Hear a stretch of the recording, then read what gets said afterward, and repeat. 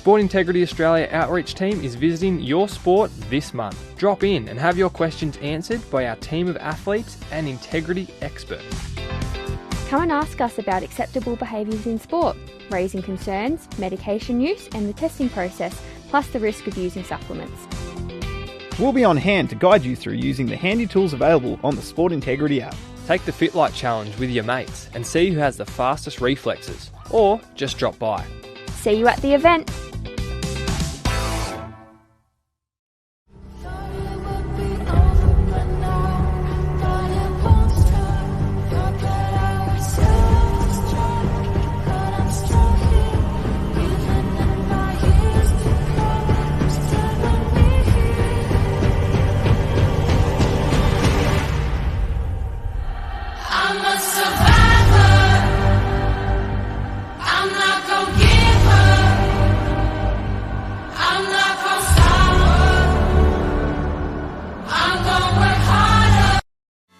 GYG's new $12 Brekkie Burrito Bundle. Your choice of breakfast burrito and barista-made coffee any size. Free-range scrambled eggs, pan-fried clean bacon, jack cheese, fresh pico, and a crispy hash brown. Only at GYG.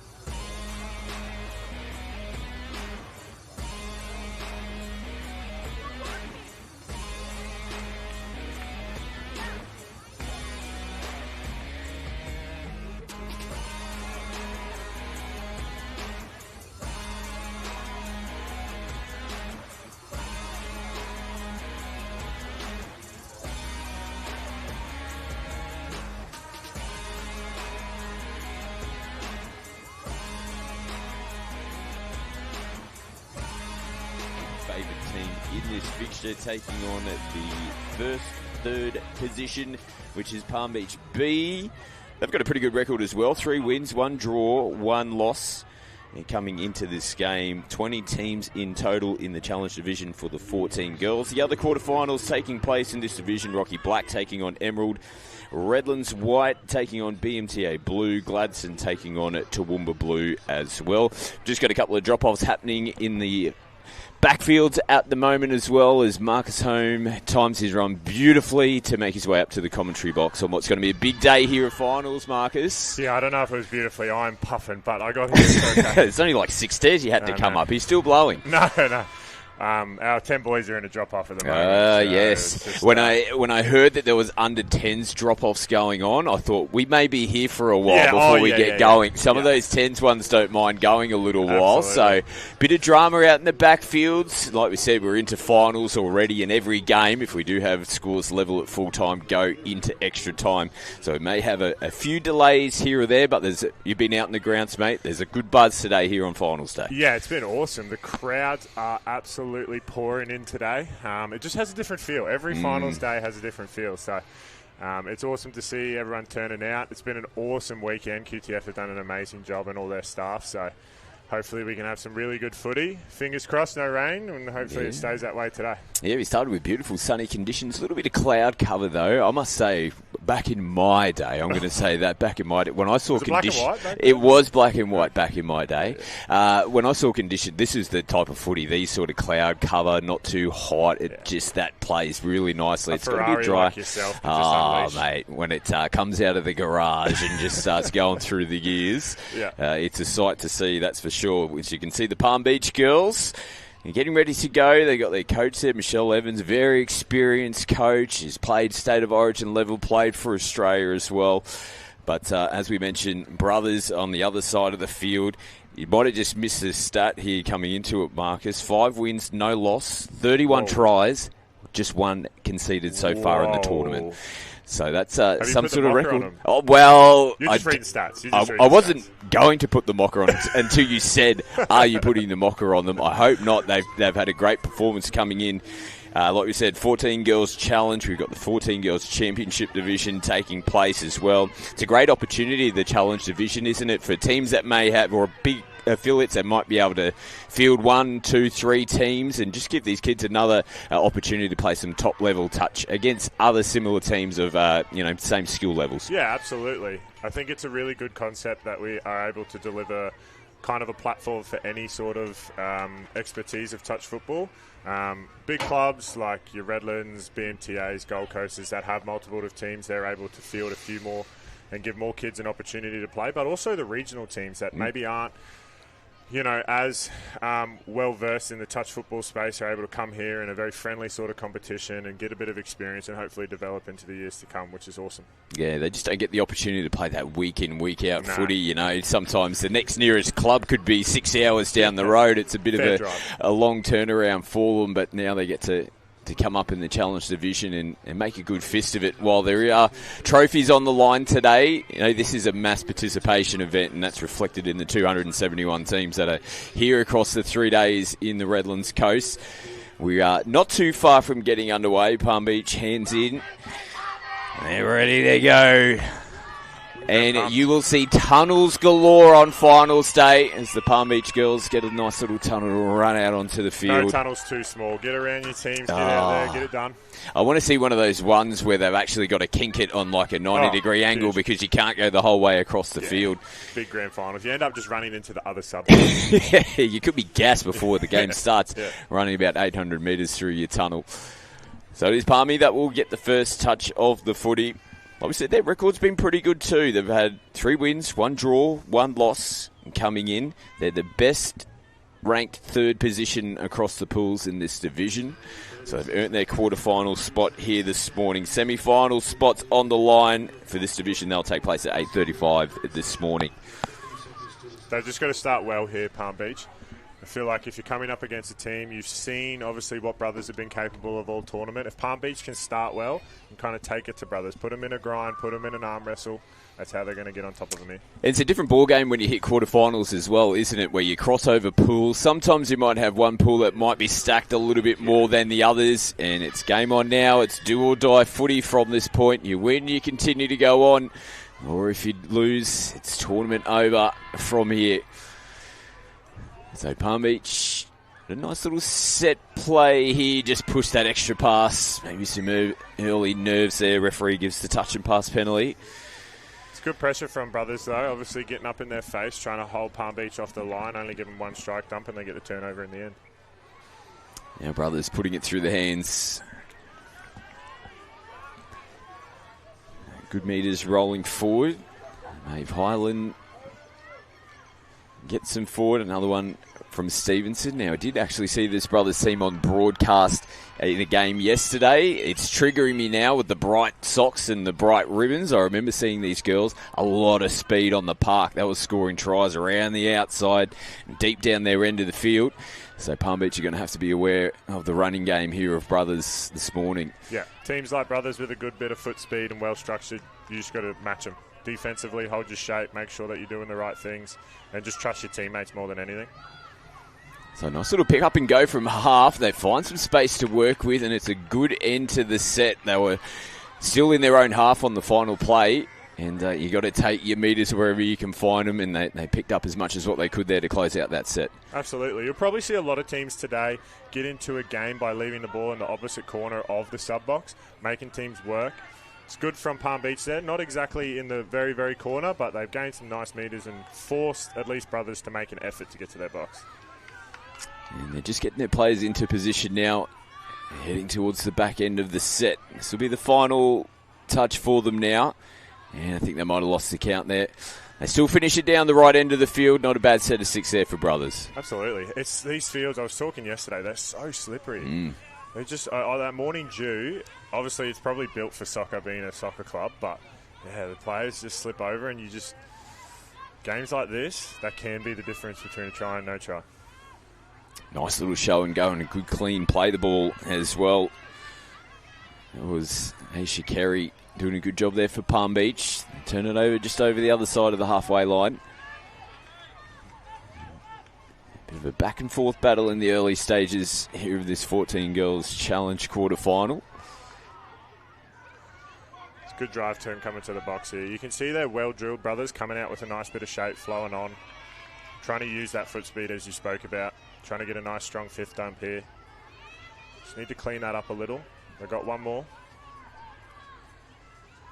Good half run. Yeah, they give the early pass off now, just drifting across sideways, and a good touch. And close it out. Palm Beach are turning up in defence. Threw a couple of questions there, brothers. Yeah, absolutely. I think they just need to probably clean up their execution on the fifth touch there. Get a good drive, figure out what's actually going on. Seemed to like one person wanted to... Oh, yep, missed that one. It's all right, play on. It's one of those awkward ones where the referees were transitioning at the same time, but we saw the replacement player coming on, and when you see a blue jersey, you're like, well, she's on my team, I'll just give you the ball right now. Pass it there. Bit of offside touch. Here we go, and there it is, those slippery conditions that we made mention of. It's good field position from brothers, good defence. As I said, though, they've got to try and get down there and try and get a play executed here. They're not close enough to be passing it around. There's another one. A couple of flat balls just squeezing through at the moment for both teams. Probably even the ledger out now. Yeah, absolutely. Brothers, again, they've got the better of this field position at the moment. Still haven't been able to get points on the board as of yet. They pick up and go from half, and the ball's lost over. They just got to continue to stay in this grind here, Palm Beach. They're struggling to get down the other end, but they've been holding out defensively so far. Yeah, if I'm both coaches here, I'm probably telling my girls, like, hey, it's day one, it's Dewey. We're going to make mistakes coming to the box and attacking the line. Let's just stay patient, not lose our heads because it's not going our way. It'll come in the back end of the game. We just got to stay in it. Another good opportunity, though, for brothers. They're already down at the 7 after the mistake in the play the ball. And just not quite in position. They've still got possession at the moment. Zara Speedy will play it. She looks to take off and cuts off the right foot. Modern players called short of the line there for Palm Beach, and the weight of possession too much in the end. Brothers get on the board first. Yeah, it's probably the first play they've actually run kind of together as a unit instead of some indecisiveness. She has a nice strong quickie here, goes at the offside player. She's short of the line there, never makes 2 feet. Great call by the referee, and brothers on the board early. And if your last name is Speedy, there has to be alarm bells when they got the ball. And she's just proven the point right there. Absolutely. Nice try as brothers Remind go you up. Of you back in the day? Or? No, if my name was something like that, it would be like Sluggish, possibly. Scott Sluggish. Took me a while to get moving, these big legs. So this is good. Probably one of the first mistakes for brothers. And coming out of their end of the field, after Palm Beach gave them the ball, they hand it straight back to them. Looks like brothers are running like a 3-2 shoot pattern or an odds and evens pattern, and it kind of means that if Palm Beach stay in a corridor, they're just going to keep getting hammered and not make meters. I'd love to see them use the ball a little bit more. Good fifth option here. Nice pass, bit of space out wide if they can get there. They can't. Good touch though, good cover. Nice work there from Palm Beach as well. First time they've been down that end of the field really for the opening stages here of the first half. Now they want to try and keep brothers pinned down here. They've done a pretty good job on the first couple of touches. And they'll get the repeat set. Just came off the hands. And that'll give brothers a little leg up here as they make some changes. Nice roll forward from Stell Farley. Here she is again. The bright pink socks on. Can't miss her. She's standing out like a beacon. Last touch. Decides to pick up. She's got wheels as well. Nice release. They've got a bit of space here, brothers. Palm Beach scrambling to get across, and they make a massive touch in the corner. That's huge, huge. Showed a bit of space, stayed nice and tight so the half would run through and break the line. Slid beautifully, and a great touch by the winger in the corner. And Mia Sherwin, the number 2, who's feeding it from half. She'll follow up here and do the job like every good winger does. You know that, Marcus. Right. And then if you don't get there, it's someone else's fault. 100%. What happened in the middle? Yeah, exactly. A nice little half run, just took it right to the defensive line. Brothers make the contact and force the touch and pass penalty. See, I like that. They finish on the other side yet again. Get up here, get in brother's face, make them feel a little bit uncomfortable. Obviously, they've had their way this whole tournament. Let's put them under a bit of pressure here and see what we can come up with. It just feels like they're working themselves back into the game a little bit more now at Palm Beach. Got a little bit more confidence as this game goes on. And that one, they're going to allow brothers to replay it. Contact was made first before it came out of the hands. Here's the try scorer, Zara Speedy, who plays it. They come back in her direction now. Nice little show and go. And again, good defence. This time it was the 12 for Palm Beach. Making awesome second efforts there, Palm Beach. They're just working for each other. Good shape. Obviously, Shell's well drilled them, and they're just doing what they need to do. Staying in it, staying the grind. Momentum will come back their way eventually. Now last touch. And they found again nice little space, and brothers this time have to get across through Maeve Highland making the touch. And again, promising signs there for Palmy. For sure, for sure. Brothers look very strong in their defensive unit, though. I think the Palmy are going to have to really try and work a little bit harder on touch 1, 2, and 3 to give themselves a little bit more field position, I think. Brothers will play it over the halfway line. Florence Lewis gets it down on the last. Not too many options as of yet. They were looking for offside players. Referees all happy. So even just another little win here. It's good field position to start this set for Palm Beach. They're just chipping away every single set. This is better. Good momentum. And as I've said that. Yeah, and they're just the little moments in a final that you want to try and get right. They worked and toiled over the last few sets to grind themselves back into a decent position, and just one little mistake, one penalty. But this will help if you continue to put some pressure on. No, it won't help. They're going to say the penalty was given a little bit too much in the touch. Is what forced that ball to come out. Not that one. No, can't take that one away from them. I like the positivity of them, though. They just gave the penalty away for a little bit too much contact, and then the next touch, they were still nice and strong and physical without being over the top, and they got the football straight back. They've got their tails up a little bit here, Palm Beach. I was going to say this was going to be a big set for them. Clock winding down here in the first half. Just ball going out of the hands again. I think that's better. I think that's what they've got to adjust at half-time. Use the ball a bit more. They're kind of taking a ruck and just accepting whoever's shooting up on them. One extra pass and they're gaining a bunch of metres. Obviously that time it didn't come off, but staying in that would be awesome. Yeah, something so small can end up being really big. A little change like that. We'll see what adjustments they may make coming into the second half. They've still got a bit of time to manage here in the first half. One final touch here as brothers look to get on the run. This time they contain the number 6 there in Zara Speedy. It's giving me, I don't want to say it too early, I'm feeling drop-off vibes. Are we going a little, it's too early in the day for that high blood pressure. Well, we just saw one that went for about 47 minutes in the under 10, so I wouldn't be surprised if we see a few out here on the main field as well, particularly the shorter time slots too. 14-minute halves. Games go pretty quickly.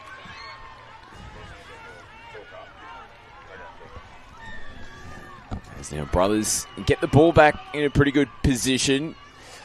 And they would love to go across the stripe again right before the halftime break. Only the one try so far here in this quarterfinal. There's now some space to work with and some speed as well. Estelle Farley has made them pay. They just got caught napping there a little bit on the line, Palm Beach. Absolutely. Just good bit of foot speed. Just took it herself, found a bit of space. I think the winger thought there was an attacking winger outside her. So as she's run out, wingers held her line, found the space. Great try. It's good footy. Yeah, you just have a little look up, and if there's room to work with, you give it a crack. And when you got wheels like that, absolutely. His brothers now up by 2. That puts a little bit more pressure back on Palm Beach. A low scoring game so far here in this 14 Girls Challenge quarter-final. Palm Beach looking at their options.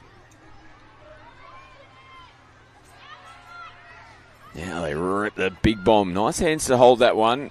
Sherwin reels it in out here in the corner. Again, I think you can see a plan from Shell with the Palm Beach team. If they're not going to get an option, leave it in the corner, make brothers work out. And so far, they've gotten rewards off it. They've just got to be able to capitalise on it. Step up here, stay in front, good touch, keep pressure on. And Maeve Coral has to go back to the mark. She heads over to the sideline for a breather. And good job again. Speedy has to go back to the mark. So been a little bit stifled in this set of 6 here, brothers. Good response, Palm Beach. And they're straight on the footy. They want to go. Good drive from Palm Beach here. I'd love to see them come out with a bit of oomph, use the footy like they are now, getting nice and wide. Nice play the ball. Here's Afu, who feeds it off. She'll get herself in the half. Looks at options, turns it back on the inside to Calderoni. Afu again here from half, off the left. Had to reach for it. Still getting the ball away in time. The final pass hits the deck. And we'll actually come back for the touch and pass back towards the middle of the field. It's better. They've had a crack. They've executed something and just didn't come off, but it's better from Palm Beach. So brothers tap on their 7. It's going direct on the first couple. Palm Beach get up to meet them. No half in place here. This is where Palmy can put more pressure on. Hooter sounds in the background. One final play. Brothers pick up and go from half, and they will close it out. A tight contest here, but brothers deserve their lead going into the halftime break in this 14 Girls Challenge quarterfinal. They lead 2-0 over Palm Beach.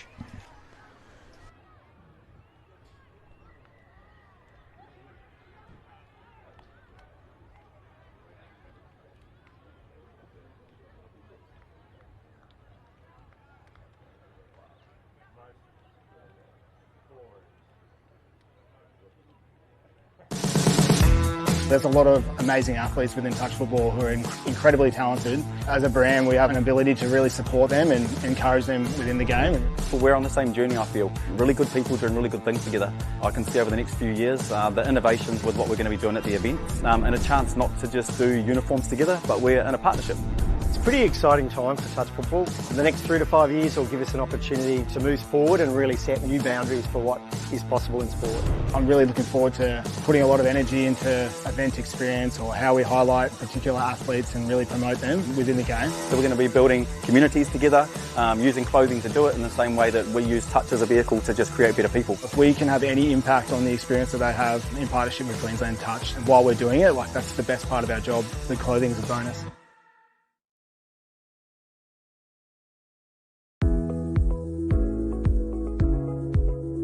Just a short ferry ride from Brisbane, North Stradbroke Island, or Straddy, offers the perfect mix of adventure and relaxation. Discover stunning beaches, spot dolphins, turtles and migrating whales along the spectacular North Gorge Walk, and swim in the crystal clear freshwater of Brown Lake.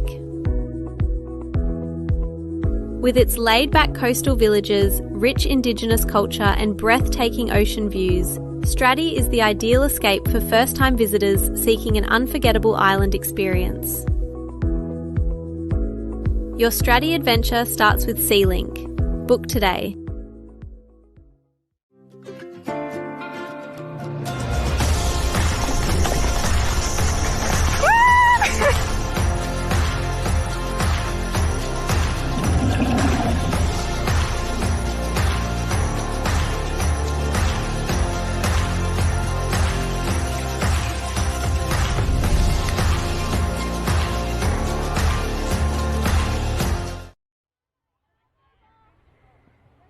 Second half underway here in the 14 Girls Challenge quarterfinal. Brothers in front by 2. They get the first possession here in the second half as well. They'd love to strike early and keep the tone set here coming into the second half. Nice early release. They've got a bit of space out here on the left. That's a massive touch here from Palm Beach to start this second half. Huge. I've always said to people, 2-0 is one of the most awkward halftime scores you can be up by. Because if Palm Beach go down and now and score, you're only down by 1 with a whole half to go, and it is incredibly difficult to keep the girls motivated. But it's an awesome effort off the tap there for brothers to try and have a crack. Good D, though. Excellent. Yeah, but they've spilt the footy straight away.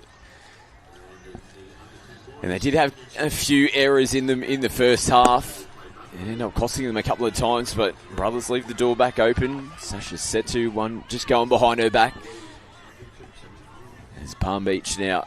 These 6 players, I like this to start with. They're rolling forward on the first couple of touches. They might look to make some changes now as they get their way towards the box. Now they're all staying on. This is good to see. Palm Beach rolling downfield nicely. Rosie Martin feeds it. She's hovering and just skipped over the top of her head. There was positivity in that set. It just didn't come off for them at the back end. Now there's a bit of finger pointing and there's a mistake off the back of it, so they get the football straight back. Here we go. I do like it from Palm Beach. Obviously, when you're under a bit of pressure and you're subbing, the only options are to either go like an away set or nice and direct. Put on the hard hat, put on the high vis and go to work. So nice to see Palm Beach doing that early in this first half, and hopefully they can get over the line here. They'd love to be the first team to score Palm Beach and get themselves in this quarterfinal. Nice sweeping play. They're singing across. Emil Griffiths there was under a bit of pressure from the Brothers' defence. Now Martin feeds it. She'll get herself in the half. Gives it nice and early again. Nice little cut back in. Nice finish. Ball in one hand. Through some questions there, Palm Beach. Doesn't come up with points. Go Gadget Arms. Just reached out. Yeah, Maya Jade Afu. She's been good for them in the first half. She makes a bit of strong contact there, though. Gives the penalty away. And again, it's just been those couple little relieving penalties or mistakes that have hurt Palm Beach so far in this game. Yeah, I think you can try and chase points if you're Palm Beach, but the best thing to do is stay in that grind and force Brothers to make an error. I think if you go looking for points, sometimes you can kind of play your hand too much. So they've got to really work hard here, Palm Beach. Good defence, nice and tight. Excellent. Half court. Get that ball back, girls. Yes. Yes. Referees made the right call. Yeah. All works out. Good job. Now, Maya Holland's out here in the right leg. She knew. She was letting the referees know. And the referees will come together and get the right decision in the end. Palmy now rolling down their sideline. Here we go. Nice little penalty for Palm Beach. They didn't get too many of those ones. Little leg ups like we've seen. This will be good here. Great first hit up. Got to get down on the line early. Give themselves as many chances as they can. Here's Aisha Kelly, who had that good run just a couple of moments ago. Flat ball, little release. They're pushing that extra pass. They just got to get that execution, get that timing right. Yeah, I think the idea's there and the effort's there. It's just, execution could be a little bit better. And Brothers are going a little bit lateral to try and get across to their box. It's Stella Farley, one of the 2 try scorers from the first half, taking that run, heading over to the sideline. And the ball's rolling around here. And they're going to let Brothers play that one again. Now a little show and go and space to work with. Wheels getting away from them. What a try. And number 14, Piper War, just gave her half an inch to work with, and she took it with both hands. Speed to burn. Absolutely motored. Nothing really doing. Just a bit of a show and go. I think the middle separated for Palm Beach. Piper decided, I'm going to have that, and I'm going all the way. See, Piper War finishing it off. Important try for them. It gives them a nice margin now of 3, but they were under a bit of pressure from Palm Beach to start this second half. That might just give them a little bit more confidence and a bit more room to move. It's a nice little offload playing around the back there. They just got held up a little bit coming into the play the ball, Palm Beach. Now Rosie Martin will play it within the 7. They come back to Martin. And they're going to get a penalty on the back end of the set. It's good here. I like that they're kind of moving out to their links. They've gone a bit middle in the first half, and it didn't really work well for them. So if they can push out to the links, hopefully try and get a bit wider. Oh, yeah, that was a tough one to take. Looked like it might have gone forward out of the hands. It was down around the knees as well. And signal from our referee as well in the forward pass. And lost possession regardless. Just rushing. Now, nice exchange of passing here from Brothers. Gets them across to their box. A nice run off the back of it as well. Keeps that momentum flowing. On the flat ball there from half from Speedy. They'll have to come back to the mark on the final play of the set. There's Speedy again. Don't go to sleep on it. Nice touch made. Indiana Evans defending nicely here for Palm Beach, and she sends it back out to the right edge as Palm Beach get going here in this set. Palm Beach doing pretty well coming to their box here. I'd love to see one of them stay alive. Run in pairs when they're sending up a single shooter, brothers. It makes it a lot easier to gain more meters. Great latch coming on the field, taking advantage of the offside player. And I think she's earned her team a penalty. Great work. So they'll tap on the full set. Here, Palm Beach, they need points if they're any chance of getting themselves into this quarterfinal. Their tournament's on the line now. Afu from half. Nice sweep. They've got him on the back foot, diving in at the line. They liked it. And the referees like it too. Try time. Good seed platform for Palm Beach here. As I said, getting out to those links. Check off early. Turn the links, hips in the defender. Sweep around the back. Dives at the offside player. Unlucky from the winger there. Good second efforts, but Palm Beach on the board. We have a game. Here we go. Try scorer Kira Calderoni on screen, the number 88. She's all business down in the box at the moment. She wants to get back out on the field and get more. Back down to 2. Important try for Palm Beach. Can't afford to give one back here, though. This set's super important for Palm Beach. Get a stop, get to the box, complete a set. Now they'll play it on the 7, looking to split through. They end up picking up and going from half instead. It finishes on the corner, but it's in Palm Beach's side of the field. They've still got work to do, though, if they want to come towards their box. Excellent defence. Trusted each other, ran out.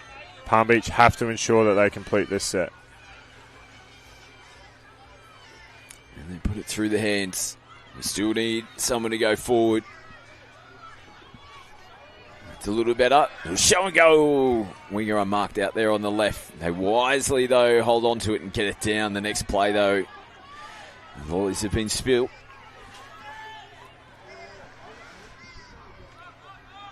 Need to get up here, Palm Beach. Put a bit of pressure on them. It's good now. Need to have second efforts. Good touch. We'll have to go back to the mark. Maeve Highland heads over for a breather. And Farley gets it down cleanly. And trying to get brothers on the front foot again. Sasha Setu follows. They look to go down the right edge. It's juggled, but a good touch in the corner again. They're keeping themselves in this quarterfinal here, Palm Beach. It's just those second effort plays defensively, trusting it, going after it, making sure that they're not going to die wondering here. They're going to try and give it their best. But that is a coach killer. Yeah, that doesn't help. That doesn't help. There's a bit of room towards the right here for brothers. Palm Beach are recovering now in defence. This is going to be a big set. It's not moving forward there, Palm Beach. It looks like brothers are trying to set up for a T or a splitter platform. They'll try and get that right middle up. Dump split right, and then the far link will come in between both of them. And they're trying to slice through. No and touch. There's been no touch made. Oh, that's unfortunate for Palm Beach. It almost looked like they were there to close that one out. And she came from quite a distance to split through around the back, little show and go, and Estella Farley gets her second try here in this quarterfinal. Yeah, I just think that far middle for the Palm Beach team pulled a nice corner. It was that saver middle, the one tucked in, just didn't get over enough and just missed a touch in the end, which can happen, but big mountain to climb now for Palm Beach. Yeah, full one on the scoreboard. As brothers have got 1 foot in the door for a semi-final. They'll come up at 11:35 this morning. As Palm Beach. Great try. Oh, this game is not over, they say. Nice hit back. Quality finish as well. Just found space. Just took it, ran. Good draw and pass to the winger there. And nice hands for a finish. Good wheels. Just played footy, didn't they? Absolutely. Great try. How good. Again, Palm Beach, though, doesn't mean anything if they let in a try here. So it's a good defensive set. Try and limit Brothers to their line and then get a completed set on the way out. The 16 girls challenge coming up next. We stick with finals. It'll be quarterfinal action. On the screen, BMTA White taking on Coolum. Got the error that they needed. They've got to come to the box here. Brothers are sending up. Good shoot. Need to run in pairs like that. Great touch on 2. Just missed her. Just a no touch there. And Palm Beach actually saying that they made the contact. Now, referees need to see that cleanly. They're in a bit of trouble here. Nice job to hold on to the football. Ball rolling around a little bit. They continue to play on. Got to get a good drive. Just get a finish to this set here. Finish it in this corner.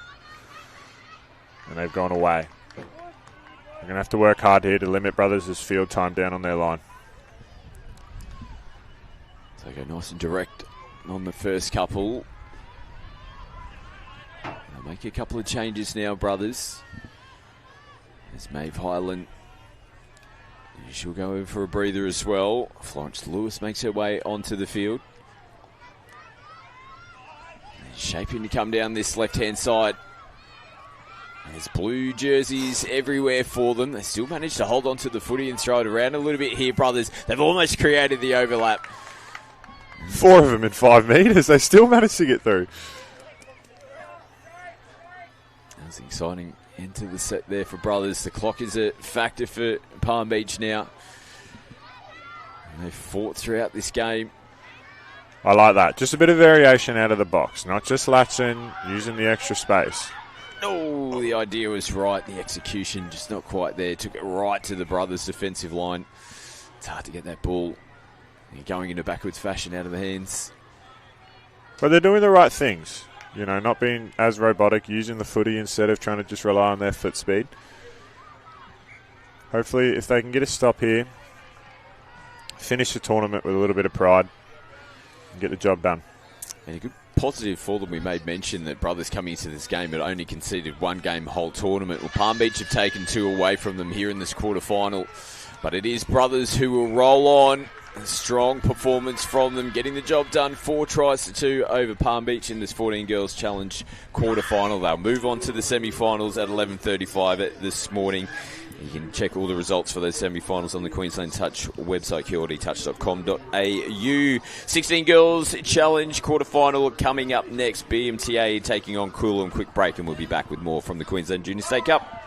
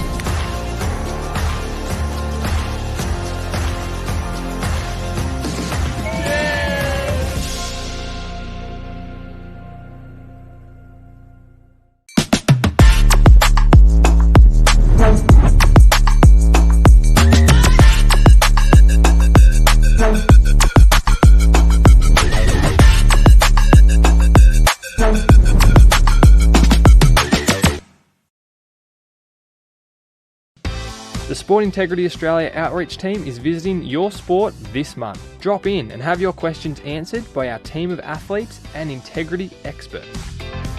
Come and ask us about acceptable behaviours in sport, raising concerns, medication use and the testing process, plus the risk of using supplements. We'll be on hand to guide you through using the handy tools available on the Sport Integrity app. Take the Fit Light Challenge with your mates and see who has the fastest reflexes, or just drop by. See you at the event.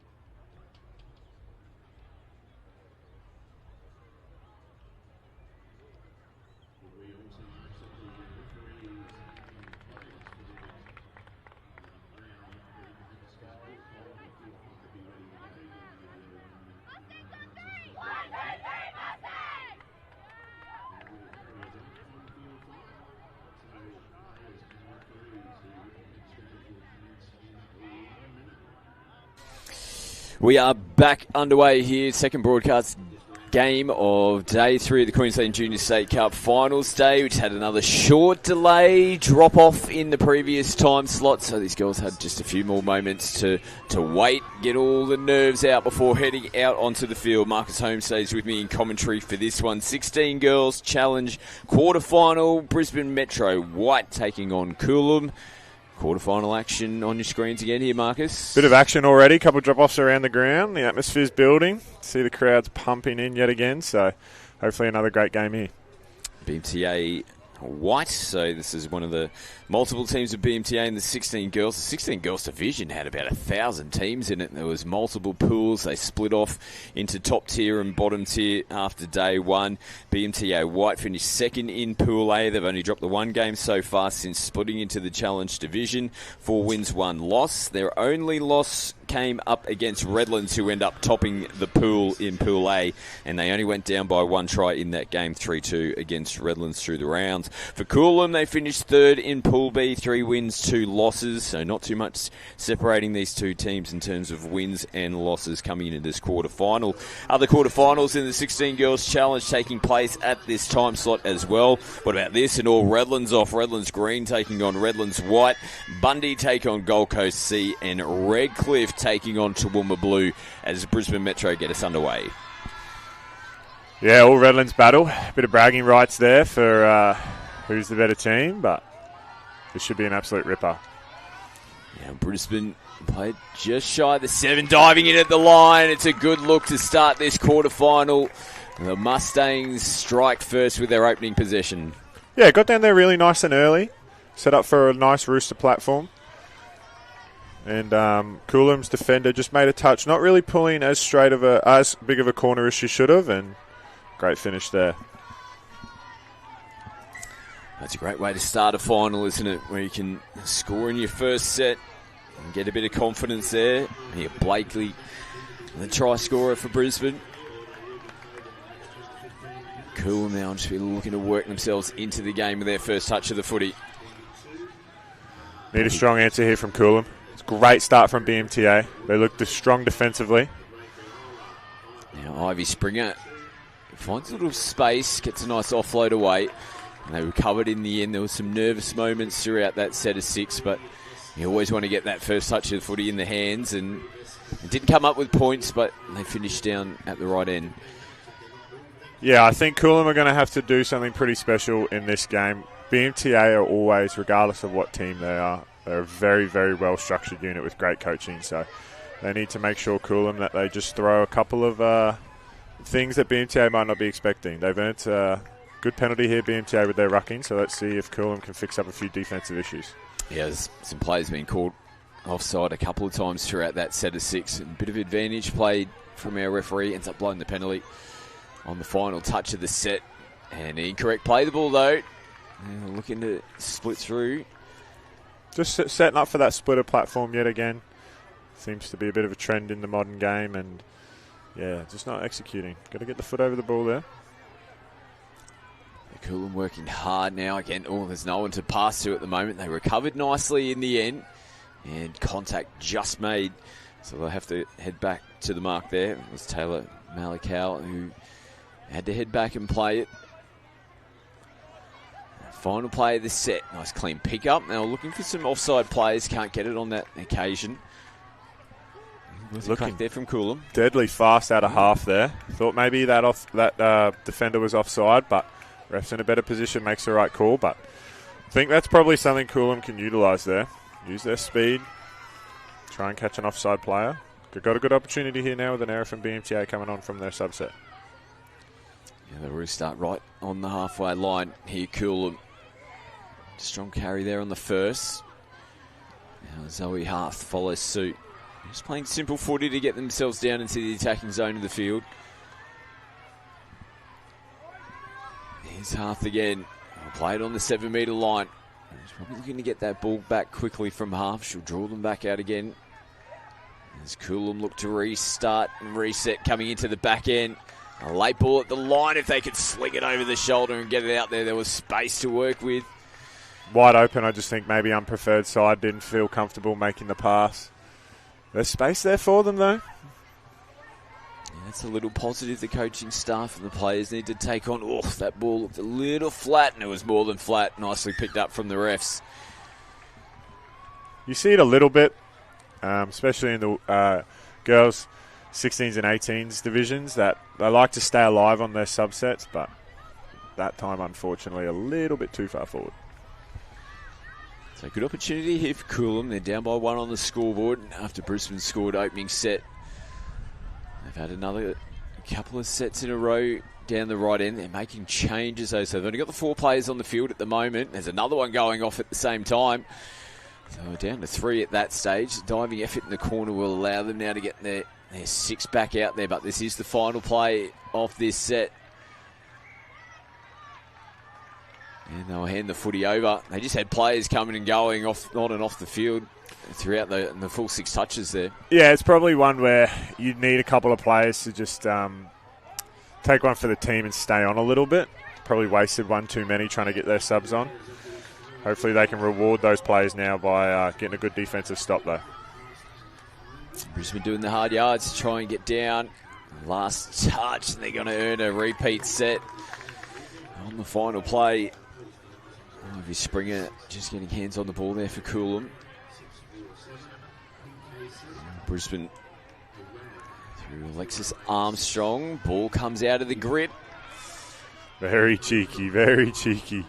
I like it. She's just held off on the touch there. Attacking player was expecting to make contact, missed it, and then just bobbled the ball. Now a little bit of confusion in the play of the ball. And Coolum get back underway. And they'll get a penalty as well. And players offside for Brisbane.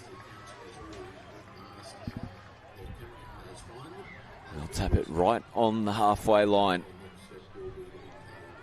They've had some good field position over the last couple of sets here, Coolum. That doesn't help. Nope. Just a little error in the play of the ball there. Needs to clear out the ruck. Drive through it instead of just waiting for the contact. Again, you can see it's still a little bit slippery underfoot. The players.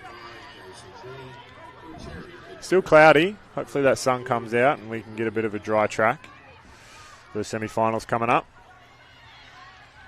Brisbane got some good roll going down. Nice touch, but maybe just a step or two short before being onside. So we've seen Coolum give a couple of offside penalties away. It's another good opportunity here for Brisbane. They're looking to go up by 2, and they'll do exactly that. Just again, another splitter or T platform going at the offside player. It's well set up. Waited for the whole line to come up basically to the 7. She attacks early. Too much foot speed. Good dive. Excellent try from BMTA. 2 tries to 0 now. Brisbane White over Coolum. I think with Cookie and Crace in the box here, BMTA are going to recognise that. They're going to probably just rinse and repeat, I'd say. So Coolum have got to do something there in their coaching staff to change the defensive pattern. Otherwise, it's going to be a long, long quarterfinal. Lila Hanlon plays it. And coming in towards the back end. Here's Hanlon again. They will get the penalty here, Coolum. He's not moving forward off the line there for Brisbane.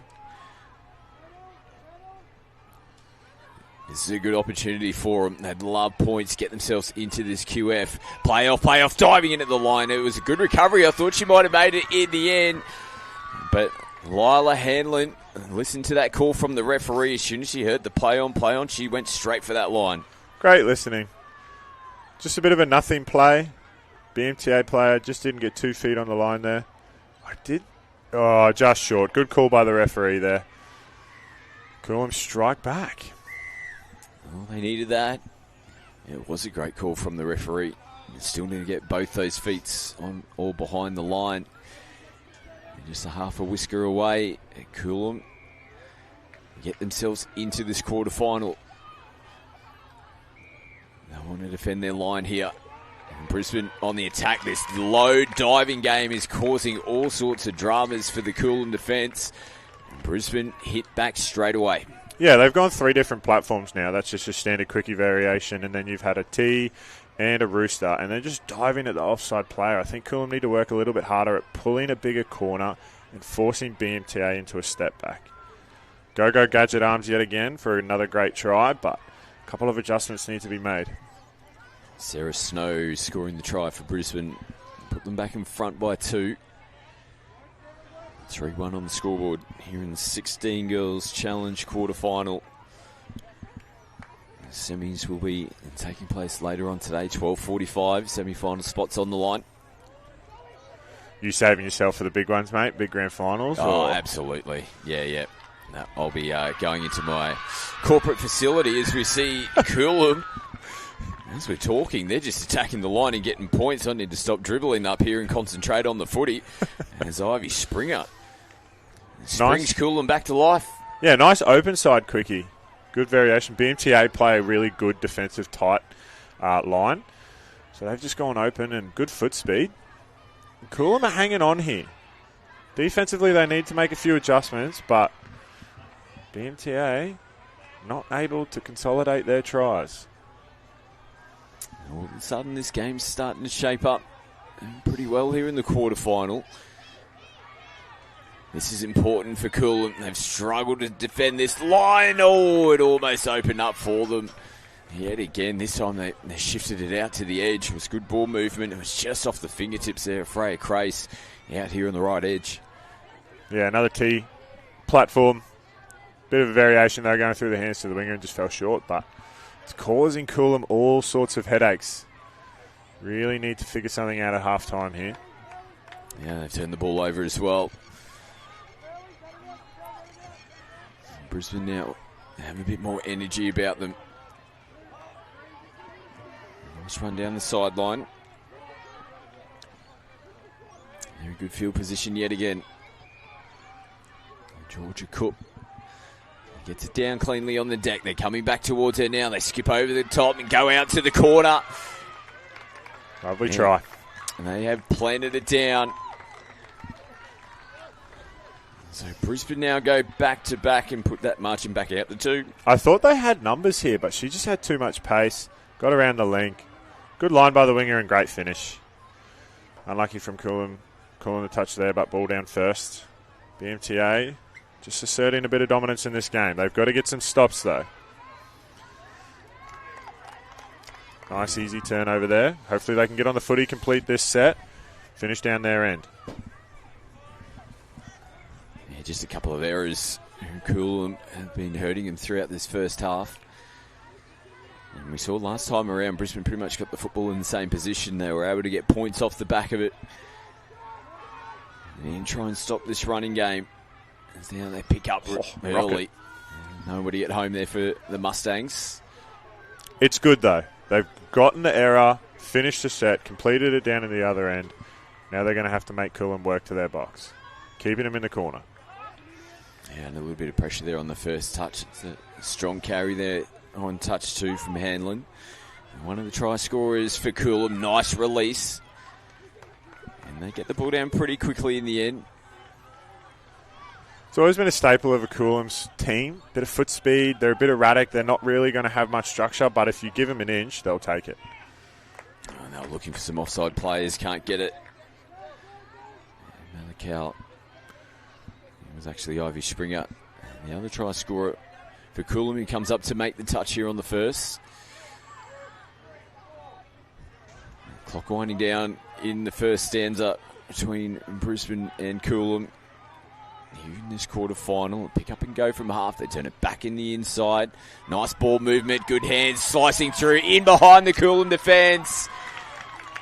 Oh, they're starting to turn it on now, Brisbane. That's a ripper of a try. Bit of footy. They've come out instead of going... No, she's lost it over the line. No. And we'll take a look at the replay. I did have some question marks. It was an amazing effort up until that point. And just couldn't quite see the finish there on the replay, but I think she just didn't get that one down cleanly across the line. That could be a big moment here in this quarter. That could be huge. Coolum capitalised on that. It's such a well-worked try too. Oh, and again, Coolum, it's around this midfield. They just seem to be coming up with mistakes.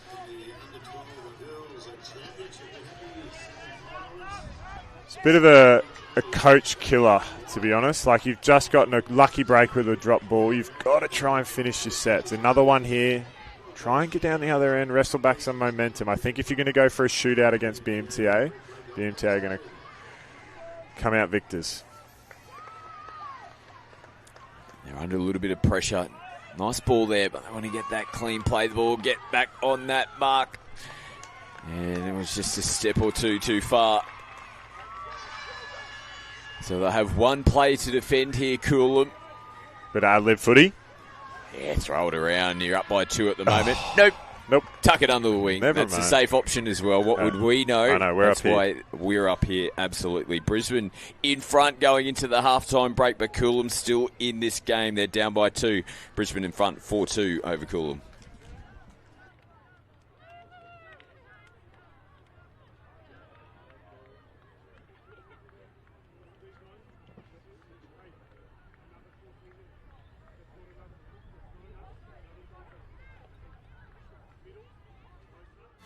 GYG's new $12 Brekkie Burrito Bundle. Your choice of breakfast burrito and barista-made coffee any size. Free-range scrambled eggs, pan-fried clean bacon, jack cheese, fresh pico, and a crispy hash brown. Only at GYG.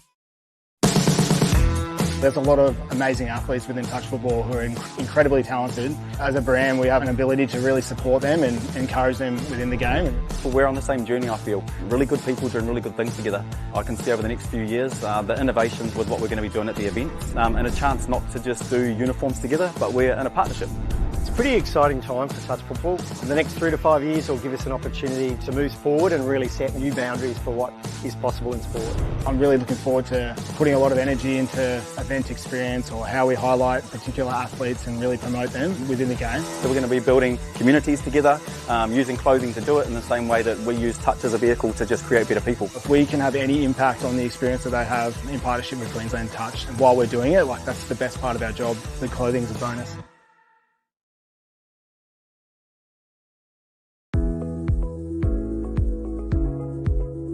Just a short ferry ride from Brisbane, North Stradbroke Island, or Straddy, offers the perfect mix of adventure and relaxation. Discover stunning beaches, spot dolphins, turtles and migrating whales along the spectacular North Gorge Walk, and swim in the crystal clear freshwater of Brown Lake. With its laid-back coastal villages, rich Indigenous culture and breathtaking ocean views, Straddy is the ideal escape for first-time visitors seeking an unforgettable island experience. Your Straddy adventure starts with SeaLink. Book today.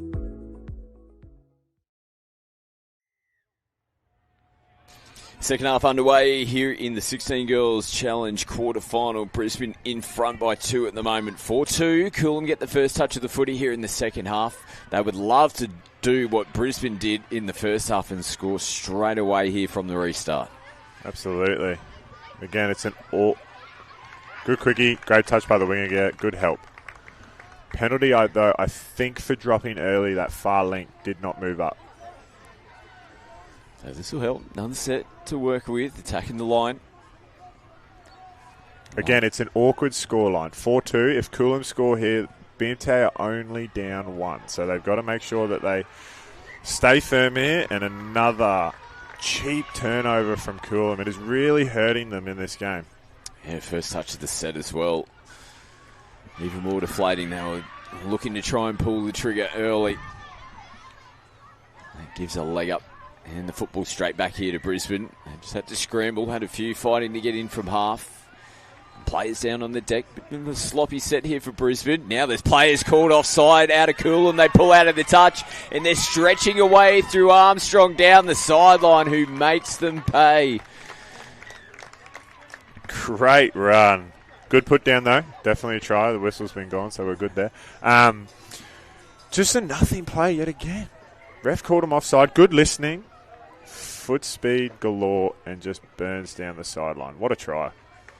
Now, as a player who's played top-level touch in those scenarios, like I'm sure referees are calling you offside all the time. All the time. Do you want to pull out in the touch? That's very generous. You just gave them the open gates, or do you give that penalty away? You probably would just want to give that penalty away, right? I think you just got to hold your line. Obviously, the refs are going to make a call and give the penalty away if you're offside, but yeah, don't just remove yourself from the play completely just because the refs made a call. They'll obviously do the right thing and give away a penalty, but it's hurt Coolum there. And the ball bobbling around as well. So they give the footy back to Brisbane yet again. They make a couple of changes. You can see them at the bottom of your screen. Now the replacements will have to swing around the back, which they do now, and get the footy. They have good structure out of the box here, BMTA. Latch on.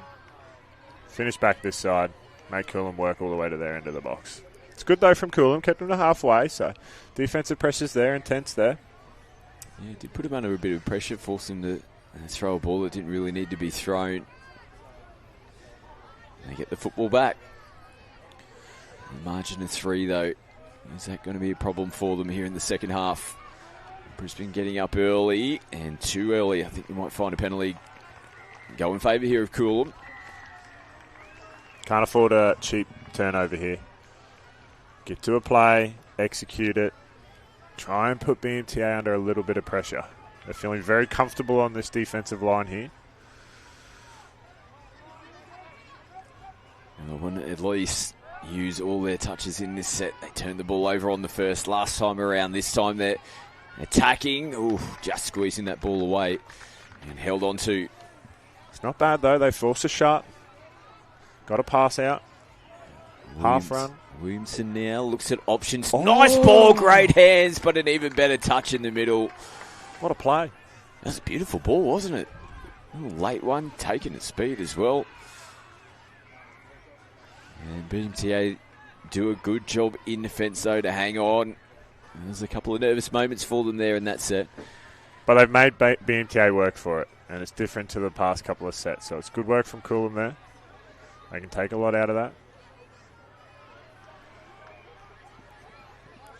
Now Brisbane just doing the simple things. Freya Craze just had to wait a moment until the replacements come on the field. She did a good job. Slings it in, and Brisbane continue to roll downfield. They just got their timing a little bit off there. Just adjusted in time. That was enough just to close that set out for them. Yeah, I think maybe forward off the half there, but Coolum held their nerve and got a good defensive stop. No half here. This is going to hurt. Oh, a bit of space, though. Good option to sling it down the left-hand side. It was a risky one because they had players heading towards the box with their back turned towards the ball. Didn't even know it was heading in that direction. A bit of the Brisbane Broncos about them. Oh, they're not going that bad. Yeah, you're right. Now Coolum, back end, last touch, pick up and go. They found a little bit of space, looping ball over the top. And doesn't hit a target in the end. I don't mind that against BMTA. Obviously, as we've spoken about, they're very tight. So if you dummy that quickie pick up from half, you can kind of find a little bit of space. I'd like to see her try and break the line there, though. There's still a bit of time here in this second half. That's probably a bit better from Coolum. Getting called offside, just staying in the play, giving away the penalty.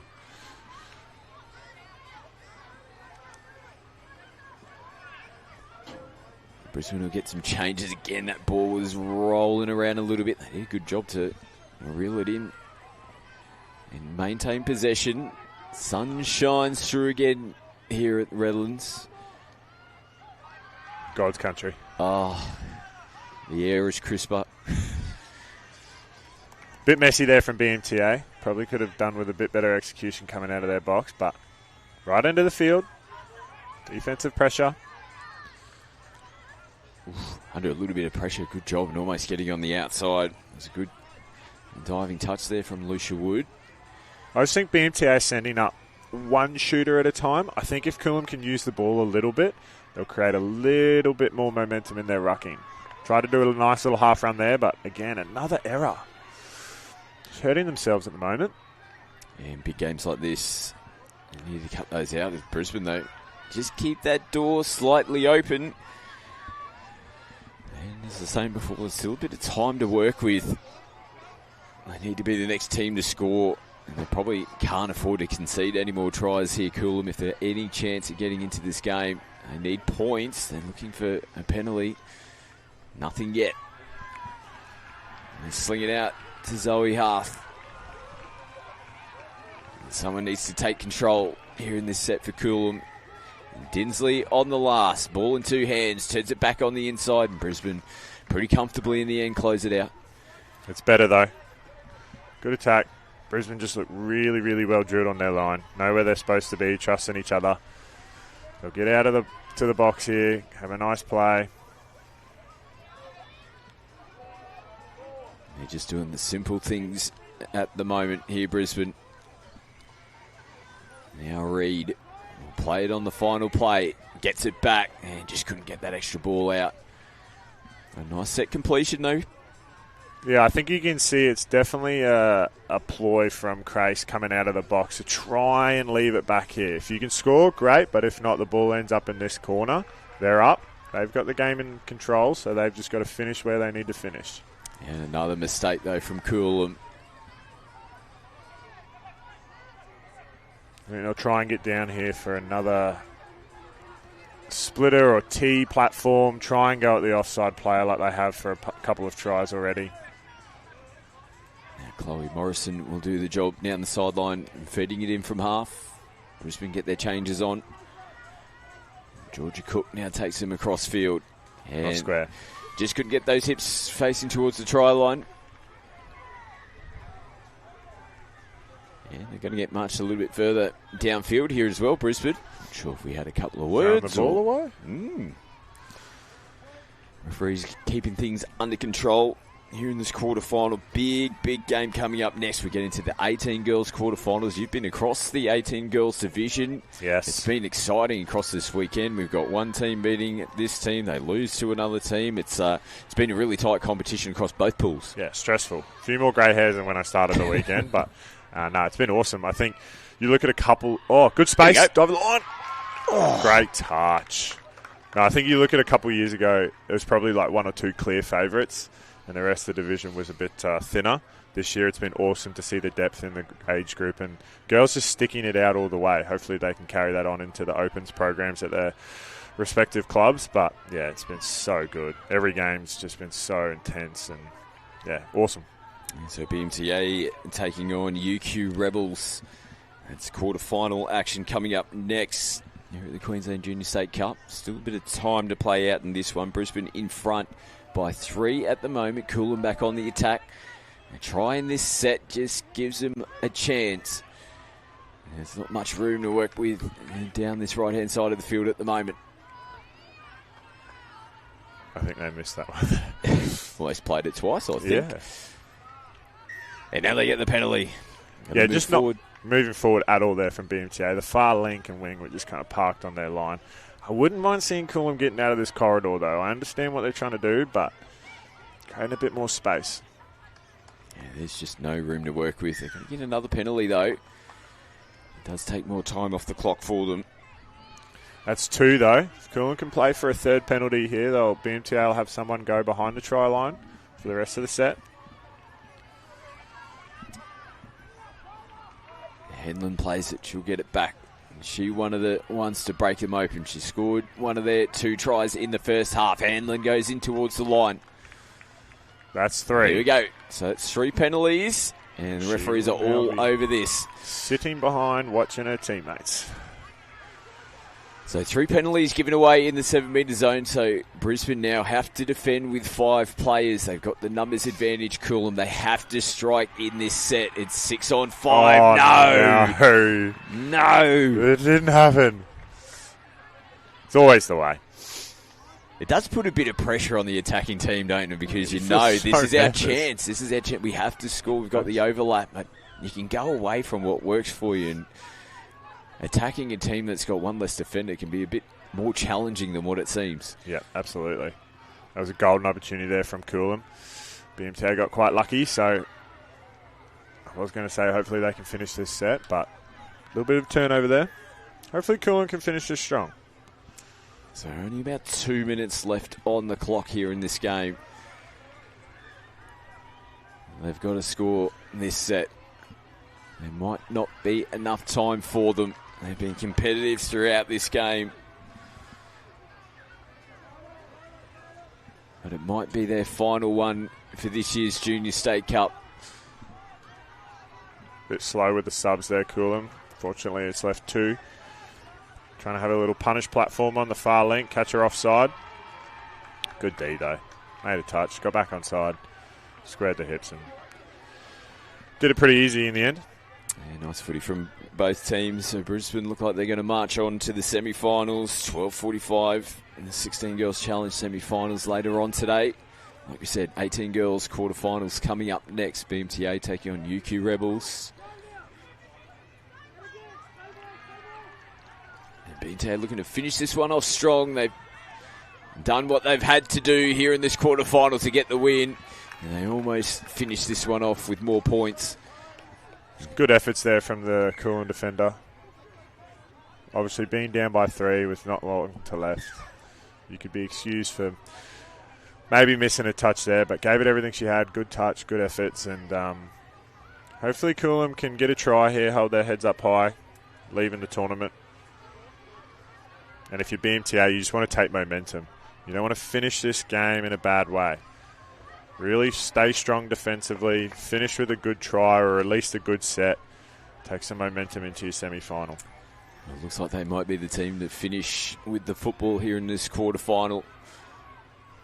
They march on to the semis.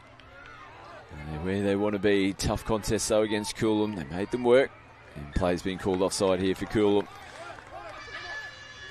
So one final play with the Hooters sounding in the background. Let's see if they chance their hand here. They'll play it smart and tuck it under the wing as Brisbane roll on to the semi-finals. A gallant performance from Coolum in that one. Good luck to the Redlands girls in the 18s coming up. Marcus, thanks for joining me this morning. Thanks, Scotty. And like we said, 18 girls, quarterfinals up next. Big game. Brisbane Metro taking on the UQ Rebels. Stay with us. More to come.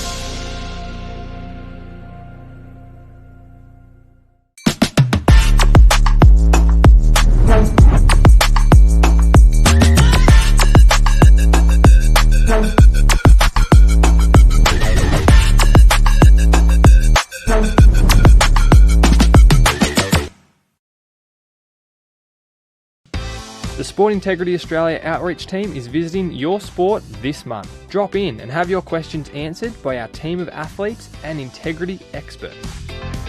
Come and ask us about acceptable behaviours in sport, raising concerns, medication use and the testing process, plus the risk of using supplements. We'll be on hand to guide you through using the handy tools available on the Sport Integrity app. Take the Fit Light Challenge with your mates and see who has the fastest reflexes, or just drop by. See you at the event.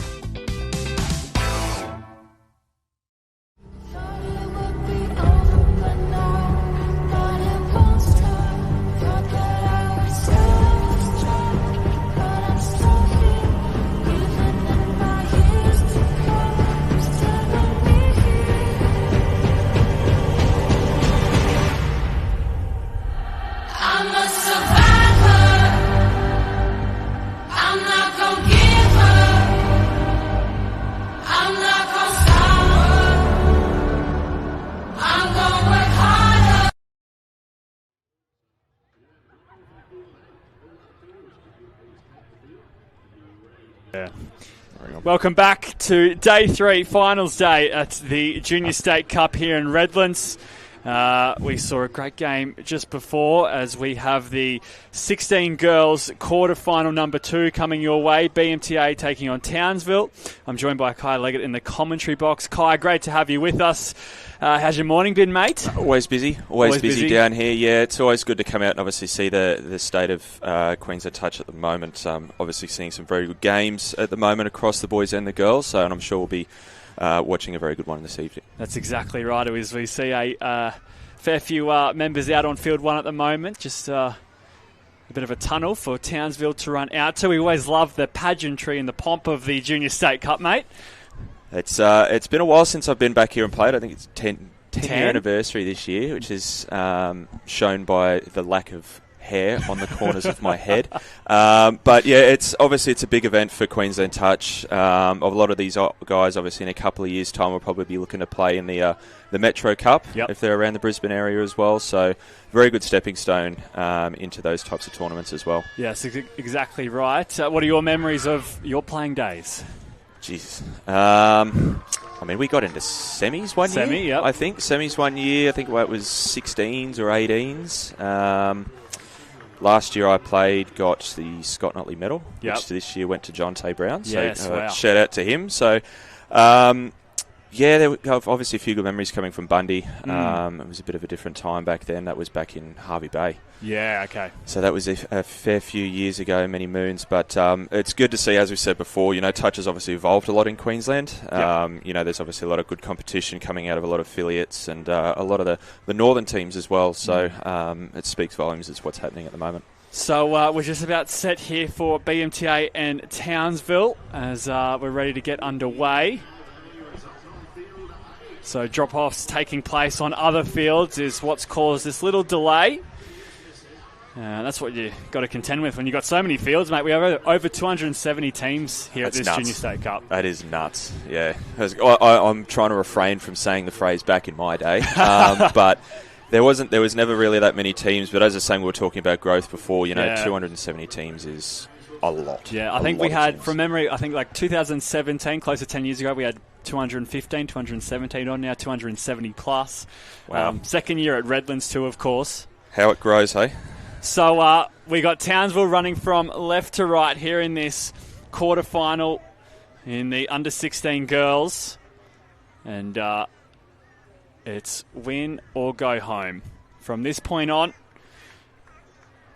If you're a betting man, who do you take? I think BMTA coming into this favourites. We'll go through the tail of the tape as this match unfolds, but they certainly haven't lost a game to date, BMTA. That should be enough to get favouritism, I think. They've always been a very good team, BMTA. They've always managed to put together some very good teams across the years, and it's good to see, obviously, that continuing, the club putting in a lot of effort, not just across the younger brand as well, but the older brand are being able to come back and coach as well. So a lot of the guys that are putting their time and effort from their playing days back into their coaching days as well. Yeah, it's a great point you make, and this is BMTA's second game in a row on field 1. They will have another matchup coming up next, of course, so they're featuring heavily in this final setup as Townsville have the ball for the first time in this match as they kick us off, and they'll roll down towards the 7. A couple of touches to work with here on this set. Little ball back on the inside. BMTA turn them away nicely there, and so that's the first set of the match. BMTA coming back the other way as they'll head towards their sub box and look to find some metres off each carry here, as it's a good start for them. It's absolutely a very good start. Defence very tight, very solid, sliding across the line as well, but they're getting a very good exit, which is just as important. So a one-handed pick up here, and now the ball hitting the deck. So after a strong start to that set, it eventually fizzles out. And how important, mate, as we've spoken about across the course of this Junior State Cup, at 14-minute halves means you have to get off to a really good start. Yeah, exactly right. You've got to start red hot, I think, especially with these types of tournaments, getting into day 3, the legs start to get a little bit tired, a little bit heavy, but the importance stays the same of getting away to a really, really good start and getting maybe 1 or 2 on the board as early as you can. Kind of sets a platform as well as we come into 5th and last, that take off from half. We kill it on the box side, but it is really, really important to make sure you get off to a nice clean start. Otherwise it can really and dampen the back end of the half. And it doesn't necessarily have to be on the scoreboard. If you're winning that momentum battle and getting into that grind, and like you said, setting the platform up, it'll put you in good stead as Townsville here with ball in hand, and now they come up with an error themselves. So BMTA starting this set from a good part of the field. They should get a good couple of touches down on this Townsville try line, as that was the first good carry. Now they're up on the 10 as they approach this Townsville 7. Need to look to separate these middles as much as they can. So Butterworth with ball in hand, looking for support. Oh, it was just out in front. And that was a good little play there from Mia Butterworth. Boyd, unfortunately, couldn't get ball to ground. And a chance goes begging there for BMTA.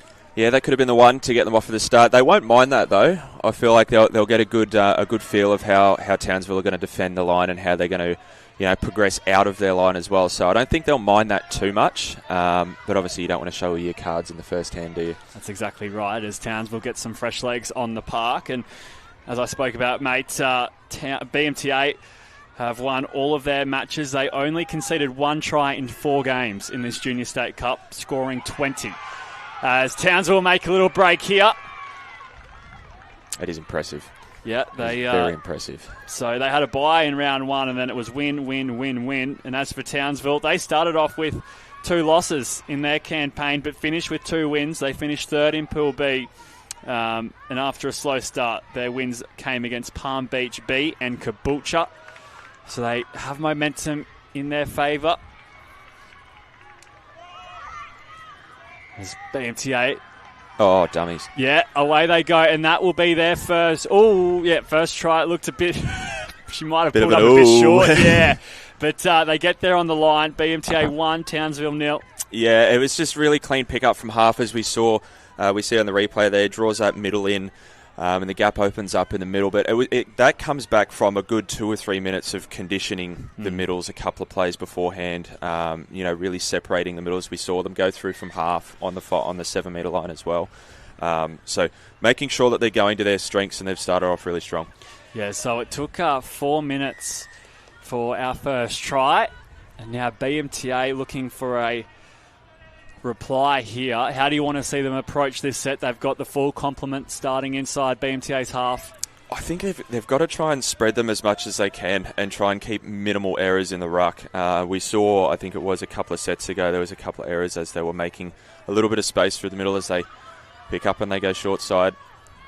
Touch made for 3. I think they've got to start running the ball a little bit and really separating, as you said, the links in the middles. Try and make sure that they can actually bring all of their players into the attacking spaces. So they get up and go here as it's a speculative pass, and BMTA see off the danger, as that was their best moment there. Townsville, they fire a bit of a shot down that right-hand edge, and now with a couple of passes, BMTA just about get out. Yeah, it's really, really good ball movement there.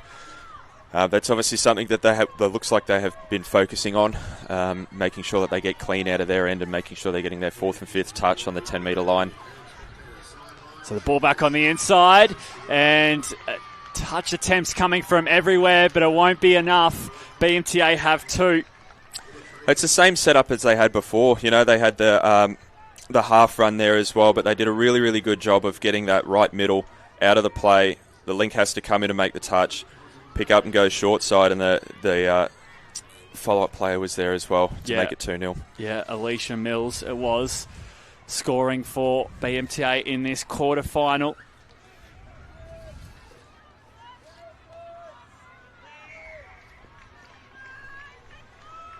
So Townsville back in possession. There's close to a quarter of this game in the books. So I'll drop it down on the 7. This is the last. A little bit of footwork at the line. And BMTA's defence shuts that down. We started with 26 teams in the under-16 girls division. So that was quite a few, as 14 teams qualified for the championship division. And the top 2 in each pool plus the 2 best thirds progressed to the quarterfinals, which is how Townsville qualified for this quarterfinals round. BMTA, of course, topping their pool.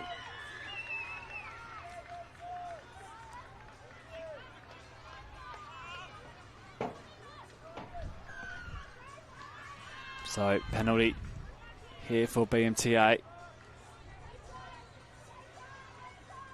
We've been talking about it for a little bit in the first half here. They've been able to get out of their end really, really well and create that overlap that they need. And just rolling into the line at speed. You can see that there, that touch, there was a good 10, 15 metres that they gained from that there, but it gives them momentum for the back end of the set as well.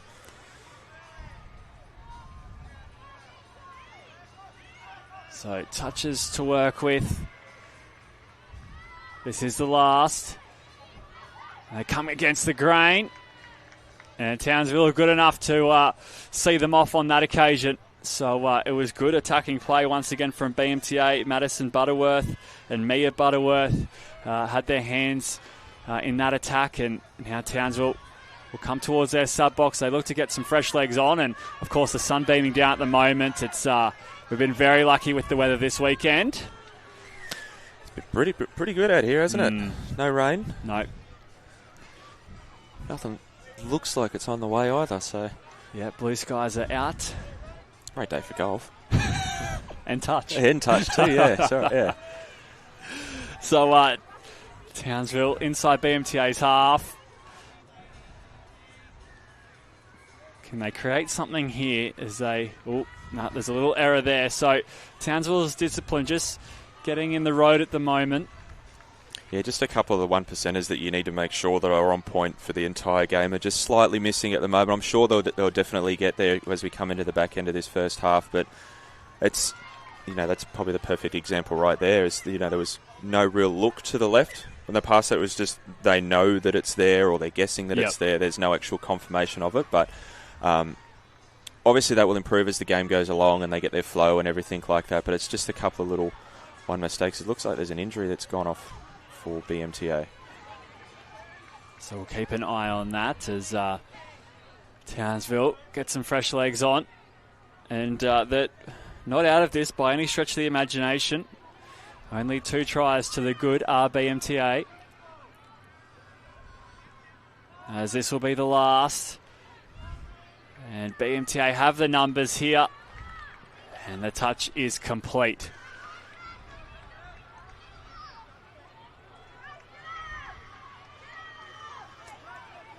Just look how quickly they move that ball all the way out to the winger. The sideline there, they get as they bring their subs on. They make a small error as they come out there.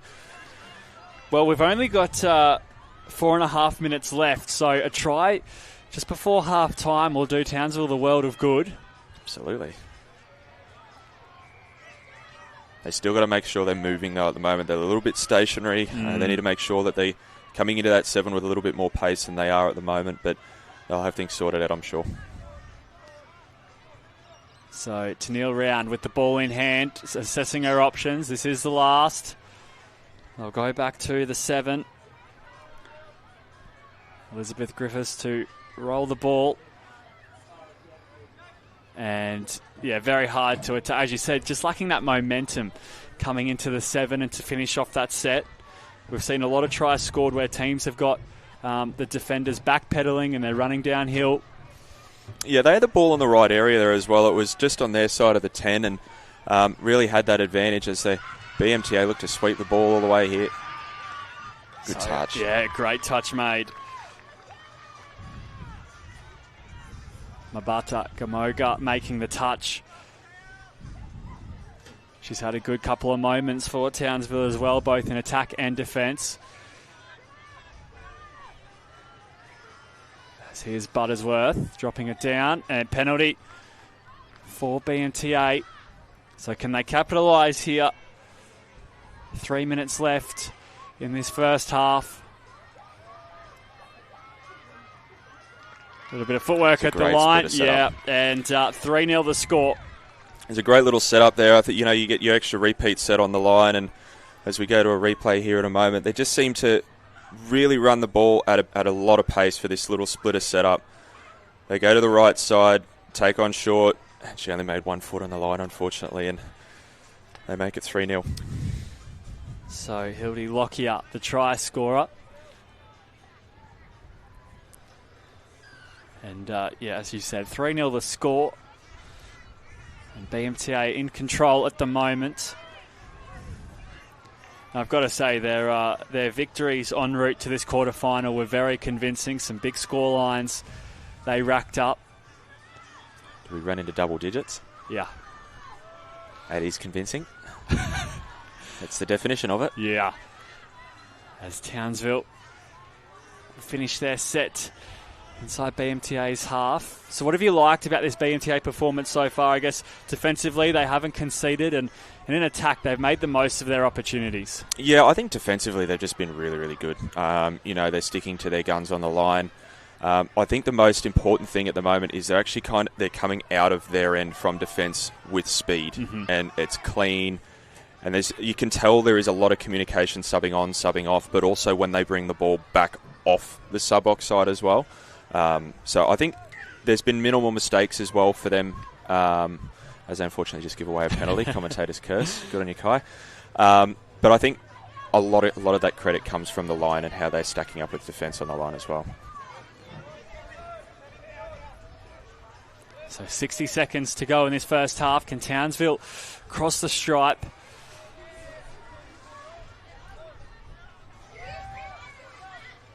Players in motion as they send their attack down the left-hand edge. Touch made. Again, it was Tennille Round with 2 hands on the ball. She's been the focal point of Townsville's attack for the majority of this first half. As they look to ice a moment here, and they will get the ball back on halfway.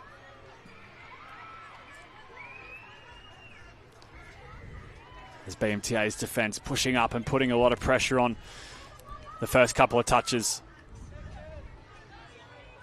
See, this is the defence we're talking about here. They're able to keep Townsville boxed into a little part of the field where they're sending 2 up at a time, and when those 2 go up, the next 2 come up after that. It does open them up a little bit to a slide play off that latch.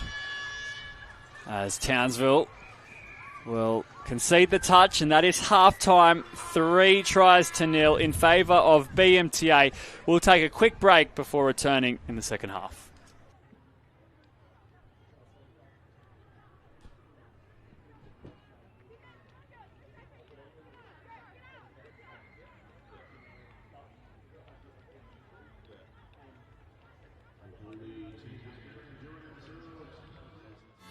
GYG's new $12 Brekkie Burrito Bundle. Your choice of breakfast burrito and barista-made coffee any size. Free-range scrambled eggs, pan-fried clean bacon, jack cheese, fresh pico, and a crispy hash brown. Only at GYG. There's a lot of amazing athletes within touch football who are incredibly talented. As a brand, we have an ability to really support them and encourage them within the game. We're on the same journey, I feel. Really good people doing really good things together. I can see over the next few years the innovations with what we're going to be doing at the events, and a chance not to just do uniforms together, but we're in a partnership. It's a pretty exciting time for touch football. The next 3 to 5 years will give us an opportunity to move forward and really set new boundaries for what is possible in sport.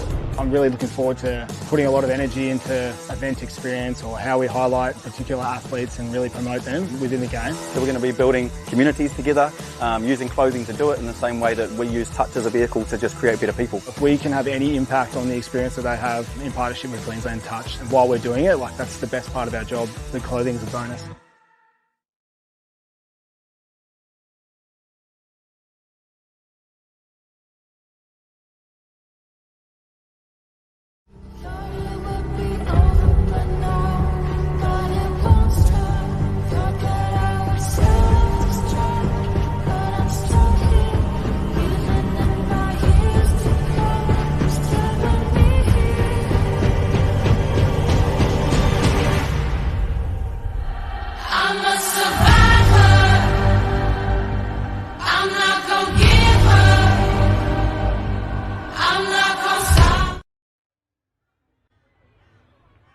So we're already underway. The sirens have sounded around the ground, but the players just a little slow getting onto the field here as we have Townsville and BMTA doing battle in the under-16 girls quarter-final.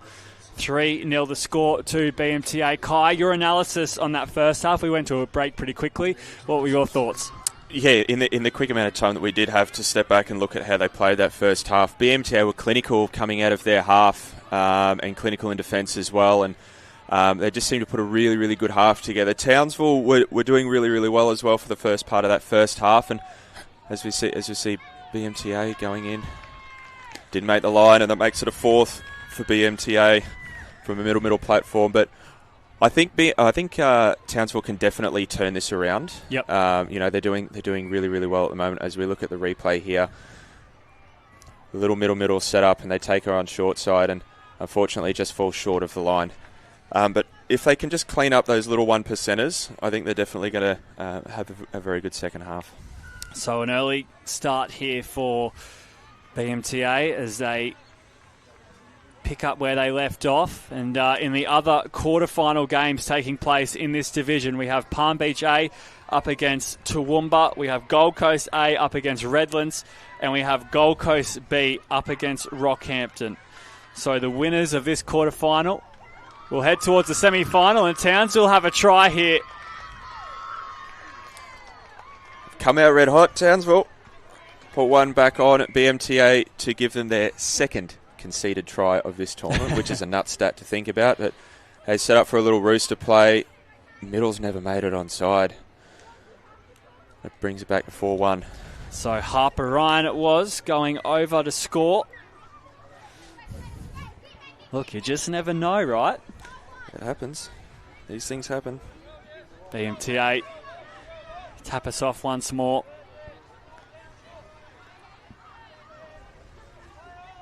Oh, that's sneaky. Yeah, they keep the ball alive here. Good touch there from Townsville. So a couple touches to work with as Townsville come up off their line. Here's the last.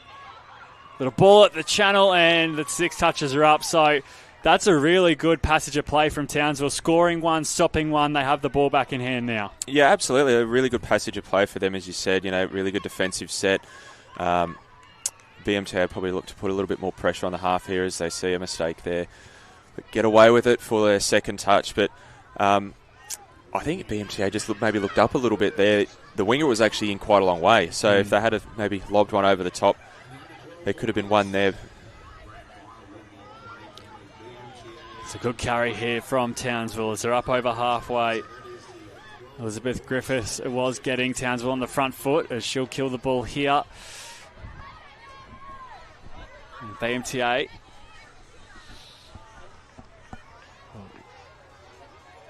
play the ball there as they get into their work and out.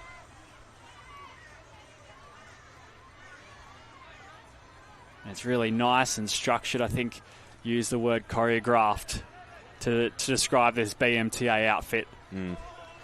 Well, you saw it there before. It took them 3 passes and 1 touch to get over to the sub box from this side of the field. It's clinical. You got to remember, this is only the 16 girls division. A few more years still in the Junior State Cup before they graduate to the Opens divisions.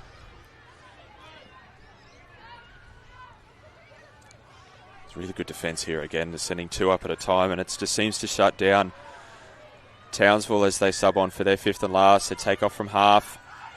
It's a great carry here, but the door shuts on it. And Mabata Gam-Oga has been quite a threat with the ball in hand, as here she is covering the space defensively. So she's gotten through a lot of work for Townsville.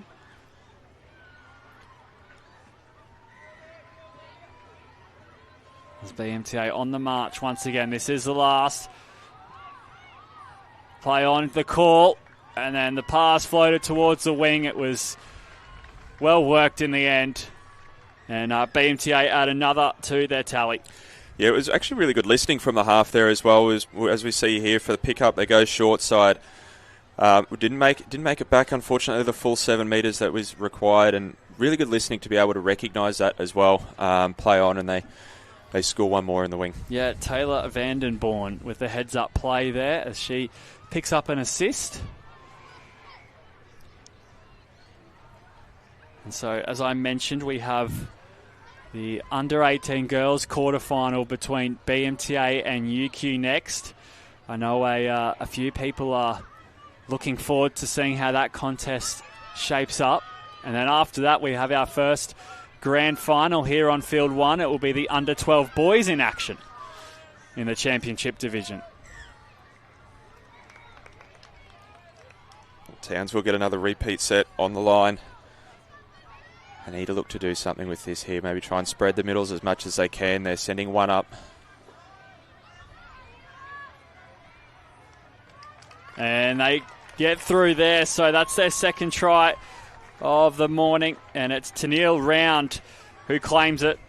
Yeah, it was really, really good. They go back to how they scored in that the first set of the game there. They go back to that Rooster platform, take short side, and yeah, she's probably a step or two off the line there as well. But they've run that play twice now and scored twice. I would not be afraid to continue to go down that rabbit hole. So 5-2 the score, a quarter of the game remaining. 3 tries the difference. As BMTA go to work right next to this sideline. As they keep the play alive, and once again they're just finding space. It was quite poetic. What happened there? The way it unfolded. Yeah. So this is the last for BMTA. Players wrapping around on either side. Ball. Little ball at the line, and yes, they're good enough for another try. Well, I'll tell you what, we have seen some good touch and indeed some good sets across this weekend, but it's going to be hard to find much better than what we just witnessed there. It just seems to be anything you can do, I can do better at this point in time. They come back to the middle. They send the sweeper wide. And they actually bring it back in short. And that middle in the inside was just a little bit too lazy, unfortunately, to bring up their 6th try. But you said it right. It's poetic is nearly the right word to use there, I think. It's pretty to watch.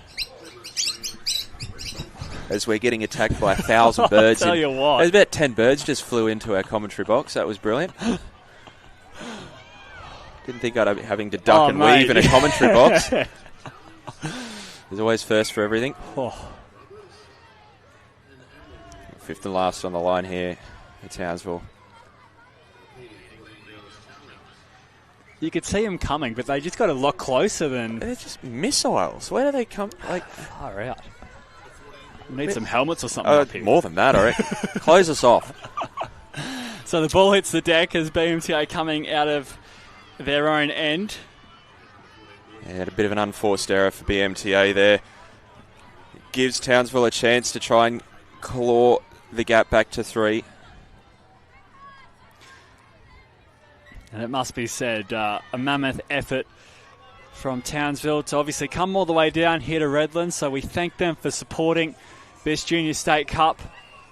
This is our 2nd year in Redlands, and so it's awesome to see them here on Field 1 doing their thing in a quarter-final.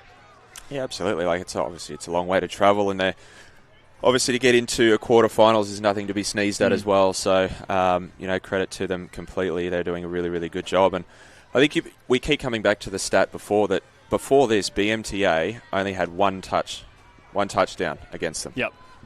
And they've scored 2 on them in a half of football. That's exactly right. Yep. So I think that's, definitely credit where credit is due there. They're doing a really, really good job. That's a great point you make. Starting out with 26 teams, there's a lot of teams that missed out on this stage of the competition. So hats off to Townsville as they'll make a substitution here. Hopefully it's nothing too serious. It is Tennille Round, the try scorer, coming from the field. So we hope she's okay as some fresh legs come out for Townsville.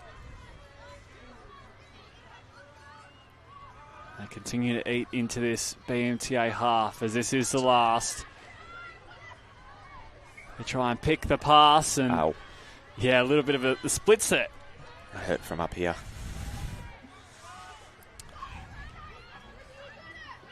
And a bit of speed here on show from BMTA. Well, they are going to run away with another try. It's Amelia Harmon who will go from coast to coast.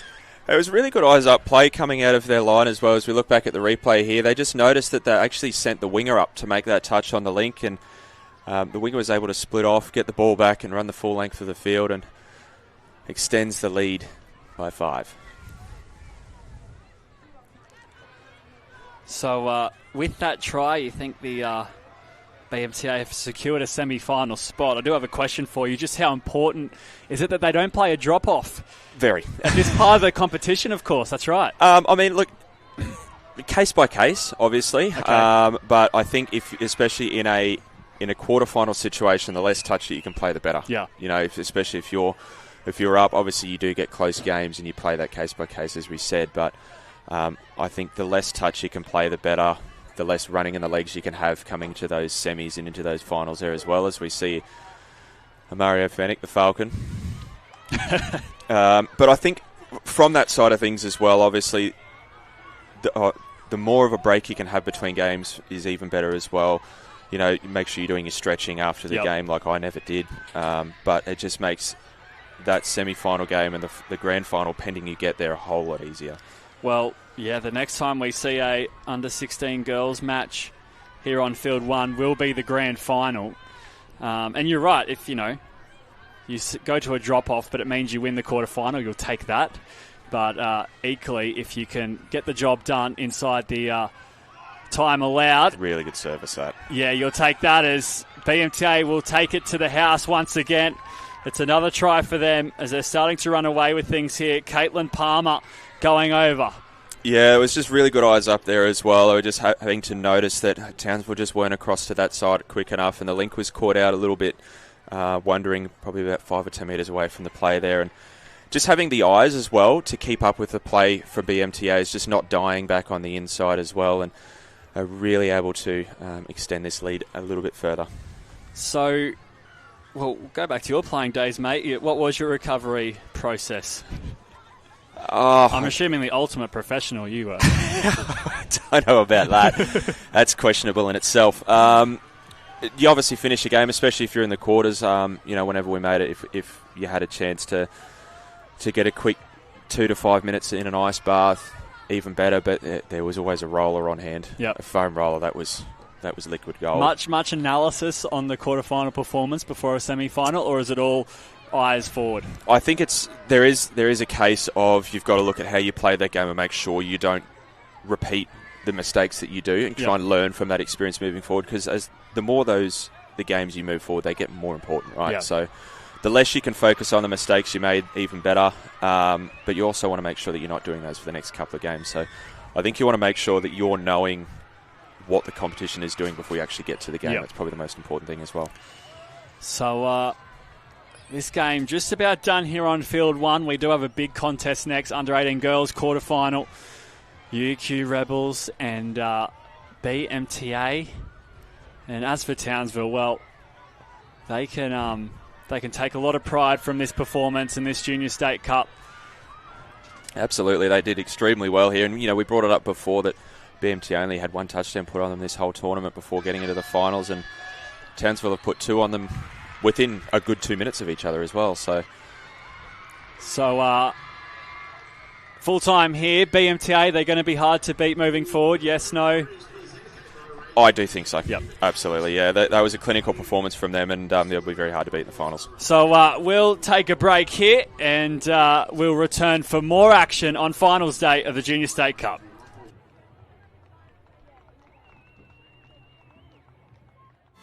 GYG's new $12 Brekkie Burrito Bundle. Your choice of breakfast burrito and barista-made coffee, any size. Free-range scrambled eggs, pan-fried clean bacon, jack cheese, fresh pico, and a crispy hash brown. Only at GYG.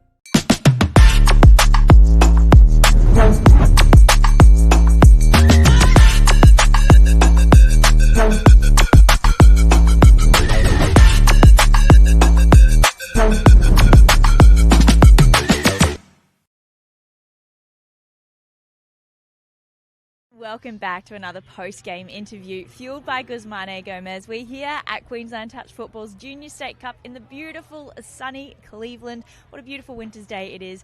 Now, I've just grabbed some of the Townsville girls who have just played on Field 1. You've been watching them, not quite the result that they were after this morning, but you've travelled so far to be here. We really appreciate you coming down and participating in the Junior State Cup. Thinking across not only today's game, but the past 3 days, what are some things that your team has done that you're really proud of? What's been working really well? I think our defence during the sub, when the opposition is subbing, we've been pretty strong and keeping them having good possession, keeping them in their own halves. We've been pretty consistent with that. I'm really proud of the girls because we've set goals and we've made it all the way to the finals, which was our main goal. Yeah, and we've done really well to get here, which is a good effort. That is exactly right. Congratulations. And what were some of the other goals that you set? We're interested to know some of those. Well, there was like team effort, which was 167%. That's a very specific number. Yeah. And communication was a big one as well. Fantastic. Now, is there anyone that you want to give a shout out to back home, all the way in Queensland, that's probably watching right now? Shout out to my mum who has made this all happen, and I just, I love her and she does everything for me, and I really appreciate her. Yeah, probably the same, my mum. Yeah. And can you tell us about your club back in Townsville? What's it like? What makes it so special? What do you love about it? I think it just whatever age you are, we're all just so close and we just know each other so well, and it's so easy to bond and talk to older and younger people. It's just such a great environment. Yeah, everyone knows each other, so it's really good that we can all communicate to each other. Now, what are you going to be doing to celebrate these 3 days? How are you guys going to kick back and, switch off? Just recap, think about everything, think about all the memories, lots of memories made, and just really appreciate how amazing this experience has been. I'll probably just enjoy the last 2 days of holidays before we go back to school. That's so true. Now, will you ladies be back again next year, do you reckon? Of course. Yeah, 100%. What's the best thing about Junior State Cup? I think just the environment. You meet new people, you verse harder teams, which can be really challenging, especially not getting the result we want. But we just build from it, and it just shows us perspective in other players and people.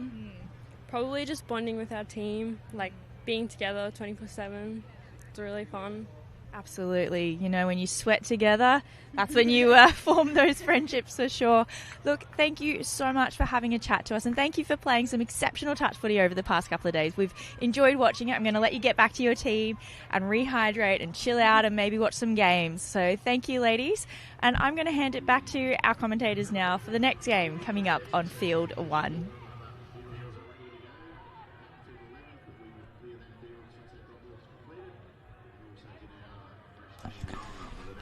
All right, it is a big one here on Field 1, under-18 girls. Quarterfinals is where you find us. BMTA up against the UQ Rebels. I'm joined by Kai Leggett in the commentary box as we see the UQ Rebels in their huddle at the moment. And, mate, this is set to be a blockbuster. This will be a very, very, very good game to watch, absolutely. Two really good teams here. And we were talking about before how, a lot of these kind of games and these tournaments are stepping stones into, playing Metro Cup, into Senior State Cup and that kind of thing. And obviously UQ Rebels are a very formidable team in the Metro Cup division as well. So very good platform, but this will be a very, very, very good game to watch. So two big clubs in Queensland coming up against one another in the top division at the Junior State Cup. And we see another little guard of honour there for BMTA as they will be defending first. UQ Rebels running from left to right here. I don't think there hasn't been a time slot this morning where there hasn't been a drop-off. No, I think you're correct. We wouldn't have it any other way, would we? No. Not at all. So we're just waiting for this one to begin. There's a lot of eyes here on field 1. So, as I said, UQ Rebels with the tap off. So how important is a start here, especially in a quarterfinal where you know the opposition are going to be right on from the first jump? Yeah, definitely important. I think you've got to get away to a really, really good start. You know, we've obviously got a shorter halves than usual, and obviously with all the drop-offs, they're a little bit more behind time, so breaks are like gold in between half-time when you come off the field. So first 3 or 4 minutes, you definitely got to go out there and set the tone and really make sure that your team can get the best start and the best platform you can coming into halftime. As we see in the last minute there, the two wingers swapping for the UQ Rebels as we are underway. And UQ with ball in hand as they'll send their attack down the left-hand edge. Touches to work with here on the 7. As they'll want to draw BMTA up off their line here. So this is the last opportunity and space towards the left, but in the end, BMTA number up well. They cover the space, and they'll have ball in hand for their first set of the match. Yeah, it was a great read off the defence there. They managed to slide across when they saw that little half run. They fake the splitter, they go back the short side, and they exit again. It's just like the 16s there. It's just clinical. So BMTA come down towards UQ Rebels try line here, and so good defence there. Touch past the call, and like we said, it's win or go home now, so you want to get a result. Of course, the performance matters. The performance gets you over the line, but the result is so important as the Rebels come towards their sub-box. There's plenty of metres made off this touch here as they're over halfway. Great match. And now it's the last. Good defence, good read from the BMTA link there, coming in and shutting down that half run. Very important early to make sure that they're all over that. They're going to be going back to that well a lot this game. And that midfield battle, just how important is it in games like this? Yeah, absolutely important. They've got to make sure that you're winning the ruck and winning the midfield as much as you can, and getting that role that BMTA currently have at the moment as they come into their 7 with 2 touches to spare. So this is the last. BMTA with some footwork at the line. They keep the play alive, space opening up, and they're going to walk over for the first try of this quarter-final. BMTA 1, UQ 0. Yeah, I'm not actually sure what happened there for UQ. They just seemed to... Obviously, they had the dive in the middle of the field here. They come back short side, not much happening. Big dive, and she's just kind of seemed to run straight through the middle of everyone. The sea's parted. Yeah, Arahi Walker, the try scorer for BMTA. And so BMTA started their campaign with a draw against Toowoomba. They then went win-win. They had a bye, and then they had a win in their last regular fixture. They finished second in Pool A. Toowoomba finished first, and they were only separated by points difference of 2 tries in the end. Oh. So a lovely Harbour Bridge pass. 6 touches are up. And for the... Well, sorry, that was for BMTA, rather. And then the UQ Rebels finished third in Pool B. Redlands first, Gold Coast second. And they went win-win, loss, draw, win. BMTA get a bit of a reprieve coming out of the half there. UQ maybe looked a little bit hesitant with the ball with that set as they coming into their line there. Just probably didn't have as much urgency as they would have liked to be able to run through them a little bit easier. It'll definitely give them a BMTA a chance here to get another one on the board. So BMTA go to work here on the UQ Rebels try line. This is the last touch. They already have the lead, and they'll look to kill the ball away from this UQ Rebels sub-box as they now punch it out from their own end. BMTA doing a really good job of sending up the defenders at the right place and putting pressure on. So another try here for BMTA, and they will get off to a cracking start. Could be huge. A 2-try buffer will certainly help their cause as they look to progress deep in this Junior State Cup. Little ball back on the inside. Touch is made. So where do they go now? I think they've got to keep targeting the links. They send it towards the right. A little bit of a stutter step, and then the touch is made in the corner. It almost opened up for them. I nearly look like a genius then. It doesn't happen often, but I nearly look like a genius then. That was good fun. And now BMTA again to punch it out from their own end, starting deep in that corner. Sorry, that's UQ Rebels coming out of their own end. And BMTA's defence really been on song to start. Yeah, they've been very, very good to be able to restrict them getting their sub-box. They're getting over here for the third and fourth touch rather than the second touch, which means that latch is probably a touch too late. And they're just not getting the field position that they need. And now this midfield battle, this tug-of-war that takes place, favouring the BMTA side at the moment as they cough the ball up now. And this opens the door for the Rebels. It does, yeah. I think the Rebels for this set of 6 in particular, they need to make sure that they are coming into their BMTA's defensive line with a bit more intent. They just seem to be kind of stuck a little bit towards the middle of the field, but BMTA are doing a really, really good job of holding them back. So the Rebels were out here on field 1 yesterday. They came up against the Gold Coast and they lost that fixture 3-1. Harper Eldridge was the difference on that occasion. As this is the last. Oh, they get a half run. They get a chance here and the touches are made. Great touch. Really good touch.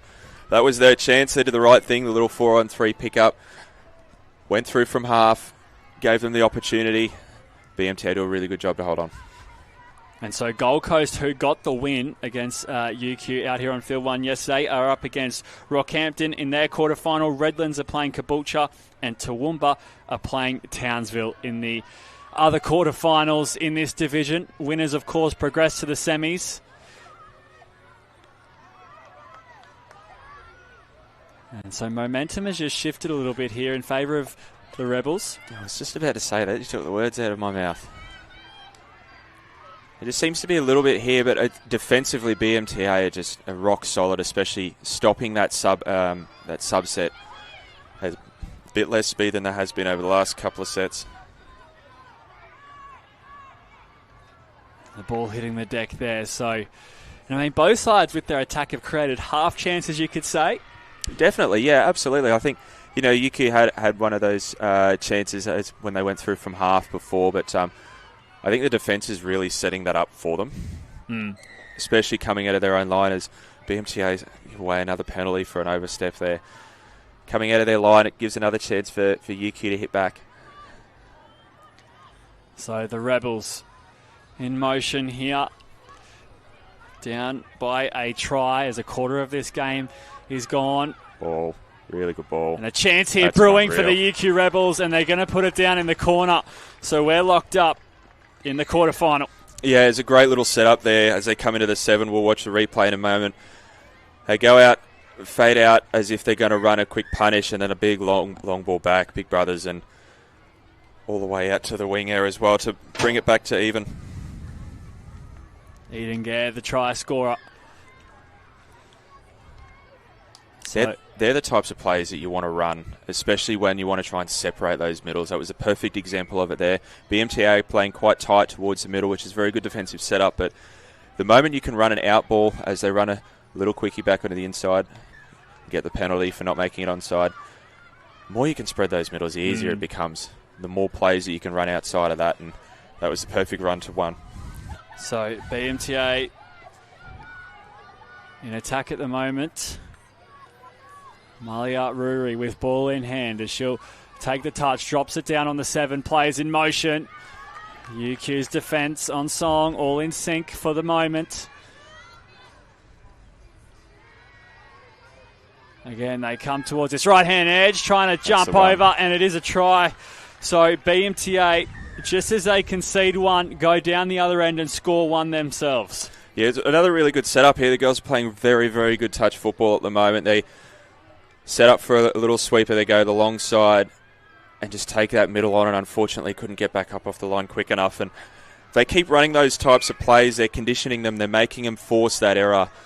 and they just caught themselves short on the line. So Shyla Halliwell, the try scorer there for BMTA, as the Rebels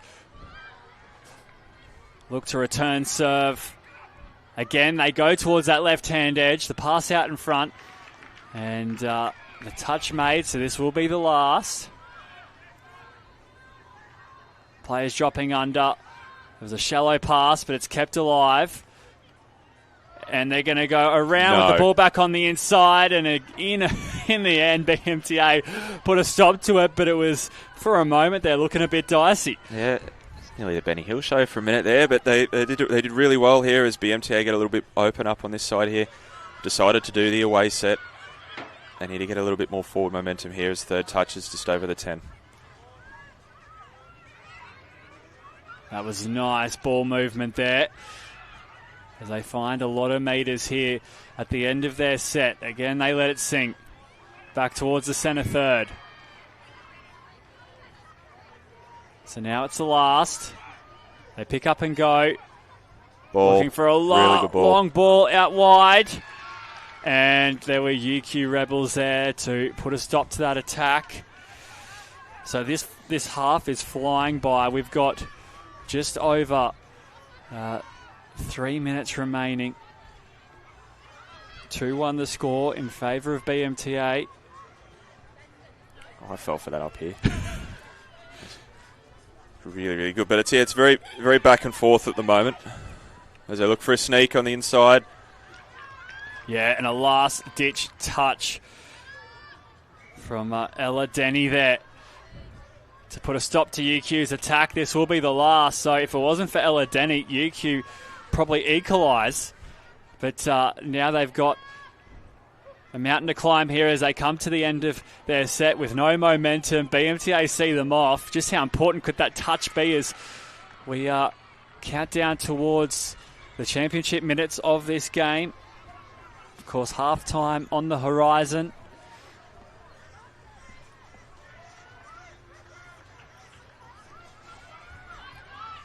Yeah, really important here for BMTA to be able to finish their sets off strong. It's been, as we mentioned, it's been very back and forward this entire game. A bit of tennis touch football. So we've got just under 2 minutes left in this first half to be able to put another one on the board. So up over halfway, the UQ Rebels, and they'll be wanting to equalise before half time. Even mentally, it'll certainly play a role as they turn the possession over. BMTA wastes no time coming towards their sub box as they punch forward nicely. They've got players in motion here coming towards the end of their set. So this is the last. Footwork at the line and then the ball hitting the deck. Again, the right idea from BMTA there. They can set up a little defensive set here where they send the first two up. You can already see the links gone back to hold and try and box in UQ as much as they can. So presuming there are no more flash points, what will the messaging be at half-time from both sub-boxes, do you think, Kai? I think you just got to stay in the grind. You know, it's 2-1. The game is very much in the balance here as they pick up and they go short side, ball down. I think both teams are playing very good brands of touch football at the moment, and they just need to kind of stay consistent, make sure they're doing the 1%ers right. They're getting down to their attacking ends of the field and they're defending really, really well, but they just need to stay in the grind and just not lose the mental. It is really important coming short side. Yeah, BMTA, a chance down this wing. They're walking a tightrope, touch made. So seconds left in this first half. They kill the ball there and give UQ, the Rebels, the task of coming out from their own end as they go direct. BMTA up to make the touch there, but it's evaded. We did a really good job there to come in and read that shutdown play, but UQ just too good to be able to get away with it.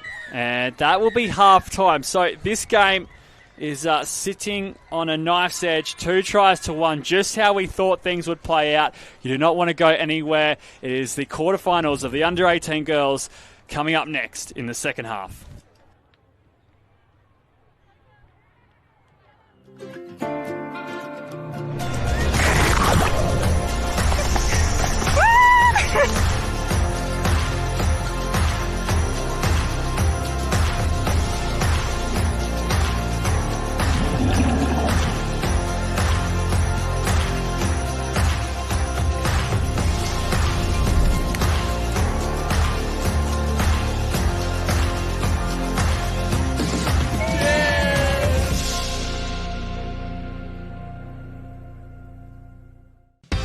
The Sport Integrity Australia outreach team is visiting your sport this month. Drop in and have your questions answered by our team of athletes and integrity experts. Come and ask us about acceptable behaviours in sport, raising concerns, medication use and the testing process, plus the risk of using supplements. We'll be on hand to guide you through using the handy tools available on the Sport Integrity app. Take the Fit Light Challenge with your mates and see who has the fastest reflexes, or just drop by. See you at the event.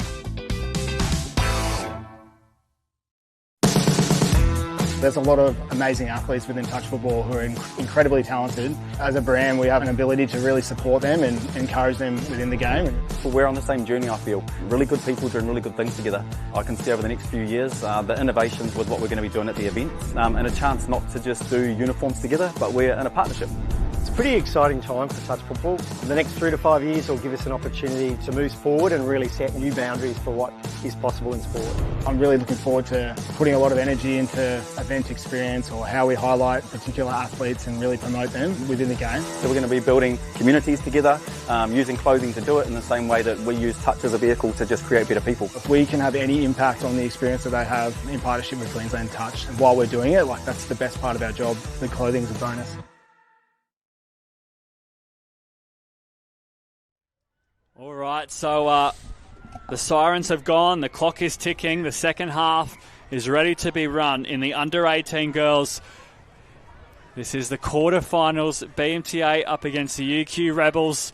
BMTA now running from left to right on your screens. They do have the lead, 2 tries to 1, as it was Shyla Halliwell and Arahi Walker, the try scorers for BMTA. And as for the Rebels, it was Eden Gare, the try scorer for them. So Kai Leggett in the commentary box with me for this one, mate. We've seen out the first 14 minutes write its narrative, and now we have the second half upon us. What's the key for both sides if they want a victory to progress to the semi-finals?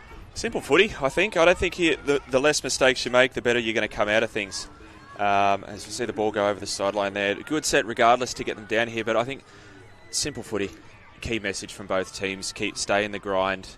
Don't lose that mental battle in the middle of the field. We've seen very back and forth touch football for the first half of this game. So if they can stay positive, minimal mistakes, play a little bit of eyes up footy, there seems to be a couple of gaps coming from that, especially coming out of the sub-box. I think both teams will definitely be in with a good shot. So in the last 6 years, BMTA have 3 grand final wins in this division to their name. UQ Rebels have 1. The last grand final in this division here in Redlands was 2024, of course, our first Junior State Cup here in Redlands. BMTA 6, UQ Rebels 5. So that was a grand final, although a couple of years ago now. And then last year it was UQ Rebels who won their grand final up in Rockhampton in this division. So 2 quality teams going to toe-to-toe in a quarter-final. Wouldn't one you'd mark down as a quarter-final, would it? This is a semi-final or a grand final even. That's how the State Cup rolls. So So a big club will be knocked out in the quarter-final stages of the under-18 girls division. And at the end of this match is BMTA on the move. Ball floating up in the air, and both sides probably not overly impressed with how they've started this second half. Already 3 minutes expired, and they're just looking to get into their groove at the moment. Without putting the commentator's curse on anyone, I think from this side, I definitely think probably out of the 2 starts from both teams, UQ have come out a little bit stronger and a little bit more clinical coming out of their box. I think BMTA have, especially going towards their sub-box as well, they probably haven't been as good as they were in the first half. Definitely something they'll be looking to change and work on in this second half, but I think UQ have just come out a little bit stronger for the minute. So Rebels take the touch. They send their attack down this short side. Were they good enough? Yes, they were. So should do this for a living, this commentating stuff, mate, I tell you. So 2 tries apiece. We're locked up. They send this sweeper on the short side. The link just didn't get back quick enough.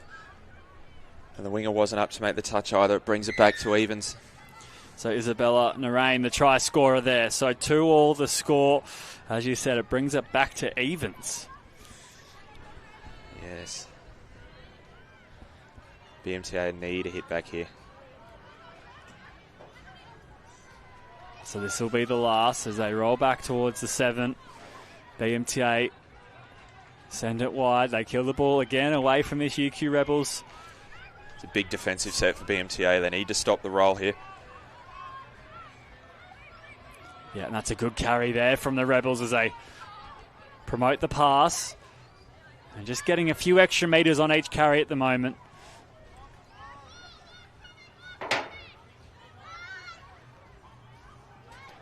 As it opens up here, ball back on the inside. It just hits the deck.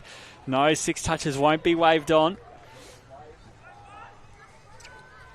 Tara Veach it was, looking for a teammate on the inside as she makes the touch there. Oh, that's great subbing. That is great subbing. And now it's a foot race down the sideline, coming across to make the touch for the UQ Rebels. In a moment of desperation there. I smell a momentum shift.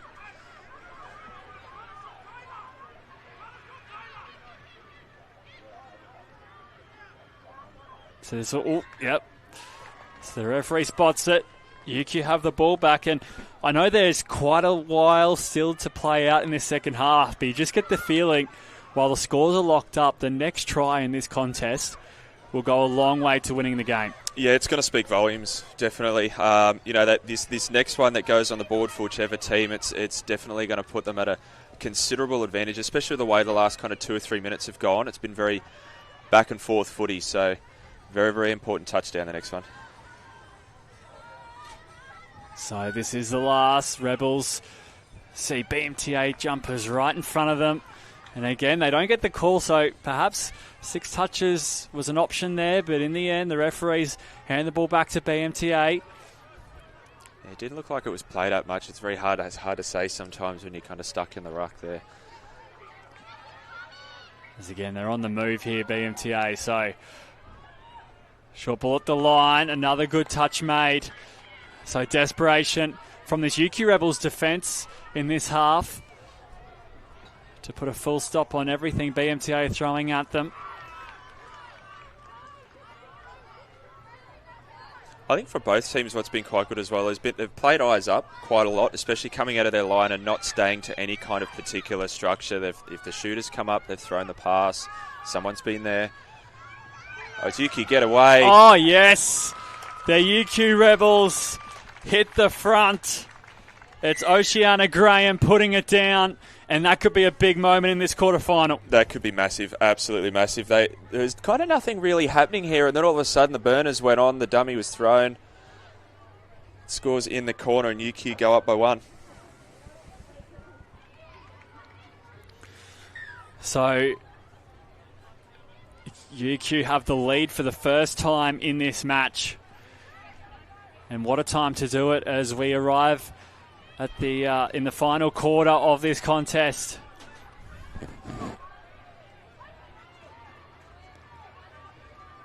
Oh no. So players fall, and then the ball hits the deck. So something was brewing there. BMTA get a full set though here. Yeah, key set this one. I think BMTA need to maybe move the middles a little bit more. I think UQ have kind of figured out their defensive structure. It's taken them probably a half or so, but I think they've figured that out now. I think BMTA maybe need to be a little bit more expansive with the ball and start running a little bit further. BMTA. Footwork. Touch made. So it was... They get a penalty here. Yeah, Aria Chadburn, who picks up the ball from the 7 with a full set up BMTA's sleeve. No touch there. And now an error. So that opportunity goes begging for BMTA. It's a big win there for UQ. Big win defensively there. Extra metres. And they waste no time in transition as they'll get some fresh legs on the park here. This is the last. And not much doing there, so BMTA will come back the other way. 3 tries to 2. A quarterfinal here on field 1. And a win will send them straight through to the semi-finals in the under-18 girls division as a penalty blown here. So UQ back with the ball. About 5 to go left in this second half here. Really important defensive set for BMTA. Need to hold off UQ, trying to extend the lead on the scoreboard. But they're just playing simple footy at the moment, UQ, and using their eyes and getting those couple of extra metres, which comes in handy coming into the back end of the set. Good carry, touch made. This is the last. And BMTA, shut the door there. So, well, firstly, they got to get the ball down the other end of the field, and they've done that quite nicely throughout this match. As they get some subs on here. Little sneak. It looked a bit forward off half. Yeah, and they'll have to turn the ball over. So, 4 minutes left in this quarterfinal. Do UQ go for the kill, or do they look to manage the game out? I think you've got to. I think you've got to go for the kill. The minute it goes out to 2, the harder it is to get back.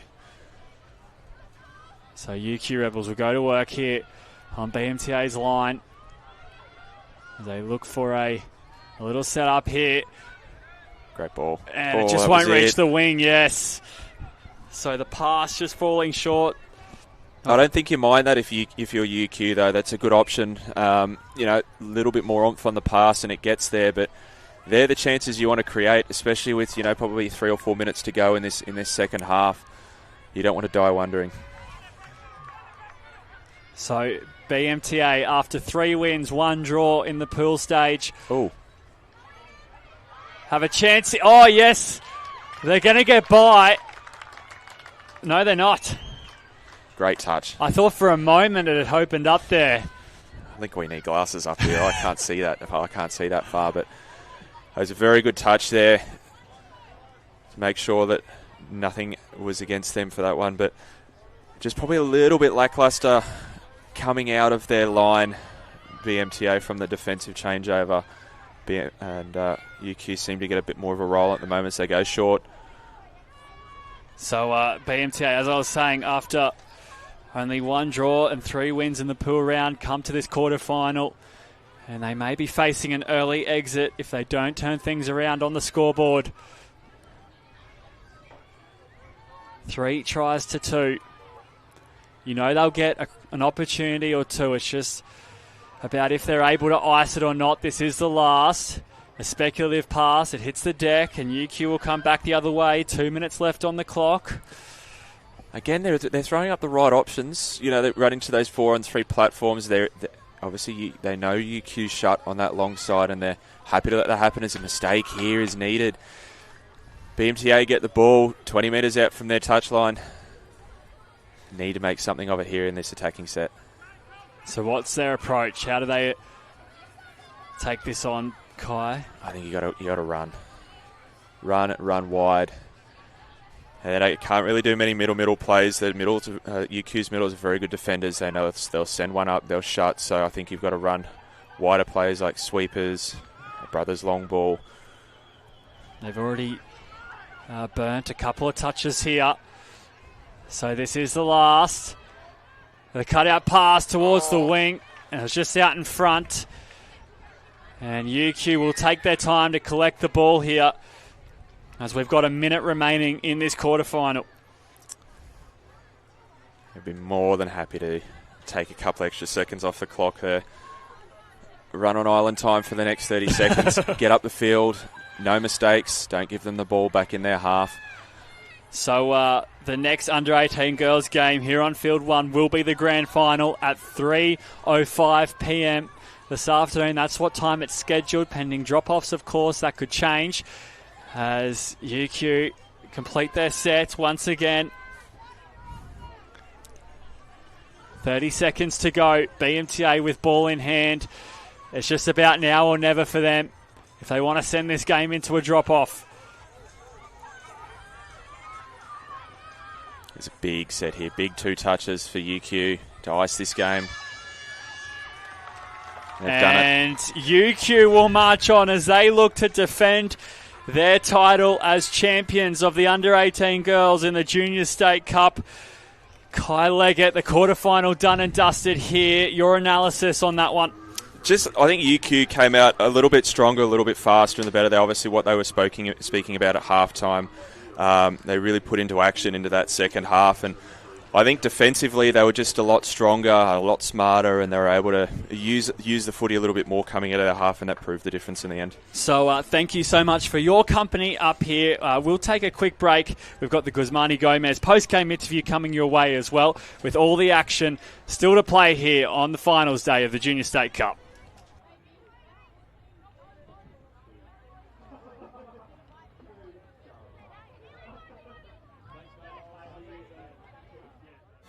GYG's new $12 Brekkie Burrito Bundle. Your choice of breakfast burrito and barista-made coffee any size. Free-range scrambled eggs, pan-fried clean bacon, jack cheese, fresh pico, and a crispy hash brown. Only at GYG. There's a lot of amazing athletes within touch football who are incredibly talented. As a brand, we have an ability to really support them and encourage them within the game. We're on the same journey, I feel. Really good people doing really good things together. I can see over the next few years the innovations with what we're going to be doing at the events, and a chance not to just do uniforms together, but we're in a partnership. It's a pretty exciting time for touch football. The next 3 to 5 years will give us an opportunity to move forward and really set new boundaries for what is possible in sport. I'm really looking forward to putting a lot of energy into event experience or how we highlight particular athletes and really promote them within the game. So we're going to be building communities together, using clothing to do it in the same way that we use touch as a vehicle to just create better people. If we can have any impact on the experience that they have in partnership with Queensland Touch, and while we're doing it, that's the best part of our job. The clothing is a bonus. Hello and welcome back to another post-game interview fueled by Guzmani Gomez here at Queensland Touch Football's Junior State Cup in Cleveland. Now I've grabbed Amelia off the field from the UQ Rebels who just won their game. She's still puffing. I feel really bad, but congratulations on the win. Can you just debrief that game for us? Yeah, our team chat beforehand was just, our coaches just said whoever gets the momentum first is going to win that game and just to stay in the grind. And I guess we did that, everyone, we worked as a team. It's really good, really gutsy. Yeah, really enjoyable game too. Watching from the sidelines, it felt like BMTA were really bringing the pressure to you early and you guys maybe had a few forced errors, but you turned that around. Can you talk us through that half-time talk? 100%. BMTA are always a really good defensive team and it's an honour to come up against them, but I guess our team chat, again, was just to stay gutsy, stay in the grind. But, it was a good game. It's always a really even game against BMTA. Well, your fitness looked great out there. Now you've got, a few more big games today. Obviously, fitness helped you then. How do you back that up and how do you go again and play really strong? Just obviously recovery is huge. Stretching, electrolytes. My mum and dad get it into me 24/7, but just recovery, big part of the game. And what were some of the things that worked really well for you guys out there? Just our hard drives. One thing for UQ is always just hard drives, just having them few people that are willing to take the hard yards forward, getting the momentum to then shift to the box is just really huge for us, and obviously chat, as all games are. Yeah. Definitely. And are there a few things that you guys want to work on as a team? Maybe what should we be looking for in your games coming up this afternoon? Oh, that's a tricky question. Something to look for? I don't know. That's okay. We'll let you guys think about that one. Obviously, you're tired, you're exhausted. Yeah. Thank you so much for giving us a quick chat. We really appreciate it. We hope you appreciate it watching from home, chatting to some of the winners just now. We've got more touch footy action coming up for you on Field 1, and I'm going to hand you back to our commentators for that one. So, here we go. The first grand final here on Field 1. Yeah! It's the under-12 boys. BMTA up against Palm Beach A. Tristan Manor in the commentary box with me. T, we're excited for this one. Man, this is awesome. I've been across the 12 boys division through the Tri-Series this year. 3 tournaments. This is the 4th, and it's just been awesome to watch the development of the teams. So Palm Beach started first Tri-Series at Gold Coast. They ended up taking out Gold Coast in a drop-off. Beautiful game. BMTA were building. Then we get to the second event there, and BMTA once again didn't feature too much. Great one. Gold Coast win that one. And then in the third event, BMTA, bang, take out Gold Coast, take Palmy to a drop-off, which Palmy do win. You know, and then BMTA versus Palmy in the rounds. Here at this tournament, BMTA got Palmy. Right. You know, and then Palmy at the semi-final, coming into this game, 3-2, they got Goldie. So you've got this beautiful triangle of these 3 teams, man, that has been banging. Redlands as well, who made the semi-final. They've been building throughout the event as well. You know, 3-2 against Palmy. Palmy, beautiful game. So I think this under-12 boys division, man, is epic. I had parents coming over thinking they were watching 14 boys before in the semi-final. Just the talent and the way they're playing. So, yeah, nothing but proud of what the coaches and players have been putting together, man, this season. Well, we have no one better in the commentary box than you to take us through this one, mate, as we're just about ready to go, waiting for drop-offs on other fields to run their course. Yeah, awesome, sweet. Well, I'll bang through the BMTA 12 boys team list then for this grand final. So number 1, Arthur Taylor. 4, Billy Asarabakti. 5, Cooper Watson. 6, Cormac Powell. 7, Asher Phams. 14, Levi Clark. 16, Koa Byrne. 49, Zachary Paravancini. 50, Mason Alba Papuni. 52, Corbin Green. 54, Henry Boyd. 58, Banjo Galeta. I'm sure his auntie Stiletto's around here somewhere watching. 61, Blair McIntosh. 62, Cassius Taylor. Rounds out the BMTA boys, my mate. So for Palm Beach A, we have Noah Colbert, Aidan Davidson wearing the number 3, CJ Benedict in the number 7, and Man Winton in number 9, Mojo Wall with the number 11 on his back, Dominic Barton, Jackson Leach, Nate Hardy, Carter Ackworth, Callum Towndrow, James Porter, Judd Flynn, Tate Costello, and Archer Lewis. Yeah. Hey, there we go. And, you know, in the semi-final before, it was amazing. Little Carter Ackworth out there in the middle. Dyed his hair blonde, him and Slim Shady. Beautiful quickie step-back long ball. Like, we're talking about kids that are 11, turning 12 years old. Yeah. Throwing a quickie in the middle of the field. He's throwing this beautiful, 15-plus metre pass. Winger scores in the corner. I'm like, that's 18 boys stuff, man. Yeah. You know, like, that's the play we run in the 20 State of Origin drop-off. Like, this sort of, it's like, wow, these kids watch, they learn. It's just really exciting to see this kind of touch, man. So we've got a ball out on field there as BMTA just passing it along the line. We did have the game before, the under-18 girls, UQ Rebels up against BMTA. UQ got the job done when they needed to. Absolutely. What was really nice, I just wandered over then from the semi-final and saw Oceana Graham out of the box. Yeah. You know, and once again, a player that I've been watching for a long time, mate. Really enjoy watching her play footy, but it was an athletic moment. And what I find in grand finals, man, players win finals. You know what I mean? Coaches have to coach in finals. You can't just leave your team to do what they want to do. You've got to give them a little bit of control, a little bit of advice, and I think the coaches here going head-to-head are going to be amazing. We've got Trent Morgan far side. We've got Jesse Green here on the near side. You know, both well-established. Trent was involved in the State of Origin with us. Jesse's played at that level as well. So I think we've got great coaches, man. We've got the best of the best players out here. It's just exciting, mate. Yeah, and how cool for the under-12s. Big crowd here on Field 1 on the live stream on finals day. Yeah, that's right, mate. And I think, these kids get to watch this stuff back. We know that as far as touch footy views go, most of our views are post-event views because we know these kids are going to come back and watch this probably 42 times each. You know what I mean? They'll be in their 40s, like my age, going back and watching that time they were in that Junior State Cup final. You know what I mean? That's the best part about it, yeah. Yeah, absolutely. So we've got 30 seconds till go time here on Field 1 in the under-12 boys, our first grand final here on Field 1. BMTA Red, Palm Beach A doing battle. And it's been a long wait for these young men out here on Field 1, but no doubt they'll be ready to go once that first whistle is blown.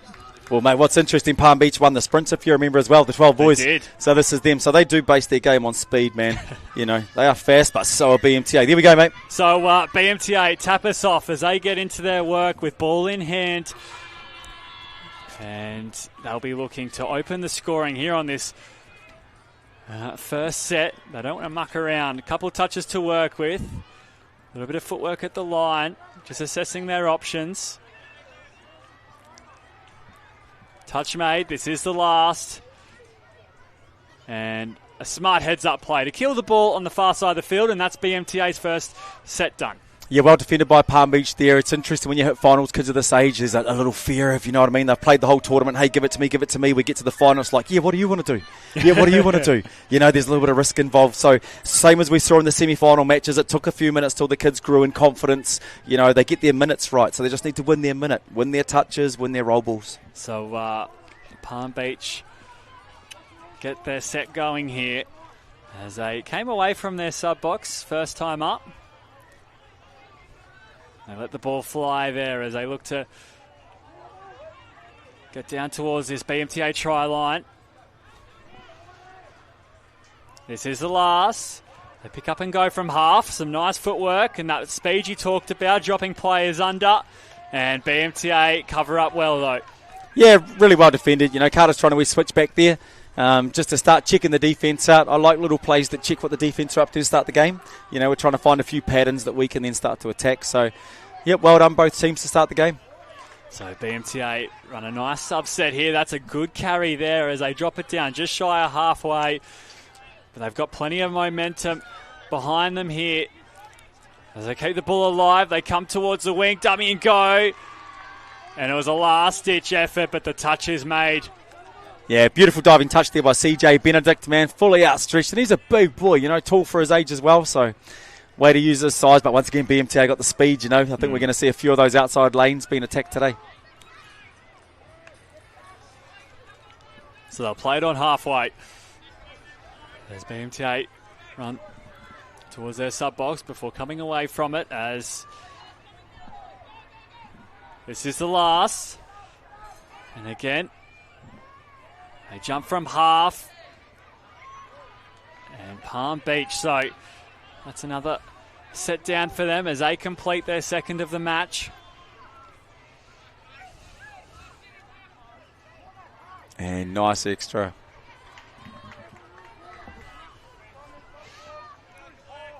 So here they come, BMTA trying to dodge a touch there.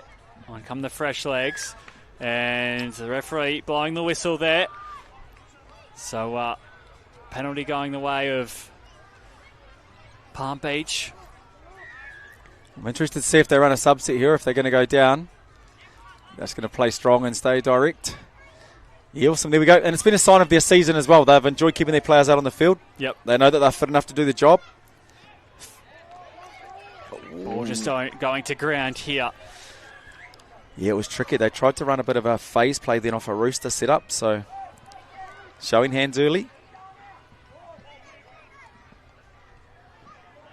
So BMTA looking to gather some momentum out of this sub-box.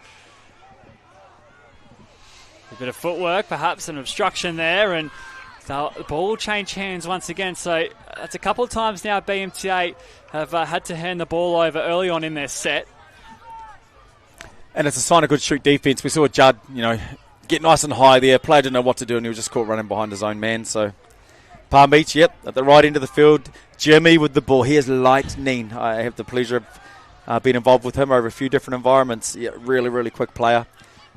So here's Palm Beach with a good chance here. Ackworth has ball in hand, dropping it down. A little bit of footwork at the line, ball back on the inside, and they're starting to grow in confidence here, Palm Beach. A couple of sets down on BMTA's line. Yeah, there's a little three boys out there that play together at school at Kings. We see Noah, Cal and Carter out there together, so they're putting some combinations out there now, mate. But this is the work on for BMTA. They really need to break out of the orange zone. Third set in a row, the ball goes to ground. You can't give a team like Palm Beach the ball this much, man, because they're not rucking to get their opportunities. So the fatigue starts to set in on the defensive team. So a good chance here for Palm Beach. No tries as of yet. 5 minutes gone in this first half. And as T mentioned earlier, semi-final 1, BMTA 5, Redlands 0. Semi-final 2, Palmy A3, Gold Coast A2. So a chance here for Palmy. They go quickly. Footwork, diving. And unfortunately, the try won't count. Yeah, they've run that same play twice in a row. The Rooster, and it looks like a Rooster block set up, but they run the phase off that front door. So that time, though, it didn't set up a phase opportunity. They were just man on man. So this is an important set here for BMTA as they look to get out of their own end. They've had a few defensive sets they've had to back up for now. And this is much better here. So they get to halfway. Now it's the last. And a bit of speed as they take off, but penalty coming. So now it's BMTA's turn to have a fresh set starting inside Palmy's half. Yeah, I'm interested. So little Noah's out there. He's got the sock calf on. I actually had a chat to him before the game. Wasn't sure if he's going to play or not, but big games made for big players, man. Let the adrenaline hit and get out there as long as you can. So awesome to see. So here's BMTA's chance. So they drop it down on the 7. Touch made from Palmy. They'll walk it back. They've got a couple of touches in this set to work with. Yeah, Corbin Green and dummy half here. From different areas. He went to take off, that's what I'm saying. So he's really confident with the ball in hand. He's just had instruction from his father, the coach. And here we go. It's you, buddy. So let's see it. Yeah, Green drops it down. Ball in hand again. As he just eyes off this Palm Beach defence. And now we see a little error from BMTA. So discipline just getting in the way for them there. And we didn't really get to see him have a crack, did we? And that's what, finals made of moments, man. Yeah. And there goes a moment that's gone missing, unfortunately. And they're little things like getting foot over the ball, dummy half forward pass. We saw it at the other end for the try, forward pass. Yes. So there are these little moments starting to happen. And it's not fatigue yet because they're still under adrenaline, Yeah. So Palm Beach 8 with a chance here. Good touches made from BMTA. As that's the completion of Palmy's set. And now BMTA coming back the other way. They get some fresh legs on. And they too are starting to grow in some confidence here on Field 1 in the 12 boys grand final. Just as I say that, they will turn over the ball. What I can see is that Archer Lewis, the near side winger, is sneaking infield to help on those defensive sets. Yep. And I know these players, Jesse's going to see it, a little wee sideline play coming, whatever it looks like. But I think they'll start to talk about those things as the game eventuates. So Palm Beach A with a golden opportunity here to find first points. Touch is made. So 7 minutes expired in this first half as well. They drop it down inside the 7. And 6 touches are up. So another completed set for Palm Beach A. They are getting through their sets. They are completing their sets. Just haven't fired a shot so far on this try line. They did go close. However, the pass was forward. And what I'm really liking about BMTA's defence is they're not biting. So Palmy are running moves that normally we get a defender coming in to create an overlap. Yep. BMTA are bouncing until the passes run, chase out, easily defended. We've seen it 3 sets in a row. Yeah. So they're just running plays for plays instead of taking the man on and actually creating an opportunity. And of course, this midfield battle, an important one to win for both sides as they look to gain momentum. As the time continues to tick here in the first half of this grand final. Still 0-0 the score. Here's a great opportunity with Carter and Jimmy, this crew coming together. See them score a few over the course of the season. So players in motion as this is the last. What can they muster up? And I'm not sure where Carter passed their ball from. It popped out the back of his arm over his own shoulder. Hey, he's tricky, man. He's having a good time at the 2. First one to lift on the shoot defence. And there you go. There's Jimmy. Look at him. He's going to catch them behind the advantage line. Yeah, boom. Wow. These are the sets. Oh, and he got around his winger. That's great work. Touch first, so you're not out after the touch. Yeah, all good. So we're good to go. BMTA on the move. Good defence from Palmy once again. Short ball at the line. 16. And 6 more touches for BMTA. I mean, it's really hard. I've been in those situations. Well, man, the ball comes towards you. What are you going to do? Let it hit you in the face? You go for it, man. So this will be one of BMTA's better chances here in this match. They've got a couple of touches to work with as they come towards this Palm Beach try line. I'm loving the way Jimmy's lifting off the line at the moment. He's making touches. He's stealing touches is what I'd say. So what have BMTA got up their sleeve? This is the last. A little bit of footwork. Trying to find an option. Ooh. Yep. Awesome. Cassius Taylor then, he was having a go, but Jimmy once again has been defending really, really well in the middle. So is this what we were to expect, Tristan? No tries as of yet, a really gritty, hard game? Absolutely. Yep. So this is a sign of what happened during the Tri-Series game as well. 3-2, I think BMTA ended up with a win on. In the Palm Beach one. And the Goldie one was 1-0 at half-time. Yeah. Like, it's the defence is really, really good, man. The kids know each other really well. Yeah, so a good quality game here on Field 1 in the 12 boys grand final. Deuce. Oh. And there it is. The confidence is building. Yeah. We're starting to throw skip passes. So you can just see it's starting to brew in the attacking part of the field for both teams here as BMTA look to get moving in this set as they punch it out from their own end. Palmy very solid in defence once again.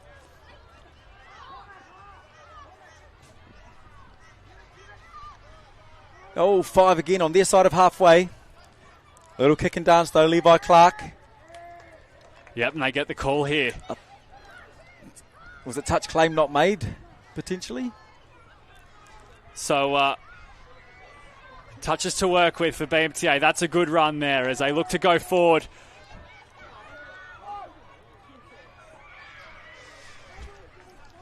I'm really liking the width of the far side BMTA link, creating space. That's pulling the defence apart a wee bit. So BMTA, little ball at the line. Touch made, so this will be the last. They'll walk back to the 7.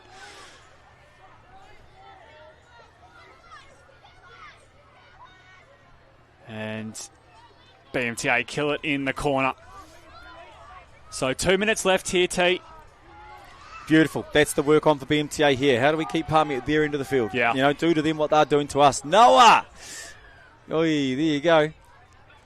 Win in the moment. Yeah, Palmy coming on behind the ball. Good carry here as they keep the play alive. Now it's the last. They get up and go. Short ball at the line and touches made. So again, another completed set from Palmy. That's one thing they have done really well in this game. They've come up with very few errors in attack, completing the set and handing the ball deep inside BMTA's half. Yeah, definitely. And I'm really happy with Cormac Powell, then the winger. Did a really nice job of sort of tucking and making a decision on who to get as they came towards him. It's been really nice. Regardless of whether they're getting stuck in their own half, they're defending really well. Yep. So 60 seconds to go in this first half. 0 the score. We haven't had a drop-off in on field 1 as of yet today. Well, these two teams love him. So BMTA with a good chance here. Can they get on the board before half-time? This is the last. And again, Palmy's defence rock solid. And they'll get the ball back here. So it's going to take something special to break down this Palmy defence. As they get moving out of their own end, punching, touches forward. Another good carry coming towards the sub box. This is the siren, and that is half time. So Palm Beach 0, BMTA 0 as we head to a half-time break. You don't want to go anywhere. The 12 boys grand final will be decided next.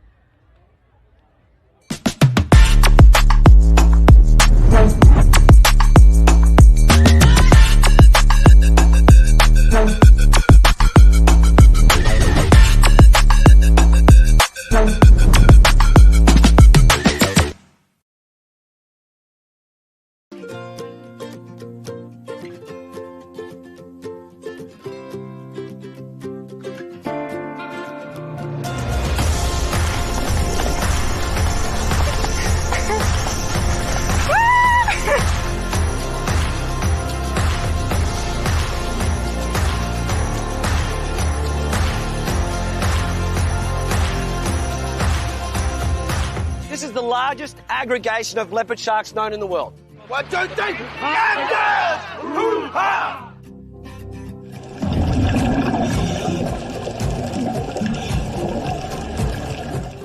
We're paddling nice and strong. Look where you're going, bend your knees.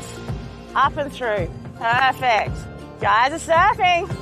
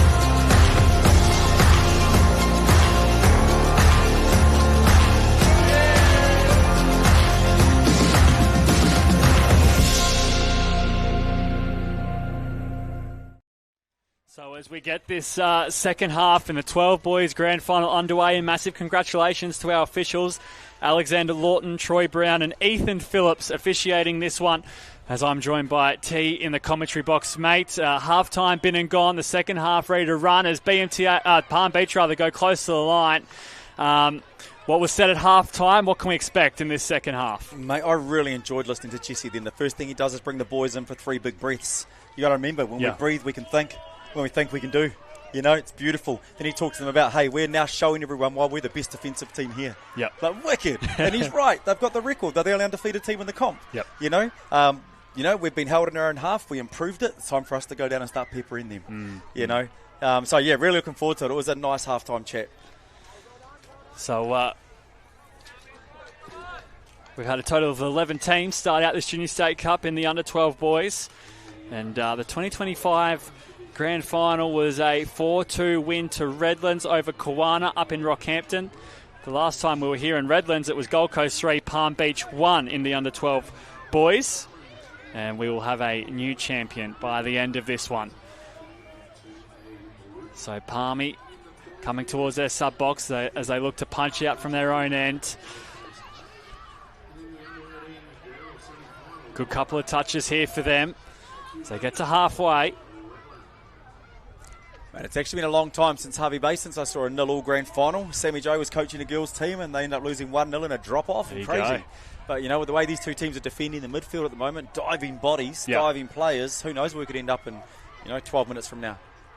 And that's the thing. We don't mind the touch games that finish 8-6 or 10-9 or whatever you have, but these 0-0 games can be a lot of fun as well. Some good quality touch here as both teams getting into the grind. BMTA calling players into position as they're inside Palmy's half. This is the last. Footwork. They continue to go down the short side and touches are up.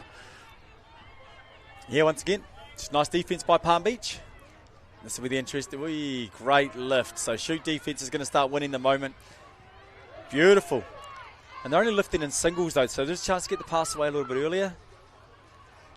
Hey, great defensive set by BMTA. They've definitely turned the wheel here. Yep.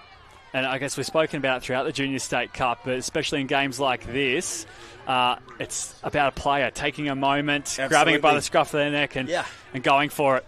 You know, it's like the kick on the fourth in rugby league. Yeah. You know, we're going to come out of the box and how about we run a fly on the fourth touch, or we, do something out of a different scenario, different situation to try and get the outcome. Because head-to-head, we're showing these two teams are as good as each other at the moment. Yeah. So, just a small break in play here. And now BMTA will start inside Palmy's half. So they've got the full complement to work with here as they go backwards to go forwards. Yeah, that's all right, man, as long as he ends up in the right spot, eh?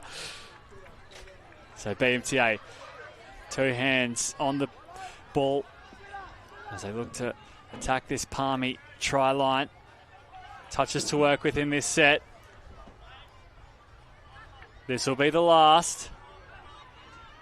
Palm Beach up off their line quickly. And again, they'll kill it away from the Palm Beach sub-box. And look, what I like when I watch these style, I go, oh, no, I haven't a wee dig. You saw Carter then, he used an outside in, and that's not an orthodox scenario for touch. You normally want defensive profile, but he knew what way the ball's going. Sometimes we do in the men's open, and as you get better, you know, we can adjust our profiles and do different things on the line when you get to this level of the game. So nice to see. Palmy going to punch away, fine halfway. Another good carry here from Palm Beach. This is the last as they get some subs on the field. BMTA looking to put some pressure on defensively, and in the end they make the touch. So a good moment there from Palmy, but BMTA have the answer as they have the ball back in their hands. There we go, beautiful lift. You can see the pattern. Do you know what I mean? And this is the thing I really enjoy. So we say when people create a pattern on defense, does your subset work, you know, against that pattern or work for it? There you go, BMTA breaking the mould. So beautiful. That's the stuff I'm after. Yeah, much better carry here as they get up and go. BMTA touch made. This will be the last.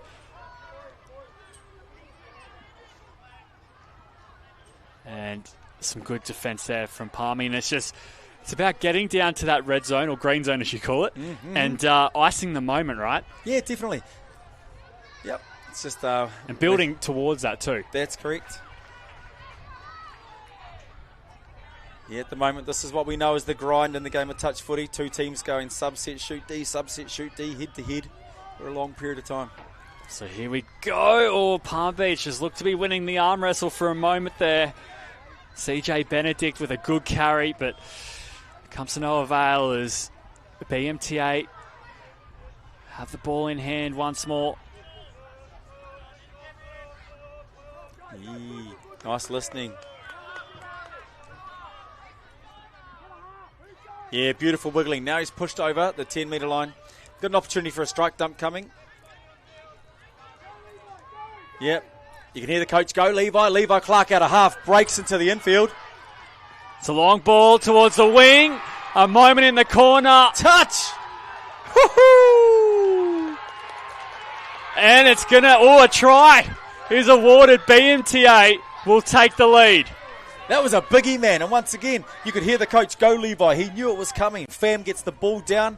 Boom. Breaks the field open. Yeah, wonderful. And there you go. It takes a diving player. You can't deny the effort there by Dominic Barton. Yeah. You know, beautiful. He was confident. Those 50-50s, man, it's pretty much from where you're standing. So that is the moment we've been talking about. It's been building towards it in this match. We have 7 minutes remaining in this second half. BMTA with the lead. Palmy chasing the game, but they are good enough to get over the line, you think, as touch is made again. They'll walk back to the 7.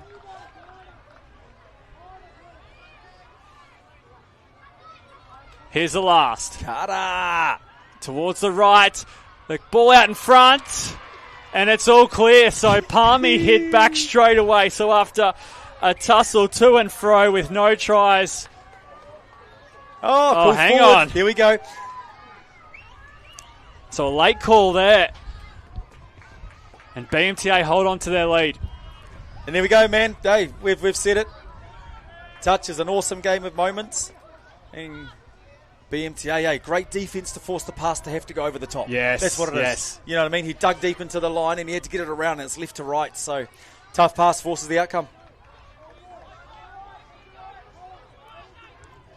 I imagine this crew will hold and they'll get down there and have another crack. Of course, Palmy are used to a tight contest. Their semi-final finished 3-2 against the Gold Coast, so they know how to get the job done in environments like this. This is the last. Short ball at the line. Ooh. Touch made, so... Carter thought that was a try. He signalled try then because he pumped long and dropped it short. Yeah, everyone's working hard. Here Ball we go. goes to ground. Here we go. So a Palmy good enough for a moment in the corner. Awesome and defense. yeah, they spend their money there. So BMTA will come back the other way. And you said great defense. And it's been tested here after BMTA took the lead. Oh, well, I love it, man. Part of my mandate when selecting wingers is do they dive. And we just saw diving winger far corner, diving winger near corner, like beautiful. It's got to be part of your skill set. And I'm not talking about diving to score tries. I'm talking about diving to stop them. You know, beautiful. So BMTA back on the march. They'll drop it down as they punch forward here. Play on. Now it's the last. Got him with a little wiggle, pull out, wiggle, pull out. And it's really interesting, you know, you're allowed to pull out of the touch anywhere but inside the 7. You know, so it's just a nice little play. It's like ripping the ball in league. You don't think about it. So Palmy run a subset. On come a fresh set of legs. As they look to go forward here. So we've got a couple touches in this set. This is the last now. And touches are made from BMTA. So we have 4 minutes remaining in the under-12 boys grand final. 1-0 the score in favour of BMTA. Palmy thought they were over, but it was chalked off in the last minute as a late decision came.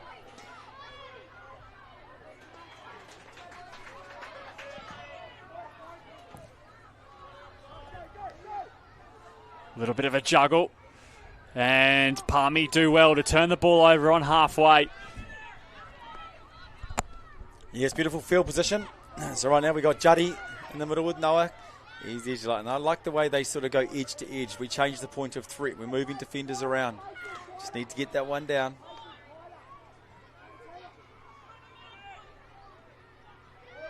A little bit of footwork. The roll ball will take place just shy of the 7. Time ticking, 3 minutes to go. Palmy down by 1. This is the last. Nice pass out wide, but BMTA have it covered.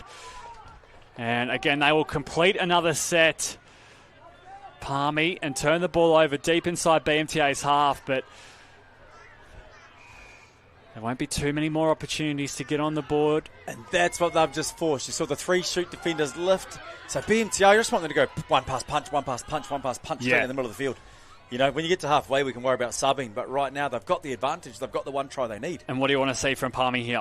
Oh, creating space. If you look at the defenders, they're all actually turned towards us. So they've got to go back against the grain and find the space behind their backs. Yep. Whereas we're actually just trying to beat them to the short side or trying to run around them or trying to go, I think I'm better, you know. We need to create hip turns. Yep. Like nice plays that go back against the grain, which they have in their skill set. They absolutely do. So a call coming. BMTA with ball in hand once again.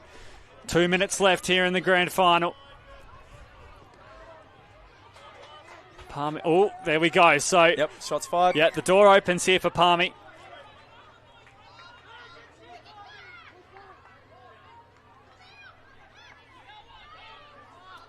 So they have a full set here to go to work with on the BMTA try line. I'll get some fresh legs on in the process as well. Yeah, it's a really good sub.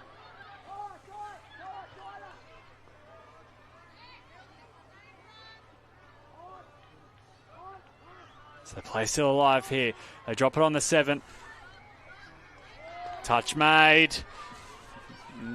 So a couple touches still to work with here for Palmy. This is a golden opportunity to draw the scores level. Here's the last. Palmy throw the cutout pass towards the wing and it's not going to count. Oh, forward. There it is. Golly. So 1 minute to go, and Palm Beach had a chance there. BMTA will take their time with this set as they punch it out from their own end, coming towards the sub box.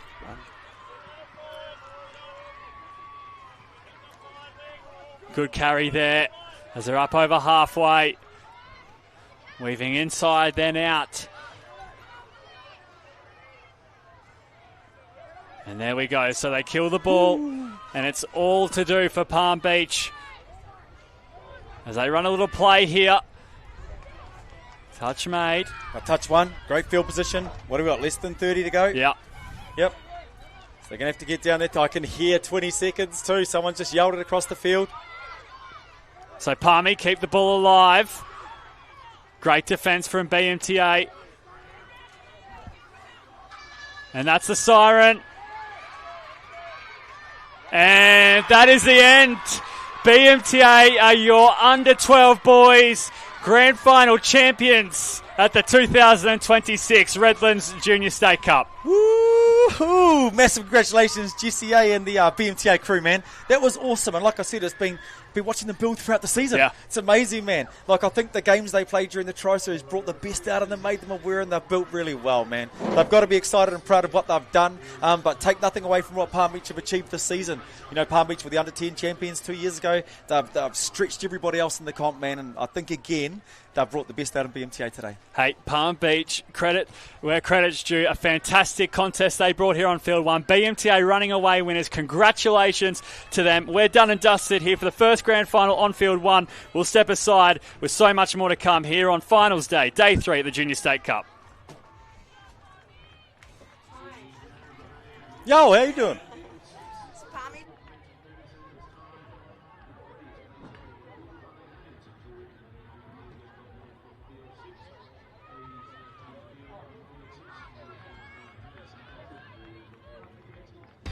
The Sport Integrity Australia outreach team is visiting your sport this month. Drop in and have your questions answered by our team of athletes and integrity experts. Come and ask us about acceptable behaviours in sport, raising concerns, medication use and the testing process, plus the risk of using supplements. We'll be on hand to guide you through using the handy tools available on the Sport Integrity app. Take the Fit Light Challenge with your mates and see who has the fastest reflexes, or just drop by. See you at the event. GYG's new $12 Brekkie Burrito Bundle. Your choice of breakfast burrito and barista-made coffee any size. Free-range scrambled eggs, pan-fried clean bacon, jack cheese, fresh pico, and a crispy hash brown. Only at GYG.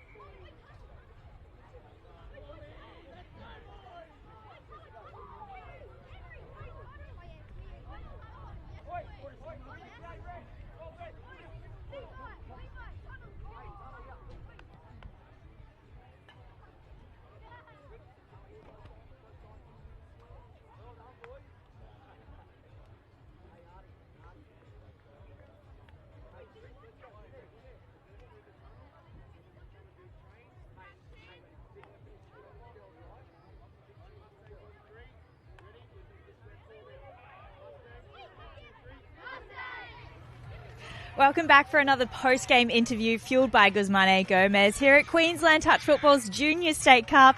I'm with the winners of the 12 Boys Championship. BMTA, a really tough game. We felt every minute of that. Bit of a slow start, really good defence on both sides. Tell us, how good does that win feel? Wow, it's amazing. I guess it's just reward for a lot of these boys. I'm sorry, I've lost my throat. I guess it's reward for these boys. We knew what they were capable of, and they've just started to fill it all out as they go. So, yeah, these two led from the front as their captains and vice-captain. Just amazing job. Yeah. Boys, how does that feel? Oh, it feels amazing. Yeah, it feels amazing having the win and going undefeated all tournament as well, yeah. That's it. Yeah, going against the top team, Palmy, it was a really hard game, but we fought out to the end. Yeah. Absolutely, and you didn't just win games. Can you talk us through some of the things that you have been working on in all of the games that you're really proud of? Some of the, skills or drills, your communication. What's been working really well for you? Yeah, communication has been working really well with us. Yeah, and just our plays been helping us, and our communication through those as well. Yeah. Oh, our defense has been the standout. We've only led in, I think, 4 tries this whole comp, so really proud of that. That's very impressive. Now, there was a lot of people here watching you, cheering for you, and I'm sure there's a lot of people watching online. Are there any shout-outs or special thanks that we need to give today? Shout out to my mum and dad. Yep. Oh, shout out to my mum, my dad, and my little brother for watching me. Nah, same. So this is my boy, but yeah. But also, all the families, all the support. Even BMTA, thank you. They've been great with these boys and all the teams, and also Queensland Touch. Want to thank them for putting on a fantastic competition here at Redlands. It's probably one of the best places to play these comps. So, yeah. Definitely, and thanks to you guys for putting on such excellent touch footy for us to watch. Now, what are the plans? How are we celebrating? How are we kicking back? Probably going to eat Probably heaps of those Dutch pancakes and party, yeah. Oh, getting a good night's sleep. Tired. So tired. That's it. No, I've got to try and get my voice back the next few days before I go back to work. So, well, talking about refueling, because obviously you put a lot of energy out on the field there today. I've got to ask you, what's your go-to GYG Guzmani order that you have? Oh, yep. I go a mini burrito bowl of guac and sour cream and 2 $3 tacos and a cola burrito. I'll just go with the nachos. Yep. and mine's the same, but the large version. Yeah, pretty much. Yeah. So. I was going to say, we're starting off conservative and then he just kept adding and adding to the order for sure. Well, boys, congratulations. Soak up this win. I can see your team now getting ready to take a team photo. Thanks so much for having a chat to us, and we've got more exciting footy action for you coming up. Thanks, Jackie. Big congratulations to the BMTA 12 boys, our first grand final winners here on day 3 of the Queensland Junior State Cup. We're into 14 girls semi-final action now. Palm Beach, we've got the first touch of the footy here in the semi-final, taking on BMTA Red. They'll be looking for a fast start. Let's see how they go with their first touch of the footy. And coming into the last now as they look to go left, ball in front. And Palm Beach have started this game in perfect fashion as Simone Hepburn joins me in commentary. What a start there for Palm Beach. Thanks, Scotty. The ref's right in the spot there toward the first one. Palm Beach will be happy with that. They did go down to BMTA in the rounds by quite a bit. I don't know the score, but they are out for redemption, and that's a really excellent start if Palm Beach are going to turn this around this game. BMTA is coming in with confidence, though. They've had some really good results. They've made finals in all the tri-series, and their goal, the coach told me, was definitely for finals. They're up and about for a next step through to the GF, Scotty. Yeah, other semi-final for the 14 girls is Gold Coast A taking on Rocky Red. That game's taking place at the moment. Winners for both semis make their way through to the grand finals at 2:30 this afternoon. They won't be too worried after conceding that first try there, BMTA. It's their first touch of the football now. They'll be looking to get themselves into this semi-final. Just getting that one down square, but Palm Beach defend their line after scoring down the other end. Nice defensive start. Yeah, these teams know each other. They have played against each other in the Tri-Series competition in Southeast Queensland. So they're just going to feel the other team out, see what they're going to bring today. And the round game doesn't necessarily reflect what they're going to see in the final. The Palm Beach coach, Kate Ryan, told me they've got a few hidden tricks up their sleeve, Scotty, that they haven't shown yet, a few plays they haven't done that they're looking to bring in today. So we're interested to see what that looks like. They give the penalty away, though. Just shy of the halfway line, touch and pass. So just a little nervous moment there for Palm Beach. Now Brisbane trying to thread the ball across, trying to get it to their box. Looking a little nervous themselves and a bit clunky still here. Girls heading towards the sideline. Got to do some work with the ball first.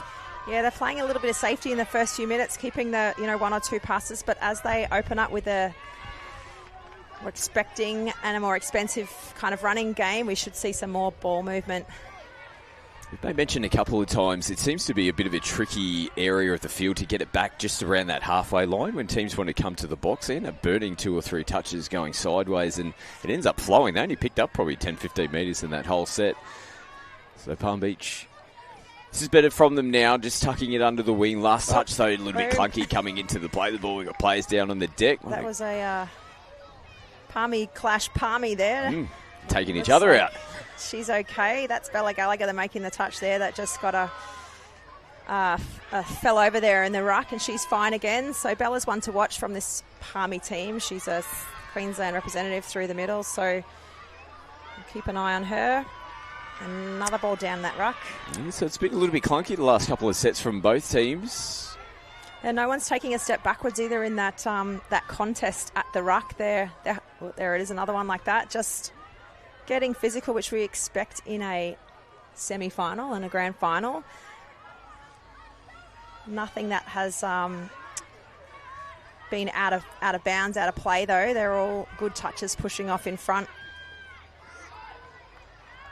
Palm Beach finishing on the far side. Yeah, there on the halfway. Struggling to get downfield at the moment, aren't they? So Brisbane just winning the territory battle, but They haven't really had too many opportunities down towards the 7 metre line either at this stage. This might be their best chance so far here in the first half. They're down by 1 on the scoreboard after Palm Beach scored in the first set of the game. This is the final play for them, and a little disjointed again. Not sure what the touch count was coming into that final play. Yeah, maybe a few nerves from BMTA there. They've got to settle into this game if they're going to keep that possession near the 7, have a bit of time at the line. And Palm Beach needs to get their subset on, get strong in those touches to flow down over the halfway. Let's see if this set they can hit over that halfway, but that BMTA defence is pressing up. Let the ball slip through the fingers again. Yeah, it's key, isn't it? Palm Beach just turning the football over again. They're getting up nice and early.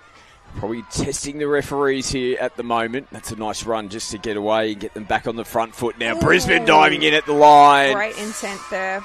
That's 46, Cerise Bonner with a great sliding dive.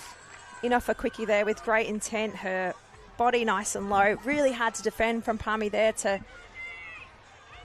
get back, plant on the 7. Perfectly planted. Great execution. And a nice early dive. And a saving toucher, just not quite there in time. Ball was on the ground nice and early, which is super hard to defend. You love seeing that from play, Sue. She just had one vision going straight and hard in at the line. She loves tries. Oh, yeah. 1 apiece now in this girls 14 semi-final. Gold Coast versus BMTA. As Gold Coast does make it to their 7. They just didn't have any support back on the inside. You know, Brisbane have got work to do to get themselves towards the box. They've got replacements standing at the edge waiting to get back out onto the field. And they sweep around the play now. Palm Beach have contained them pretty well in the opening few touches. They'll be looking for a clean play the ball now as Lily Payne gets it down on the last. A little bit of space down this left edge. Nicely defended. And Gallagher put the hand up to the sky. The ref's seen calling touch and pass there. Penalty to Palm Beach. In pretty good field position. They're going to go to their box and come on in a better field position this time, hopefully. BMTA strong in the touches. I'd like to see Palmy really straightening up and getting that plant and keeping their momentum going. Ooh. It was a little bit of a flat one. We were right in line with that one. That was the wind there. Yeah. No, I think the wind's actually going the other way, to be honest, but we'll caught there in the middle. That's Lucy Stewart to finish the set for Palm Beach, and they're back in position, going to try and put some pressure on BMTA's subset. Some nice pressure defence there coming up. Trying to take the metres off BMTA, and BMTA happy to control the ball and punch it down through the middle now. They're just doing the smart stuff at the moment. Nothing too flash. And there's Cerise again, Brisbane. 46. Oh, and just contact made. Geez, they found space where it didn't look like there was going to be much down that right-hand side of the field. Yeah, Cerise Bonner, I really like. 46. She's running with great foot speed and intent there, putting a lot of attacking flair into this BMTA side. And the ref's seen her over the mark there. Unfortunately, that's a hard one. As she get caught a little bit from behind there, you know, you're looking to make a touch in front, and then someone touches you from behind, and the mark's just not where you were predicting it. That's an unlucky one. A good field position, though, for Brisbane. Level on the scoreboard. Got a chance to go in front here. They bring it out into Webster. He plants it. Webster looks to go again. Webster on the outside. Contact made. Players are onside. Referees are happy. Nicely defended there for Vivian Castle out here in the left link. Palm Beach looking to get up off the line. Look at them, all 6 coming forward. Ooh. And the call, it did come off a Palm Beach player. They're appealing for a 6 to go, but the ref said ball down from her angle there and turning it over now for Palm Beach. Nice release there from Miller Clark. A little bit more hands, I like. Not keeping it safe, but using the ball to do the work. Gets them to the sub-box with a whole lot more momentum. Just starting to get a bit of confidence now, Palm Beach, to shift the ball a little bit more of a running game, which is strong for them. Bella with that quick late offload. She's very clever with the ball. BMTA are going to have to watch her. They're going to finish on their far side, which is nice structured play. Coach Kate Ryan will be happy. Yeah, that was one of their better sets so far here in the first half. Moved downfield nicely. BMTA's chance now to get the momentum back their way, and Palm Beach really trying to hold them inside their half. And that's the last touch, and they're going to just get over halfway, and they're going to come back this... Whoa! Nice effort on the last. I like, having a crack on the last, and a lot of tries get scored on the last touch. So, don't just kill it, just do something. Absolutely. Still got one more chance. Anything can happen. We almost saw them slice in behind the Palm Beach defence there. And that turnover on the halfway allows Palm Beach now to attack their set in this try zone with lots of opportunity. That's the last touch now. Just going to go open, back the other way. And yes, has done well there. I think that's Lucy Stewart to get the offside penalty from the BMTA players, perhaps not moving forward or not making the line. Checking again, are they onside? That's Ivy Miller checking if they are making the 2 feet. Ref says yes. And that nice little conditioning play helps the middles collapsing close, and then they go long. And they bring it out to the right, and nicely defended again. It's a little inside option there for Bella Gallagher, hooking it along on the inside. The link had eyes for the try line there and almost in. Nice little step back through the middle. Brisbane still holding out defensively at the moment. The BMTA coach is Glenn Mathers, and he said to me before the game, he knows they've got to be tight through that middle, that they're going to watch Palm Beach through that. So these teams study each other. They know what their strengths are, and BMTA held up to the challenge there through the middle. It was a great defensive set. A great run here as well from Lily Mathers, who picked up big metres, and now they're getting good advantage off the back of it here, Brisbane. They'll make a couple of changes. 3 players coming off, and now a 4th. They've got their complement of 6 flowing onto the field nicely. And they shift it back, but nice set from Brisbane as well. They turn the football back down the other end of the field. From end to end, that's one of the best sets we've seen from BMTA. A couple of minutes into this game, now finding their groove. And the momentum here in this game, Scotty, is kind of shifting. It's going both ways. Yeah, it's definitely swinging, isn't it? And definitely, you're right, both teams getting into the groove. Here's another great run from Palm Beach. They're doing what Brisbane did just a few moments ago. And that's the last play. But yeah, no one really on top at the moment. It was a little bit clunky from both teams to start with, but the errors seem to have dried up a little bit. And we've got a quality semi-final now on our hands between these two teams. Brisbane go down Palm Beach's sideline this time around to start their set.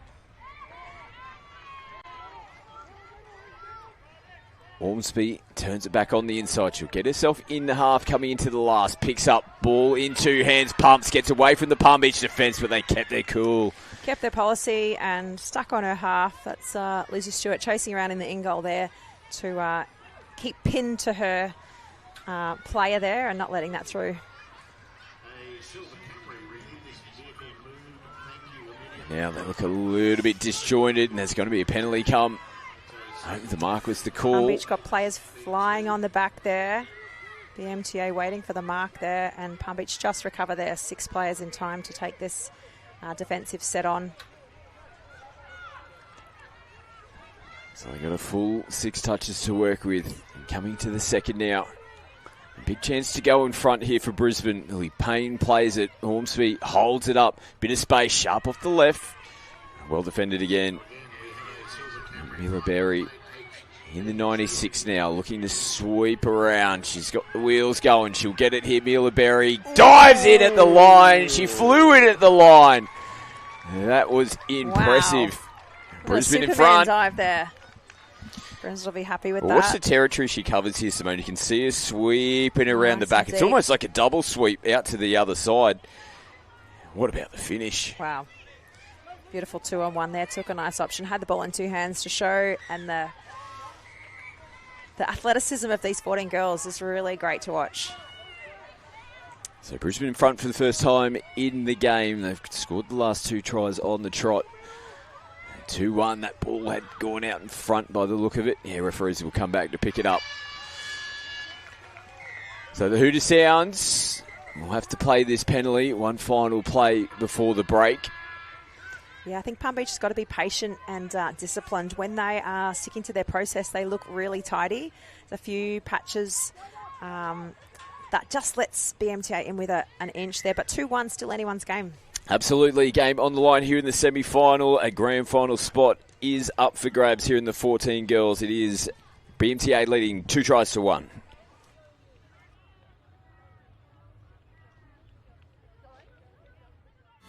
GYG's new $12 Brekkie Burrito Bundle. Your choice of breakfast burrito and barista-made coffee any size. Free-range scrambled eggs, pan-fried clean bacon, jack cheese, fresh pico, and a crispy hash brown. Only at GYG.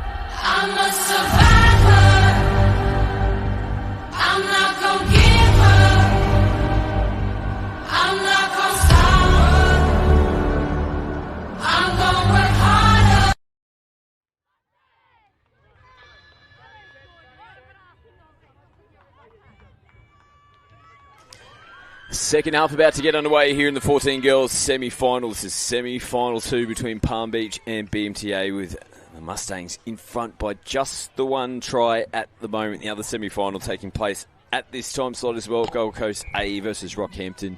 Winners to progress through to the grand final later on this afternoon. Big second half coming up here for both teams, Simone. Yeah, these grand final spots don't come easy, Scotty. So if you want one, you're going to have to work for it, and you're going to have to work through another team who also want it. So this is the kind of pressure that we're seeing now into the final series, that can you still execute the skills that you have in the round games? Can you do it now under pressure? Saoirse Bonner there looking to try and get in. She was one of the try scorers for Brisbane in the first half. She's been heavily involved. Now Brisbane, all of a sudden on the last play, found a little bit of space and room to work with. They had to get on their skates there, Palm Beach, and they did, to make the big touch in the corner. Zali Farden to save that one for Palm Beach with a nice long reach there. Palm Beach get to turn it over now and take it to their box. But even a little play like that from Brisbane on the end, they chanced their hand but had the awareness to chance it on their side of the field. Palm Beach have to work hard. That's, smart footy from a bunch of young kids still developing. Yeah, these girls are only 14. It's hard to... we got to remember that, we don't know how long they've been playing touch. Some different skill levels, different experience levels, and they come together in these teams. Some are top age, some are bottom age. Some have had a whole nother year of touch than the others. So it really depends on who's in your side and what they're capable of right now at 14s, and keeping their confidence high because they're still so young to be playing rep. They've got a long time. I mean, not going to give away my age, but I've been playing for almost 40 years, Scotty. So if you're 14, there's plenty more years of fun to be had playing touch footy. Absolutely. What are we up to in State of Origin now? 65s for the old boys, and 45s, 50s for the girls. Yeah, and I know we talked a lot this weekend about having fun, and for some kids, this high level, intense touch is what they love. For others, they're happy having fun. Yeah. They're not going for, the elite levels, and that's also a wonderful thing about our sport. And one of the great things about this event is it gives an opportunity for And kids, no matter what level you're playing at or looking to be involved with. We've seen development semi-finals and quarterfinals this morning as well. Grand finals coming up later on this afternoon. Yeah, great experiences that shape kids. And there's Palm Beach finishing that set on the halfway. They'd like to make a little bit more field position than that on their next one. And if they can put pressure in their defence on this transition, they get rewarded. The BMTA, though, have found the sweet spot they want around that 7 metre mark. Striking on the last. Yeah, just got to make the touch, which they do. Brisbane still thought they had one more. That's frustrating. You've got a number in your head, and then you lose that, and then particularly when you think, why isn't anybody chasing me right now? Yeah. There's so much going through, their minds, and this is a clutch game. This is pressure. There's a lot of work that goes in, like months and months of training since February, March. These girls have been working and refining their gameplay, and the pressure there is real for them. A lot going on in their minds, and there we see a little error there from Palm Beach, which these are not their usual errors. Like the girls, this standard of girls in these A teams have got great hands. They got great skills. Put it all under pressure, and there's a different element then on top of your skill set to contend with. Brisbane rolling downfield nicely here. They'll be coming into the last touch. Palm Beach on the back foot a little bit. Nice footwork. Just trying to squeeze in between the blue jerseys. But Palm Beach again recover. It's been a couple of times throughout this game where they've had to scramble in defence, but they've answered the call every time. Yeah, those middles are connecting and staying together, which is really saving Palm Beach. Their line defence. Oh, there it is. A little error there, and those girls getting stuck for another set of 6 defence. That hurts. When you get stuck there, you've got to take some deep breaths now, girls, because you are probably already spent. This game is so fast. Oh, yeah, space down the left-hand side of the field. Side. They have caught Palm Beach napping there. I don't know how many times I've seen that happen over this weekend when a team gives a repeat set to their opposition, that it's just an opportunity for them to come back. So unfortunately for Palm Beach there, BMTA sneaking one down that far side takes them to a 3-1 lead, Scotty. Yeah, biggest margin in the game so far. And Tori Hitchin scores for Brisbane. Now there is some pressure on Palm Beach. They need to be the next one on the board. Yeah, there is still time. It's a little bit late on the sweep there. BMTA has held their spot and read that. And they sling one out to the corner and give the football back here to Brisbane. They'll look to roll down their sideline. Palm Beach trying to get up in defence and keep Brisbane down this end of the field. They get their changes on now. Matilda Webster plays it. Now Brisbane release. Lily Payne with a bit of space to work with. Final play of the set. They really look good, BMTA, when they're playing that expansive running game. I think they're got plenty of wheels and plenty of options there. See if Palm Beach can do the same, get it back to the 7. Nice release there from Miller Clark to her other middle there for a nice drop and drive. Miller's got ball in hand, looking for her options. Big step off the left. Oh, Missed. Great ball back on the inside. I think it's just gone forward.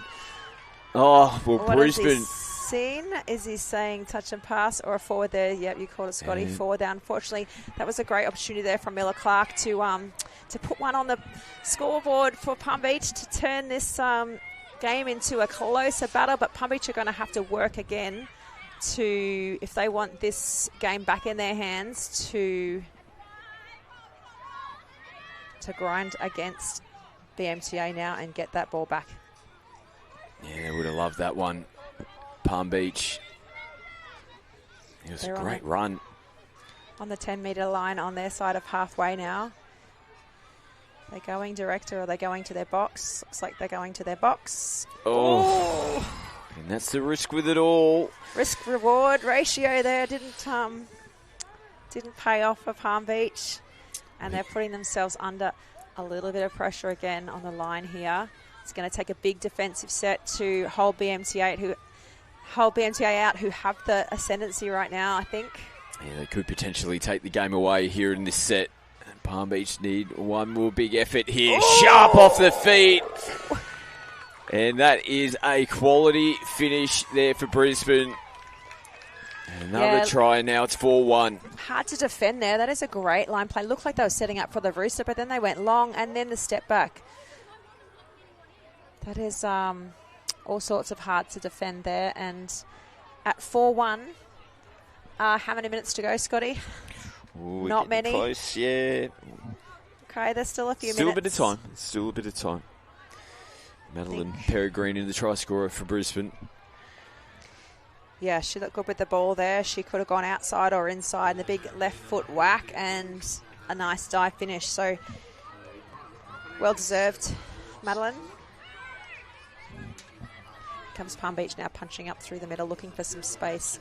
Bella Gallagher with the ball. She's not been touched yet. She's dancing, playing with the defenders. She wanted a quickie where she's dangerous, but BMT have closed that space there, not giving her any room to move. She'll probably have another one. Oh, nice long ball out to the winger, but the defence is there and covered. Bella took a little bump after the ball and went flying into the in goal, but the first thing that happened was a touch and pass, and the ref wants a tap in the midfield. Get back into grand final action at the conclusion of this game. A 12 girls grand final. Palm Beach we'll see again taking on Gold Coast. Battle of Gold Coast. Coming up next in the 12 girls. The local derby in the grand final of the 12 girls here in the Queensland Junior State Cup. A good starting position here for the set for Palm Beach. They've got to get on the board. Time ticking away. Oh, how are you? Yeah, there's a bit of arm, bit of shoulder, and everything in that. The referees play on. But I love to see the girls. They don't complain. Yeah, they carry on. Straight back into footy. This is good ball work here for them. They turn it back on the inside. They'll get the repeat set as well. Nice little play there. Option, don't give it up. Throw the pass and see what happens. That was Vivi Castle in 4 there for Palm Beach. That got another repeat set for Palm Beach, which is right where they want it. A little quickie to start and a bit of a testing condition on that far link, but BMT are up to the challenge. So Miller puts it through the hands, and this time dips away. Vivian Castle is right down near the bootlaces. Just haven't been able to take their opportunities with both hands here in this game. BMTA should be playing safety from here with a 4-1 lead. They don't want to give that away in the last few minutes of this game. And their discipline should seal this off. And their maturity and touch IQ and their coaches, all of that put together, they should from here know how to finish this game. And it's going to take a real shake-up from Palm Beach to turn this one around, unfortunately. And they'll keep fighting to the final whistle. Here, Palm Beach, they started the semi-final with a try off the tap-off. They haven't been able to get across the paint since that point. It's been 4 tries on the trot from Brisbane. It's got them with 1 foot in the door for the grand final. Like I say, they'll likely take on the winner of Gold Coast and Rockhampton. Grand final, 2:30 this afternoon here in the 14 girls. Just a little athletic backflip out there, and a defender hit the ground and rolled over and bounced back up. She looks like a gymnast. And incorrect play the ball for Brisbane. Rare mistake for them here in the second half. Giving Palm Beach probably last set a few chances at the line. Going to get some fresh legs on and finish this set. And that's a ball down on the far side. It's hard. 4 on the trot is hard to mentally battle up against. If they just get that, if you get that one in between somewhere, it can be easier mental battle to keep up and high. Nice charge through the middle there from BMTA. Just for the presentations after these games. Another ball down. A little bit of fatigue, perhaps Scotty kicking in. I think, these girls have, I don't know, my 16s team played They played 9 games. I don't know how many games these guys are up to already, but there's going to be some fatigue on the third day of a tournament. Yeah, absolutely. And Brisbane are going to have to lift for one more big game this afternoon. As Palm Beach want to finish out their tournament in style and get some points on the board. A great effort to make a semi-final at the Queensland Junior State Cup. Looking to finish with some points, but Brisbane's defence still up for it. They almost squeezed over in the end. Yeah, a little far side raid over there with Ivy Miller and Lucy Stewart, but we didn't crack that one. Now Brisbane put it through the hands all the way across the park. Nice confidence now from BMTA. They're going to need that going into the grand final now, just going through the hands, getting into their expansive play, which is that's what their coach was really looking for them to do. So great platform for them to take forward. And the ref's seen a little offside there from Palm Beach, unfortunately. Just there's the hooter. There's one final One play. last raid. And yeah, they'll close it out. Brisbane get the job done here in the semi-final. They're on their way to the grand final in the 14 girls. They'll take on the winner of Gold Coast or Rockhampton. We'll wait and see the result of our second semi-final. 12 girls grand final coming up next. Palm Beach taking on Gold Coast. We'll head down to the sideline as well with Jackie for our post-match interview. Fueled by Guzmani Gomez. Plenty more to come here from the Junior State Cup.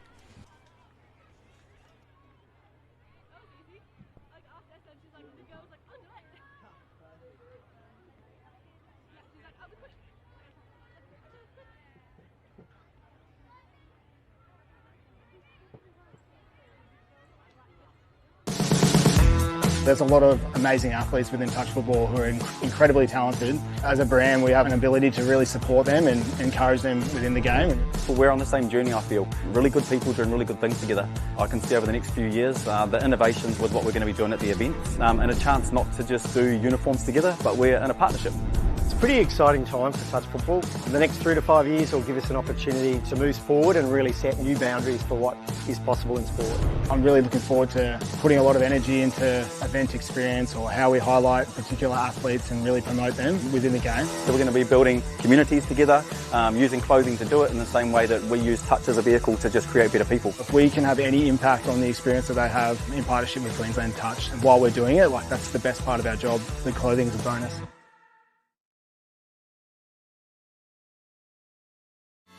GYG's new $12 Brekkie Burrito Bundle. Your choice of breakfast burrito and barista-made coffee any size. Free-range scrambled eggs, pan-fried clean bacon, jack cheese, fresh pico, and a crispy hash brown. Only at GYG. Hello and welcome back to another post-game interview fueled by Guzmani Gomez. This is Queensland Touch Football's Junior State Cup. It's Sunday. We've already had 2 amazing days of touch footy halfway through our final day, and we've just witnessed some incredible touch footy by these 3 girls here and the rest of their team, BMTA. The 14 girls, you've just won your semi-final. Firstly, congratulations. How was that? It was really fun. It was good. We were kind of down first half, but we managed to get back up. Just the positivity in the box was just amazing, just keeping our spirits up. Yeah, bunch in here. We all want to see you. I was going to ask you, what are some things that worked really well for you? Perhaps, coming in on Thursday you needed to work on and you girls have been able to, get really good now. What are you really proud of? I think team spirit and communication. It was good on Thursday, but just that game there, we were just chatting all the way and it was really fun, which made it easy. Same as her, the effort we put in, especially on defence, but we managed to hold them to 1 point, which was really good. The attitude and effort in the box and our discipline, just keeping ourselves up. Absolutely, we love to hear it. Now, obviously you won, but it's just a semi-final. Do you leave a little bit of energy in the tank, or do you is that a strategy? Do you try and hold back a little bit in these games, or do you just go for it? We just go for it. But next game, we're definitely going to be going full out. Grand final. Yeah. Going all out in this game and having a 2-hour break gets our energy back. Let's just refuel our bodies. Definitely. I think, we do give 100% in our semi and all of our finals, but we try and fuel back up during our break. So, well, I'll let you go refuel. That's the buzzer for our next game here on Field 1. I'm going to hand you back to our commentators. Thanks, Jackie. Congratulations to BMTA rolling into the 14 girls grand final later on this afternoon. We get back into grand final action now, and it is the 12 girls grand final. It's an all South Queensland affair here. Palm Beach taking on Gold Coast. Simone Hepburn with me in commentary. Back into the grand final action, all on the line here in the 12 girls. This is it now. This is going to be a battle of the underdogs, this one, Scotty, because Palm Beach has never beaten Gold Coast in all of the Tri-Series. So they are an up-and-coming team looking to push through and make their mark against a kind of probably the favourites going in is Gold Coast, based on past encounters. They had a good semi-final performance, though, Palm Beach. They beat Toowoomba 6-2 to progress through to the grand final. A little bit tighter for Gold Coast. 2-1, tight contest over BMTA Red. Both teams coming to this grand final undefeated. Here's a grand final replay from last year's Junior State Cup. Team lists probably look a little bit different with players going up. There might be a few that have remained in both these two teams. Gold Coast winning that game 5-1 last year in Rockhampton, as we see Gold Coast, I should say, turn the football over here. A little early mistake. And a bit of pressure here for Palm Beach, looking to get the football away. They'll have another good look here in this set. And all of these grand finals don't come easy, so all the teams that make grand finals have had to push through some really tough opposition to get this opportunity to play their grand finals. So well done to make it this far. I was talking to the Palm Beach coaches, Layla Ryan and Charlie Smith, and their goal for this young team was to make semis. So they are already ahead of exceeding expectations. Yeah, nothing to lose, all on the line now for Palmy, and it's pressure on Gold Coast, I suppose, to play to their potential as well. Nice charge through the middle there. 74 Kyra Rose. And better set for the Gold Coast this time around. They lost the ball around the halfway line in their previous possession. They'll be looking to finish this one as far downfield as possible. Both teams have got a rich history over recent years in the 12 girls as well. And Gold Coast has been in 5 of the last grand finals in the under-12 girls. And Palm Beach have now been in 3 out of the last 4. They last one in 2023.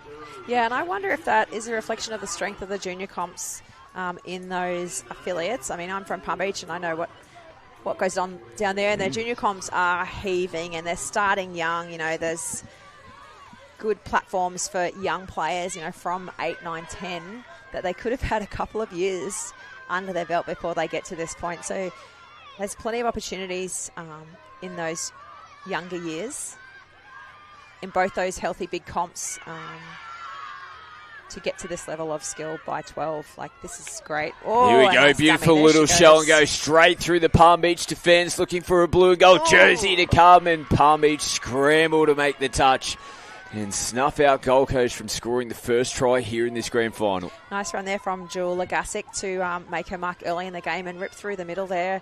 Palm Beach with a nice saving touch, though, to combat that. Nice little splitter subset to get their way over towards that far box from Palm Beach.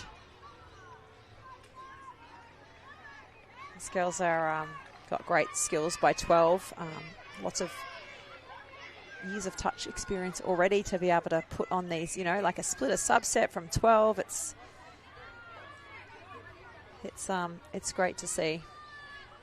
And the possession already and the control already of the football, you know, one-handed holds at 12. These are some great skills on show. A last touch here for the Coast. Looping one over the top, they'll come back and blow the penalty. We'll give a quick shout out to our 3 referees in the 12 girls grand final as well. Kerrod Hall, who is blowing the penalty, is supported today by Charmaine Harrison and Ella Henningson for our under 12 girls grand final. A clean pair of heels there from Lainey Matters for Gold Coast in the pink boots out there in dummy half. She's clearly got some speed on her. Sorting themselves out now with a line attack play. Which one do they want? Who's going to strike? They've gone with a splitter.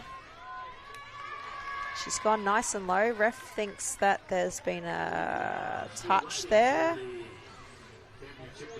Nice crack at the line, though. Sweeper play now. Changing her options. Oh, and again, some try-saving dives from Palm Beach, trying to hold these girls out through the middle. Nice gutsy effort to combat some tidy little attack plays already. Yeah, they're under a little bit of pressure here, Palm Beach. Gold Coast in full attack mode. Looking to try and score first here in the grand final. Just losing footing. And Kyra Rose will get up to play it. Here she is again, looking for an option coming in. Oh, beautiful late footwork off the left. And she'll sling it back to halfway. And Gold Coast eventually cracked to open up the scores. Started with a little rooster platform, and she almost slips, goes to the left foot step there. Whoop, slip, but down, and just that little jink put the defender off enough time to plant the ball before her defender. So well done, neat little try on Palm Beach now to take it back to them and see if they can return serve. Lainey Matters, the try scorer, to open us up here in the 12 girls. Now Palm Beach looking to slice through. They'd love to hit straight back from the restart. And just hoiking one over the shoulder. The contact's made. And they close out the set. Nice hoik. You've got to hoik it. It's worth hoiking. If you can hoik it, you hoik it. Especially on the last. Hoik it. That should be the coach's call from the box. Yep, it's an official touch football vernacular there. Gold Coast down the sideline, doing the hard yards. Final play. Not much on offer at the moment here for the Coast. They managed to squeeze one away. It's valuable metres off the end. Palm Beach get the football back here on the 10-metre line. Palm Beach now getting to their halfway on touch 2 with their fresh legs rolling on around the back. It'll be 3, 4. She's going to scoop. 37, Teal Thornburn. Look for her to go from half. She's had some success from half. She's a nice little scooper there. But Gold Coast up to the challenge. Nice offload, good show and go as well. And this is smart football. And she just put the brakes on, got the ball down on the deck. Dummy and a step. Pretty flashy stuff. Gets the Gold Coast on the front foot. Now they bring it back through the middle, through the try scorer Matters, who switches in underneath. They just get it down on the mark there, the Gold Coast. They come back to Matters now, who slices in behind them, skips away as well. There's a big touch that's just been made on the boots. Gee, she's looking dangerous. Yeah, she's a little pint-sized thing, but she can go. Don't underestimate her size. She's all over this 12 girls competition. Probably one of the smallest players out there, but making a big impact. Now Palm Beach working. They're trying to let the ball do the work to get themselves out of trouble. They're still shy of going over the halfway line, and they've got to give the possession back in their own end of the field. Gold Coast just winning the territory battle at the moment. Matters is going to come off the field for a well-deserved breather. As Emerald Slaughter plays it here for the Coast. Now they'll look to get set. Legasic feeds it from half. They come off the left again. No option for them. It's the final play of the set. Guthrie with the play the ball there, and Legasic at half. Going to finish it on this far corner. Oh, gee whiz. They almost created an opportunity. They shift that final ball out. They might have found some space down this left edge. Nice. I like 6 from Palm Beach, Alea, Brian Thompson. They're just a little show and pump, double pump there and give. She's got some good skills in this division as well. It's that 5th option play we were talking about. Give it a crack. Palm Beach is struggling to get forward here. This is the last touch again. It looks like they'll be handing over possession in their own end. Nice. It's 2 sets on the trot now. This way to possession might see more points come here to Gold Coast if they can get the class to finish it off, and they need to get down the other end first. They're going to sub anyway. The ball's dead, and they all file on, and they still get their fresh legs on, luckily. Nice hold there. A shooting defender from Gold Coast just... Ooh. Well read by Palm Beach. I'm impressed when these 12 girls can, add a bit of eyes up to their structure, because they're still developing and learning their skills, and then once they get that structure, then they can add some eyes up. It's just quite amazing to watch. Oh, nice little step and attempt there. So at least hand the ball over on the other side of the field, or the other side of the halfway line this time around. Look at Gold Coast, first touch, they just release. It's just, if Palm Beach is sending one defender, Gold Coast is able to eyes up, see that, and release. They're not stuck on a set platform of one play, one pass. They're able to look and adapt. Matters back on the field. Acceleration is good.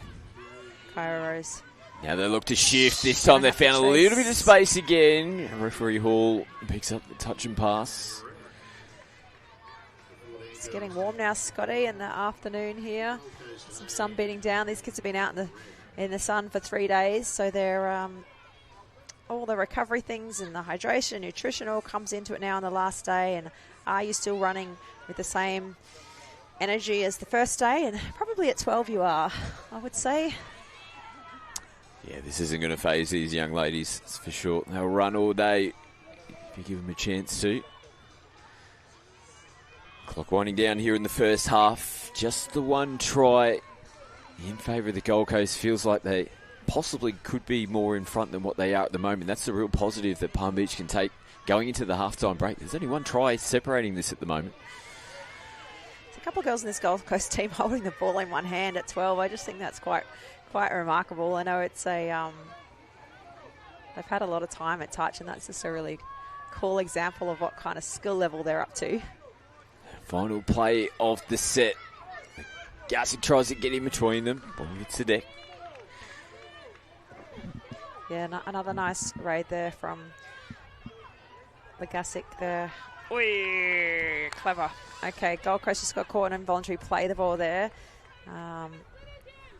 which is going to give Gold Coast another repeat set at their line. And we saw in the last game, getting repeat sets at your line is really hard for defenders, and opens up a lot of chances.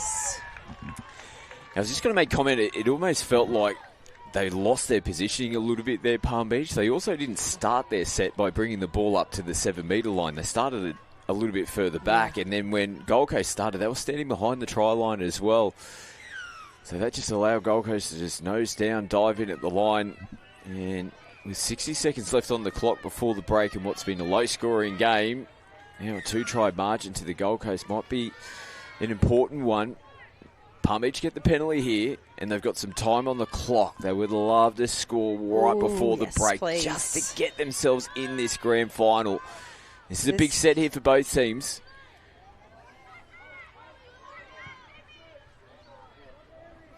Guthrie will feed it here from half. There's not much there. There's players being called offside for the Gold Coast. Oh, yes. We spoke about Palm Beach scoring before the break. They listened to that call from the referee, and they get themselves on the board. 2-1 now. Gold Coast still got the advantage, but that will give Palm Beach some confidence now heading into we haven't even had the second half yet. It's not far away. But some nice play there from Carter Guthrie, setting up there to her try-scoring buddy.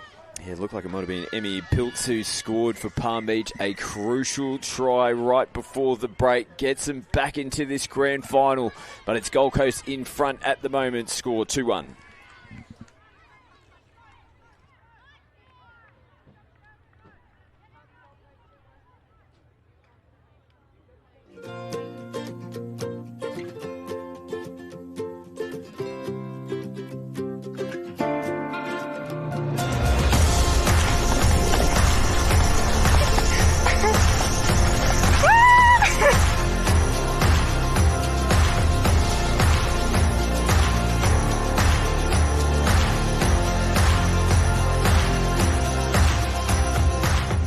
largest aggregation of leopard sharks known in the world. 1, 2, 3, and hoo-ha!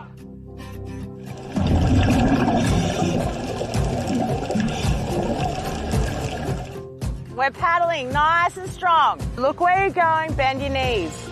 Up and through. Perfect. Guys are surfing.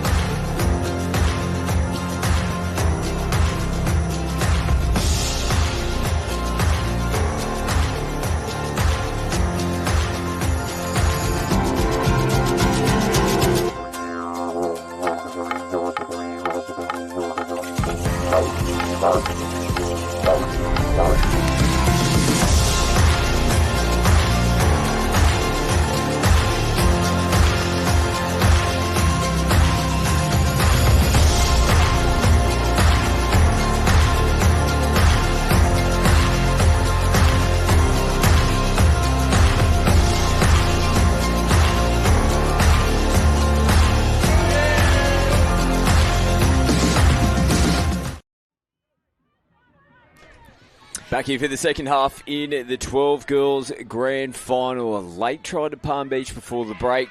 The season coming to the second half down by 1 try. It's 2-1 in favour of the Gold Coast. We've got the first touch of the footy here to start the second half. A little show and go and almost catches them napping. Carter Guthrie there with this save from Palm Beach. That was a great attacking play off the tap. I thought Gold Coast, show and go. Oh, good speed, great recovery. And refs are having a little conversation. On-field ref says touch. And they've got out of trouble again, Palm Beach. As a player down for Gold Coast come off the back now. But Palm Beach is going to be really happy with that first half, that they're still in it. And that this game is still up for grabs. 2-1, we got ourselves a battle. A nice homegrown battle. Locals, both clubs at the Gold Coast. Palm Beach and Gold Coast. And yeah, they go head to head quite often, and the clubs really get behind it with good spirit. It was a great defensive start for Palm Beach. I'm sure that would have been something that they would have mentioned going into the halftime break, particularly after scoring the last try in the first half. They wouldn't want to concede straight away from the tap restart. But they're under pressure again here from the Gold Coast as Emerald Slaughter plays it. Still getting players coming onto the field. Gassick in from half, picks up, takes off. They've got space. And Palm Beach trying to get across again, but this time they can't get there in time. Eden Griffiths can't make the contact as the Gold Coast push that margin back out to 2 yet again. Yeah, the coaches will be happy with that. They kind of want to take a bit of ascendancy into this second half, and the first to score always gives you a bit of a lift and a boost, so Gold Coast will be happy there. We can see Hoots Tika down in the sub box getting his little next set on and giving them a whole lot of wisdom, I'm sure, getting them ready for the next plays. And the same goes on the far side. They're setting up for what's their next plays. Oh, that was the play.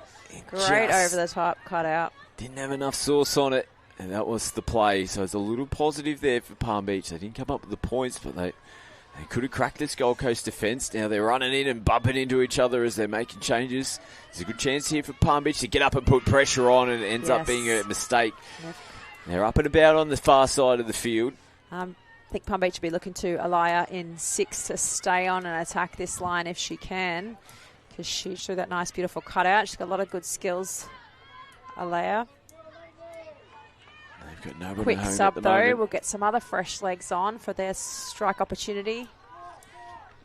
Yeah, they get their full complement onto the field now. As Palm Beach put it through their hands, but not much doing at this stage, and then it spills out of the fingertips coming into the last touch.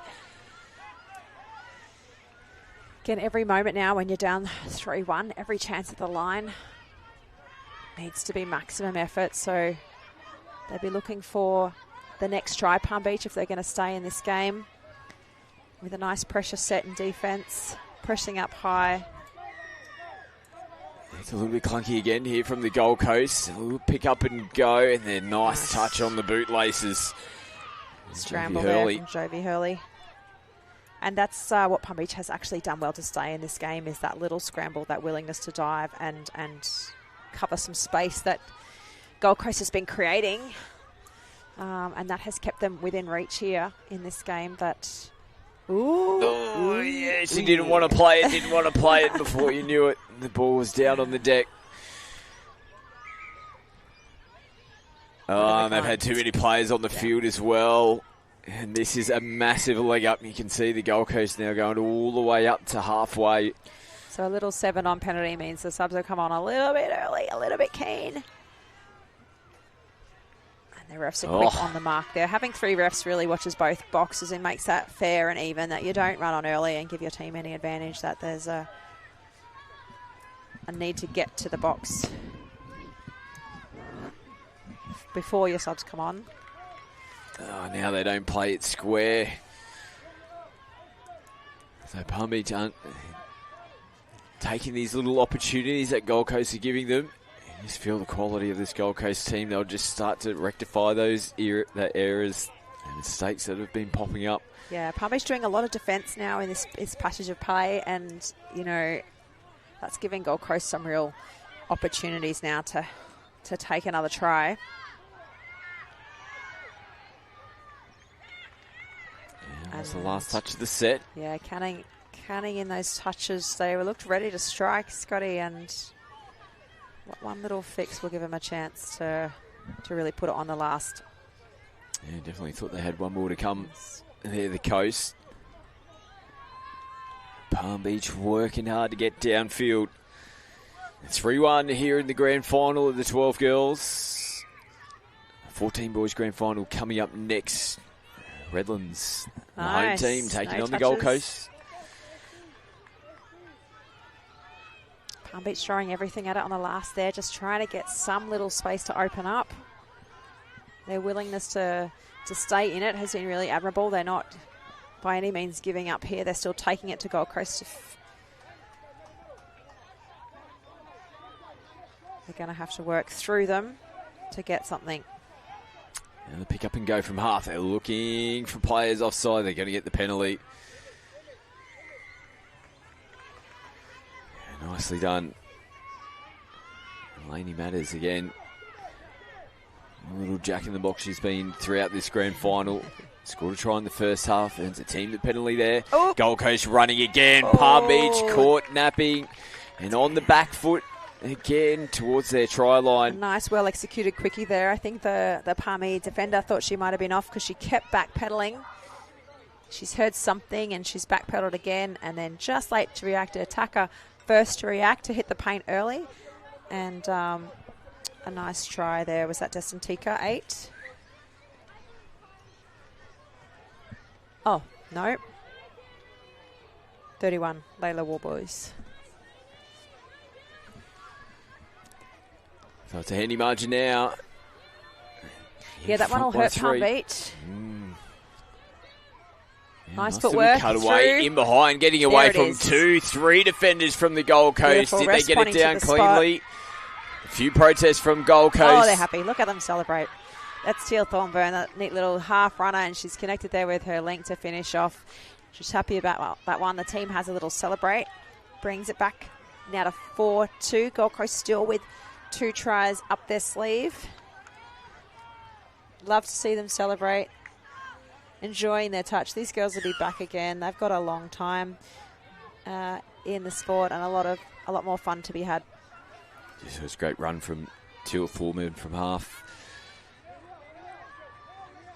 Keeps them in the game. They can't afford to leak any more points in defence, though. Palm Beach, they're on the back foot again. That's a good touch. Nice and calm out on the edges. One more to make. Don't go napping here, Palm Beach. Good job. You can hear Palmy on the far side of the field. They're boxed. They're right in this game. They're still competing.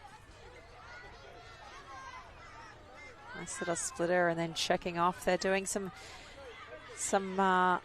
good quality touch there. They're doing some plays and platforms that are really high skill level. And finishing with a half scoop, bit of footwork, start, stop. Ooh, touched in the air from Gold Coast. Palm Beach is happy with their Carter Guthrie with the play the ball now. She needs a dummy half. If they can hold their possession and get to the 7 again, they're in with another chance, which could help them in this closing this gap now. They've got 2 tries to close. It's going to take a big effort. Got a bit of energy here, Palm Beach. Penalty coming.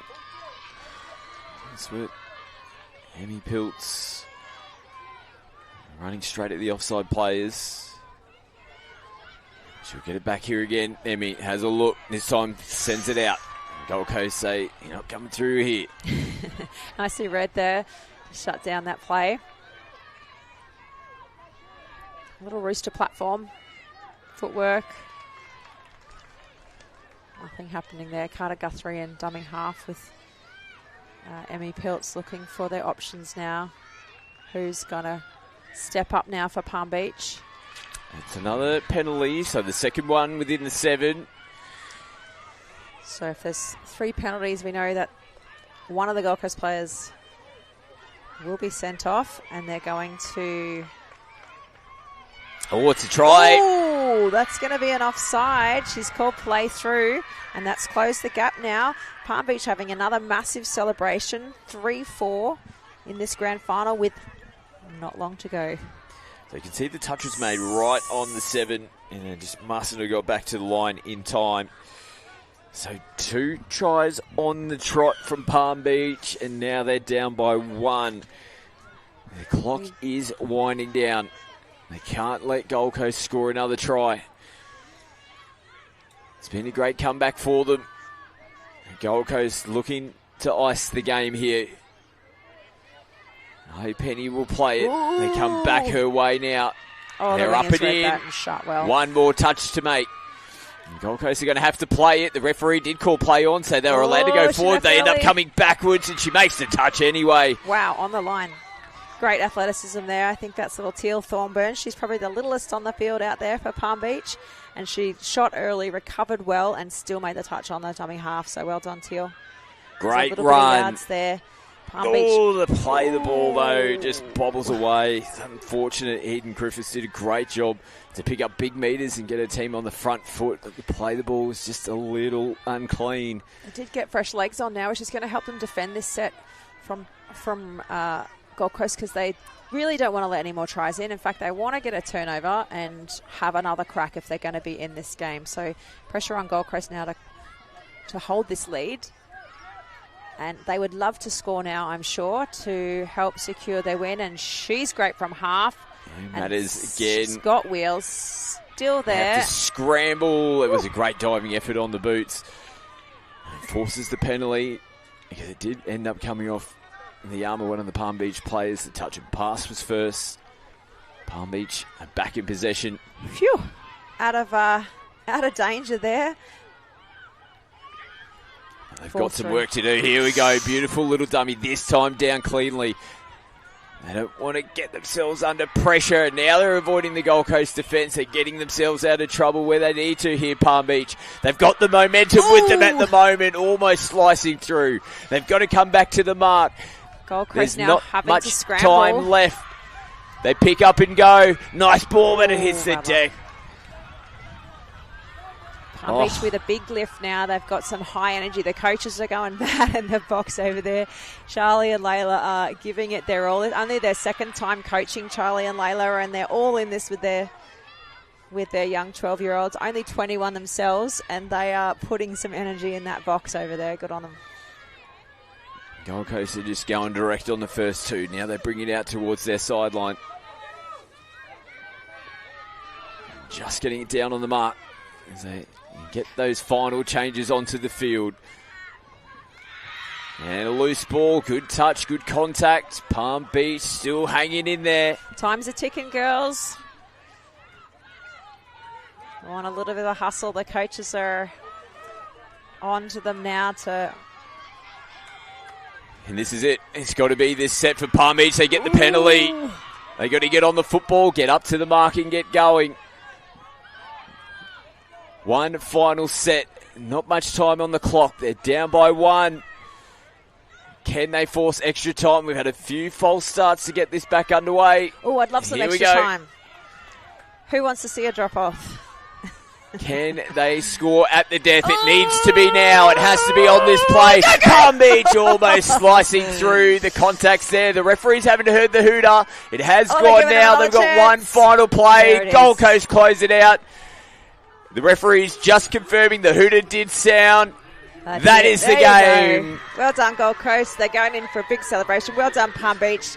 They've stretched beyond their first goal of making semis to really take it to Gold Coast for a 4-3, really tight grand final, the 12 girls.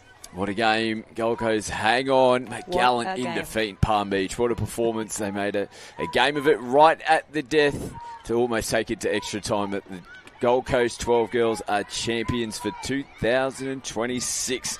14 boys up next. Gold Coast taking on Redlands. We'll head down to the sideline for our Guzmán Gomez post-match interview as well. Plenty more to come. Grand final day here at the Junior State Cup.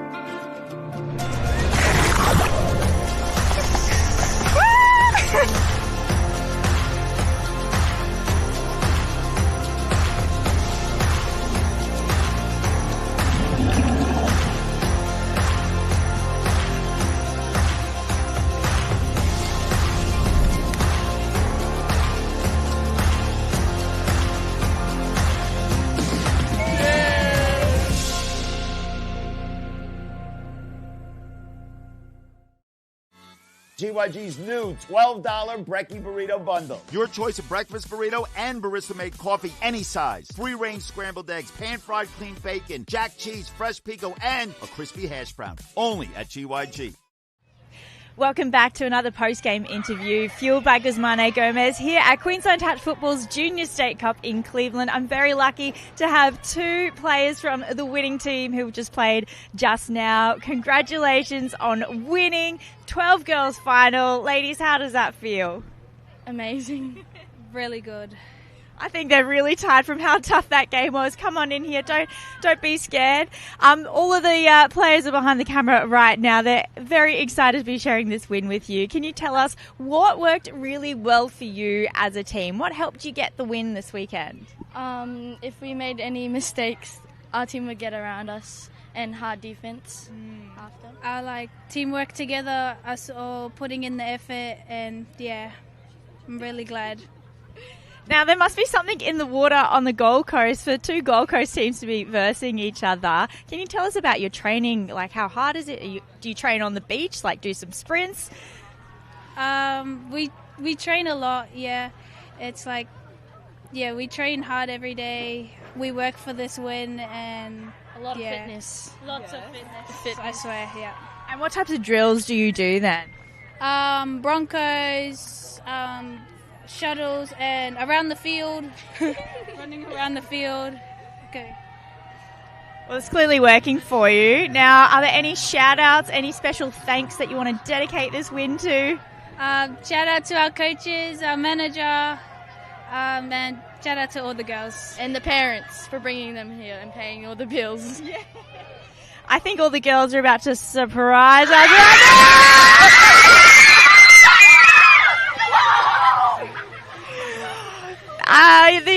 The enthusiasm, the excitement, a massive win. Thank you so much, girls. Congratulations. One more time, what do we want to say?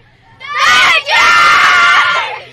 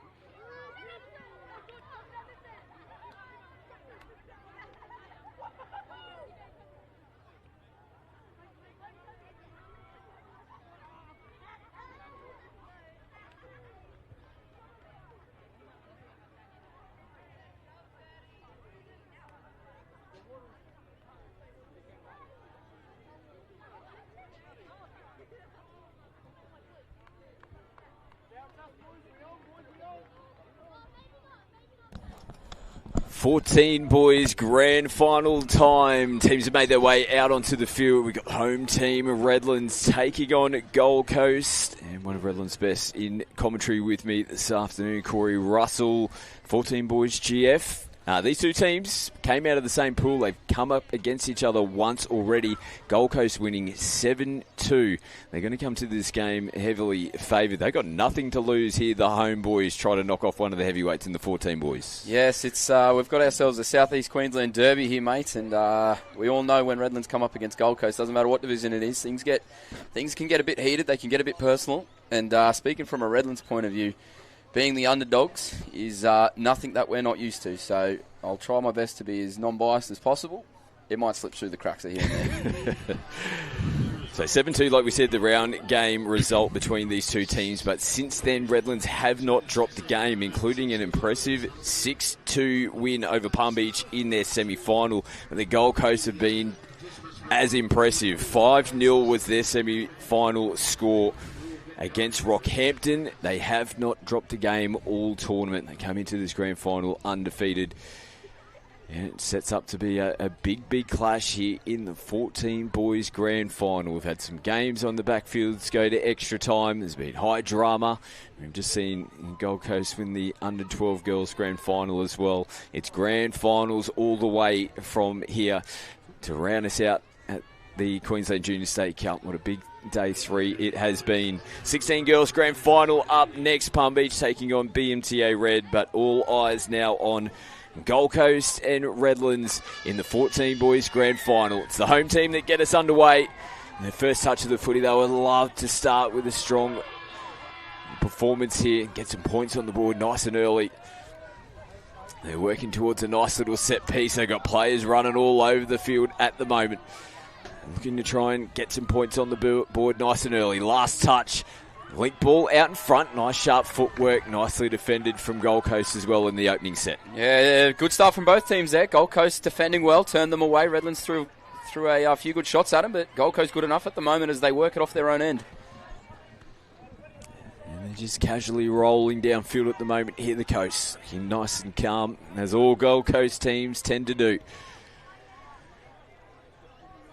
Now good meters coming into the final play of the set. They pick up and go, and two Redlands defenders having to dive to close that one out.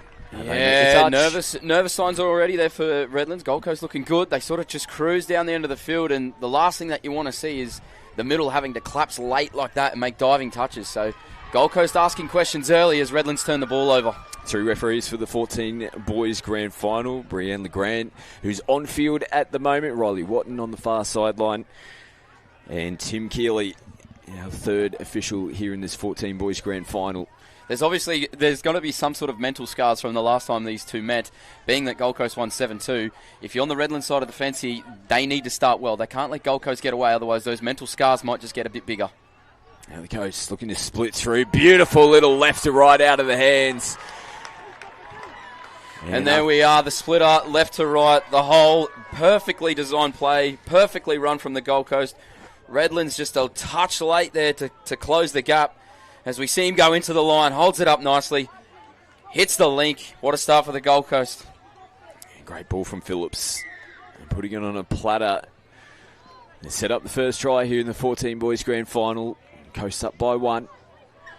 And now a little mistake here from Redlands. And this is what you were just talking about before. Little things like this, giving away early possession, early errors. They can't afford to do that here in this big game. Not at all. 2 mistakes the last 2 times Redlands have had the ball. They're going to need to clean that up if they're going to be any chance. Here's the young man that set that first try up. Ricky Phillips, number 2. Out in the left link at the moment. They've got plenty of strike in this Gold Coast team. Wobbly one. Took a deflection and falls straight in the hands here of Phillips, who will not score an easier try than that as he sings it back to the halfway line. You can't keep giving Gold Coast turns at your line there. That's 2 mistakes from Redlands that Gold Coast have been good enough to turn into points. 2-0 early as they go back to the well, hitting the link hole. Redlands just again a little late to shut the gap. Gold Coast flying. They got the early jump here in the GF. Redlands, apart from the tap off to start this game, haven't really been down this end since. So a good opportunity for them, even though they conceded down the other end. And they have been full of running in their sets. Last touch, referee Wharton puts the hand to the sky. And Redlands now looking to skip across, almost found a little bit of space to work with. Little show and go. They'll finish it off in the corner on their side of the field. Not a bad result. Good place to turn the ball over. Gold Coast, though, they are looking solid in defence. They know their roles, they know their system, and they're executing it perfectly at the moment. And just went without the football there. It gives Redlands an opportunity to get up and put some pressure on. They'll look to do that on these following touches as well. The Gold Coast still working their way towards the halfway line. They play it on the last. It's not a bad pick up and go from half. They picked up as many metres as they could, but this is a good starting position here for Redlands. You can see they sort of played a little bit of the long game there. Redlands, after the end of the last set, they finished the ball on the other side of the field. They made Gold Coast go all the way across the park to try and get subs, and they managed to put a little bit of pressure on. So they've won a little bit of a field territory battle here, but it's just a matter of putting points on a really strong defensive Gold Coast unit here. Carter Sam will play it. Just looking to set up for the Muddies. This time Redlands split through, sharp off the feet. They were pretty well contained in the end. Redlands looking to do the polite thing and bring it back, but referee knew what the young fella was up to, just holding on to the football, not giving it straight back to the Gold Coast. It gives them a little leg up to get out of their end of the field. They struggled in their last set of 6. This time, they're flowing downfield nicely. Beale gets it down. He'll take another one forward here for the Coast. They're coming back in his direction. They go short ball. And Beale, the contact was made. I think he might have lost it over the line as well. Redlands holding on there in that set. But again, another good set of 6 for Gold Coast going coast to coast. I see what you did there. One of many to come. Strap-in fans. A little bit more intent here for Redlands. They got their changes on cleanly. The final play, nice early release. Gold Coast plays out of position. They're looking to get the overlap here. Redlands, the final ball though, hitting the shoulder and going over the sideline. Found a bit of space to the Gold Coast right edge. But the link defender there did a really good job in just holding his space, not making a decision. Letting Redlands run to them. And as soon as that ball went, he split straight short side and picked that up quite nicely there. He's had a good start to the game, Phillips. Now Dowling gets it down cleanly on the last. And nicely contained again. Gold Coast just going through the motions at the moment. Up by 2 here in the 14 boys grand final. 2 early tries, but Redlands have been going toe-to-toe with them over the last few sets. And now they try to squeeze down the sideline. And Gold Coast there defensively. And they get up nice and early on the very next play. They need a clean play. The ball coming into the last. They don't get it. Well, we've seen what's happened the last couple of times that Redlands have turned the ball over around the midfield part of the field. They've turned it into points, but not this time. Referee picking up just a not square roll ball. Lucky break for Redlands. Yeah, they'll take that. Their first touch, and they've done a good job to shift and send it right across to their sideline. So they're going to be in a good position here if they can maintain possession, Redlands. Desperate to try and get themselves into this grand final and get some points on the board. Now Carter Tam decides to feed it. Working with Riley. He gets it down now. Not much doing. They're going to have to reset. Tam will pick it up from half. They'll get the penalty instead. It's probably a relieving one for them. Didn't look like there was too much going on for them in that set of 6. They can reset and go again. And Tam gets another touch of the football. He's been heavily involved this time. Gold Coast comfortably make the touch through Phillips. Still some touches to work with here for the Muddies.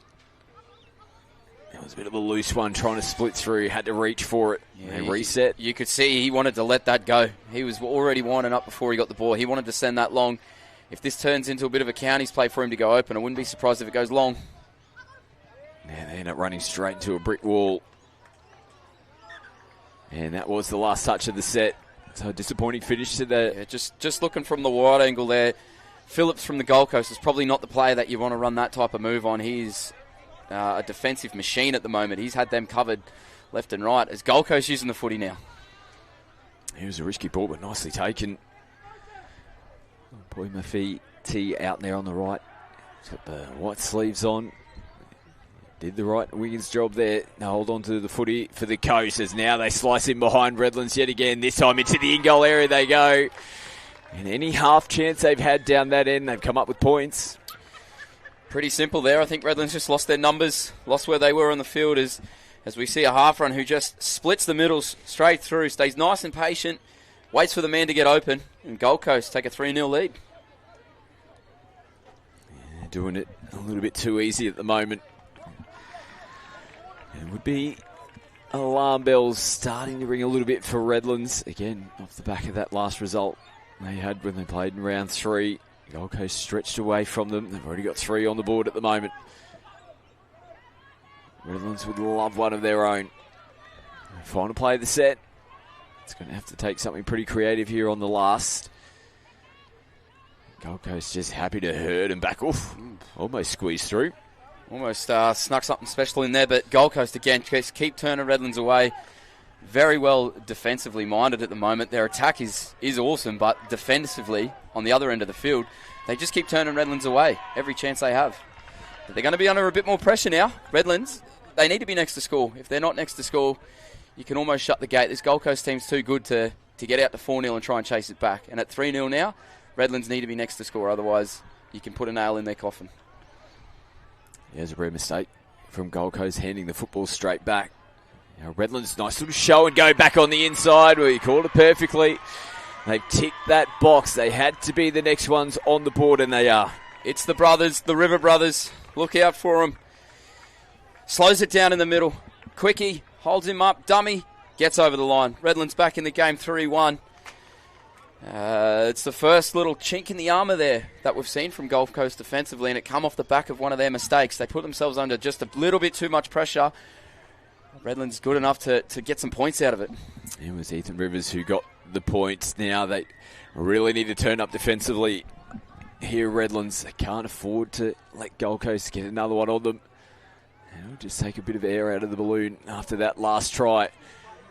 One more final play, and in the pass, that hits the chest. They go over for points. It's there again, isn't it? The link hole for Gold Coast is working a treat. They've scored a couple of tries already. That ball goes to hand. All of a sudden, they're probably in again. As this is the very last thing Redlands needed. As they've tried to work themselves back into the contest, they hand the ball over cheaply. They're getting brought up to the mark as well here, the Coast. So they'll be straight into attack mode. We'll eventually tap in and get ourselves back underway. Coast up by 2. Bullying gets it down. And a little stutter. Half a second, there's been no contact. And Tomasi Williams scores. And they're just getting their points too easy, aren't they, at the moment? You can see both ends of the field is you turn the ball over, they're struggling to defend as the splitter play again, gets into the line. Good enough footwork to get around the Redlands middle. Gold Coast 4-1. Just when it felt like Redlands were getting themselves back into this grand final. Another Gold Coast try stretches that margin back out again to 3. And back into running. Just players not in the right position there. Miscommunication wasn't on. That must be their tap-off move. We've seen it a few times, but they just haven't been able to execute the setup. Gold Coast there realising too the middle shot out of the line to put a little bit of pressure on the strike dumper, and that's what turned the set away. Now the Coast cruising downfield again. And Beale gets it down. They skip over the top of him. And reaching for that one was our last try scorer, Tomasi Williams. Redlands quite comfortably close out that set. No half in place. Allows the Gold Coast to get up. Actually get called back. Might have been a step or two too early. Redlands with some changes coming on. Just grabbing across field at the moment. Looking for some setup coming in towards the back end of the set. As Hutton gets it down on the final play. They come back towards him now, and the Gold Coast just stream forward to close it out. Well defended again by Gold Coast. They turn them away. We've sort of got ourselves, for the first time in this match, a little bit of an end-to-end sort of game. Gold Coast and Redlands going set for set at the moment. Yeah, changes coming on again for the Coast. A final play as Davis feeds it and sends it out the back. Gold Coast send it infield. Still no contact made here. Dancing around. They eventually close it out.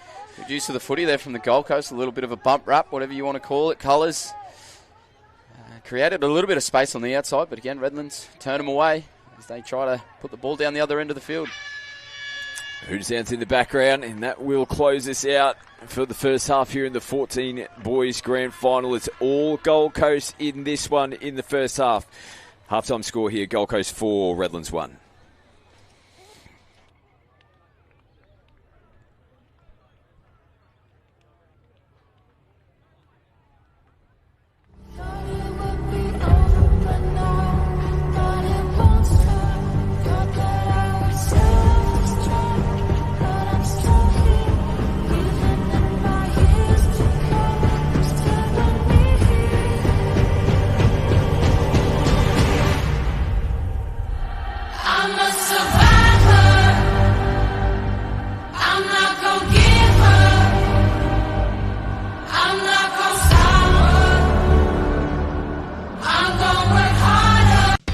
The Sport Integrity Australia outreach team is visiting your sport this month. Drop in and have your questions answered by our team of athletes and integrity experts. Come and ask us about acceptable behaviours in sport, raising concerns, medication use and the testing process, plus the risk of using supplements. We'll be on hand to guide you through using the handy tools available on the Sport Integrity app. Take the Fit Light Challenge with your mates and see who has the fastest reflexes, or just drop by. See you at the event.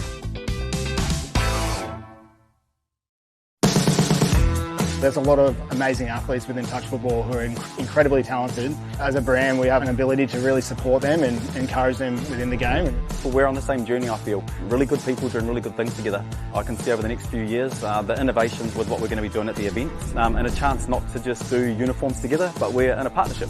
It's a pretty exciting time for touch football. The next 3 to 5 years will give us an opportunity to move forward and really set new boundaries for what is possible in sport. I'm really looking forward to putting a lot of energy into event experience or how we highlight particular athletes and really promote them within the game. So we're going to be building communities together, using clothing to do it in the same way that we use touch as a vehicle to just create better people. If we can have any impact on the experience that they have in partnership with Queensland Touch, and while we're doing it, that's the best part of our job. Second half underway here in the 14 boys grand final. It's going to have to take some sort of effort for the home team to get themselves back in this one. They're down by 3 at the moment, and they need to be on their toes here. They could be down by 4 to start the second half. It's going to take something special here in the second half, Corey. It is. They would have got a rocket sent up them at half-time over there by Jared Thompson and Brad Miller. Oh, look at that. They are too good, this team. We said it was going to take something special, but you've got to take your hat off to the way that Gold Coast played in the first half and now the way they've started this second. The way they are attacking the link hole and the link space at the moment is something special. Picks up, has a look, 3 to 4 steps, hits a nice link, hitting a good hole.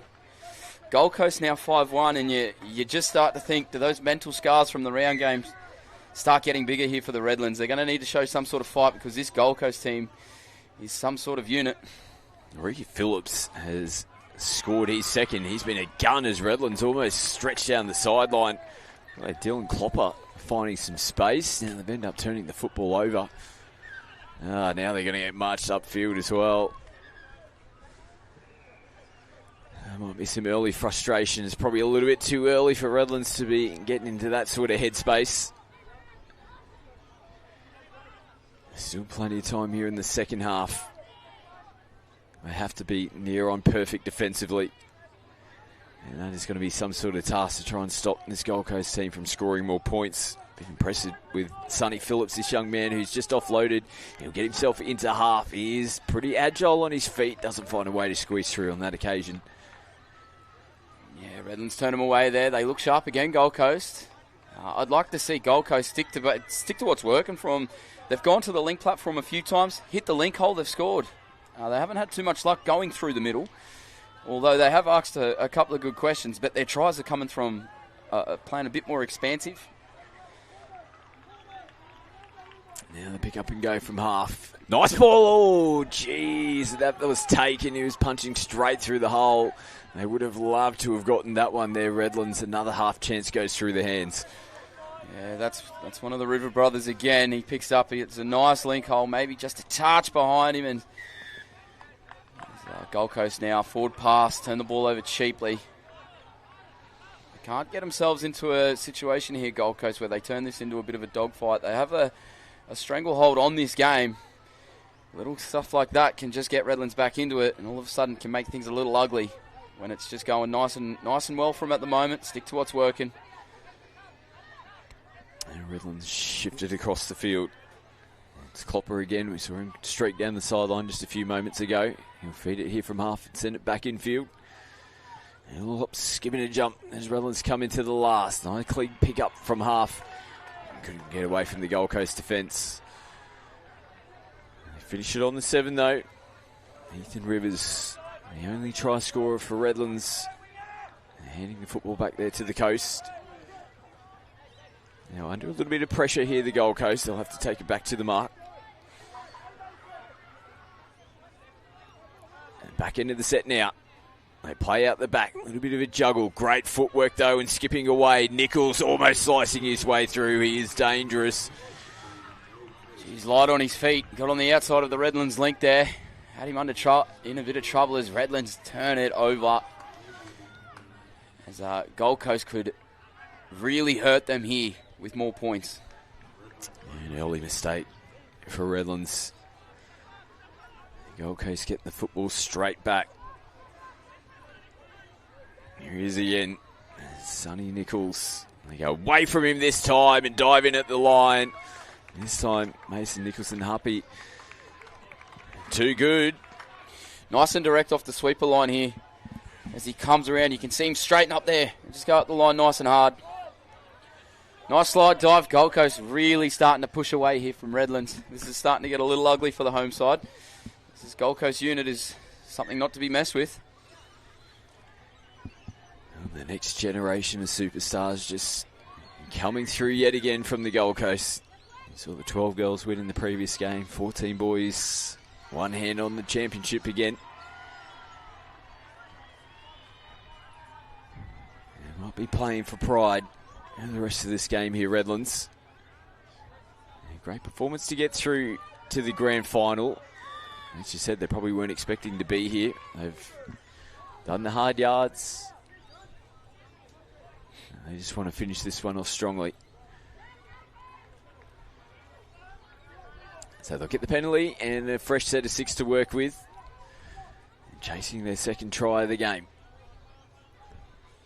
They turn it back in. Nice little play, worth a shot. And a good defensive read from the right winger here for the Coast. Still some touches to work with here for Redlands. Millett gets it down. Nice footwork there. They can't slice through this Coast defence.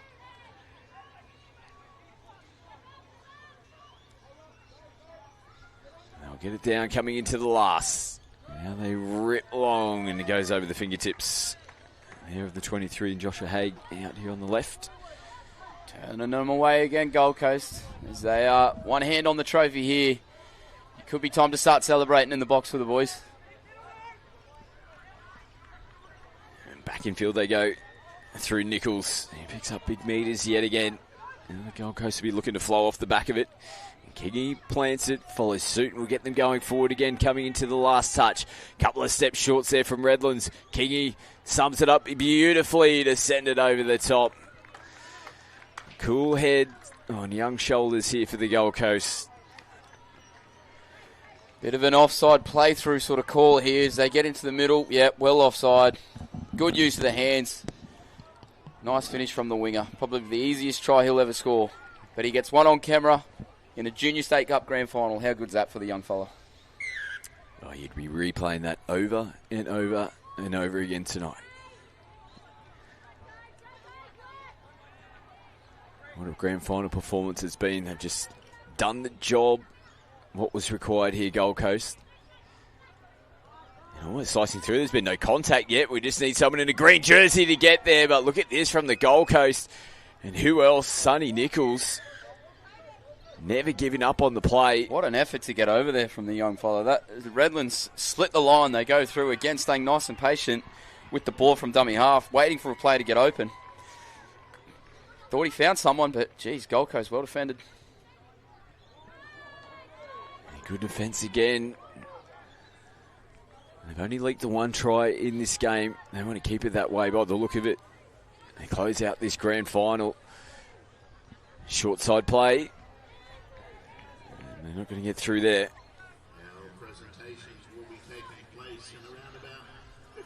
Now Redlands will get it down again through Bullion. Beautiful left to right, but both coming into the same hole. Didn't give themselves much of a chance there. The winger, I think, just losing his space. Stays wide there. I think Rivers finds him. But Gold Coast, they turn him away again, and look at this. They're just turning the wheels over here, putting the ball down the other end of the field, making life hard for Redlands here, and they're just doing it easy at the moment, aren't they? 16 girls grand final up next. Palm Beach taking on BMTA Red. That'll be followed by the 18 girls grand final and the 18 boys to close this out. You could probably say that's the only mistake Phillips has had in him this game. He's had a wow of a game. He's going a little not square there, but can be forgiven for the performance that he's put on here today. Yeah, 2 tries in the grand final. They've had a few strong performers. Yeah, tight contest for player at the final. Oof, that one. Let's just call it. It was forward. The referee's playing on. Nice ball and taken. They'll cruise over. A well-deserved try from Redlands. They've been toiling away over the last few sets, and they get a little reward off the back of it. Again, they've found enough success in this spot here. Into the line, zips the ball straight across the face of his middle partner, hits the link on the chest, hitting a nice hole. Nice try from the Redlands. Gold Coast, though, 7-2. Same score as the round game. Is that what the final score is going to be here in the grand final? Dylan Riley was the try scorer for Redlands. Gold Coast will be looking for more points here in the GF. They're just holding back a little bit. Redlands, Tika, still dancing around, up on his toes. They come back towards it now. Nice defensive read. Just had to comfortably make the touch there. Robertson, he was there to do the job. Last touch. Tika feeds it. Williams just running into each other in the end. They might be thinking about lifting that trophy now, Gold Coast. They're almost there.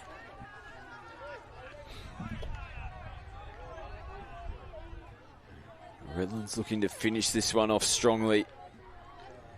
Like we said, great campaign to make the grand final. And ball hits the deck.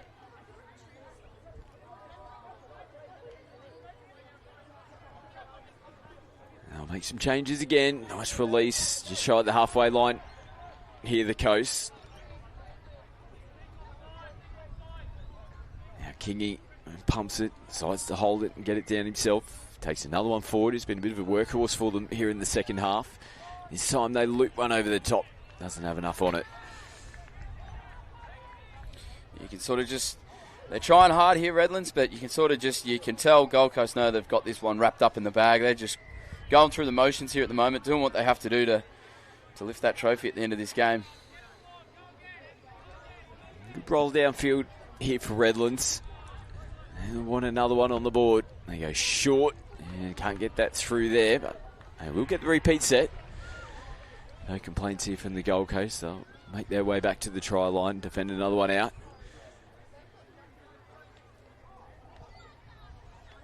Bullion feeds it from half. They go the early release. Gold Coast slide across. Redlands still throwing the footy around. And back into the middle of the field as Bullion plays it again. And they just held off a little bit. The touch has been made and will be sent back to the 7. Half a chance. Tonga Howe will feed it here from half. Early ball. They come back to him. Oh, had to stretch for it again. Phillips. He's been good with ball in hand, but he's made a couple of big defensive plays as well. Here he is making another touch to get the football back for his team. Yeah, rock solid, this Gold Coast defence at the moment. And you can tell when Phillips is on the field, they're all running with confidence. As they turn the ball over pretty cheaply here. See if Redlands can make something of it. There's a loose old pass. A rare mistake in this grand final for the Coast.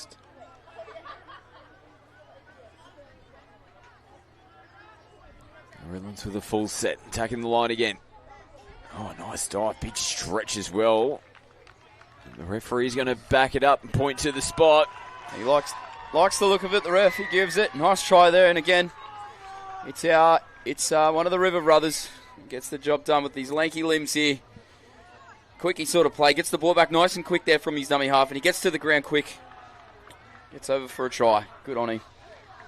Yeah, some sort of dive, wasn't it? 5 metres out, stretched it out, and the big man. Nice finish. They get their third try in the grand final. Gold Coast ripping from the middle. A nice slide defence coming across to close it out. They're fighting to the end here, Redlands. Showing some pride in the jersey as the Gold Coast rip along again. Just lollipopping it over the top, spills out of the hands. The touch was made as well. Finish the ball down there into the field there, Gold Coast. They're just turning the cogs here. Redlands, in the last couple of minutes, you can tell they've found a little bit of fighting spirit about them. They are having a red hot dig here. But you just wonder if it's just a little bit too little, too late. Here's a big run. Nice job getting it down cleanly as well. Quillen in the 33 out there in the right link, having a good dig towards the back end. Here they go again. Rivers trying to skip through, and the Gold Coast will actually put the hand to the sky. Referee just didn't quite see the touch cleanly. And that will close out the game. They're going to bowl penalty first. Gold Coast are going to tap this, walk forward and shake hands as they claim the championship here in the 14 boys.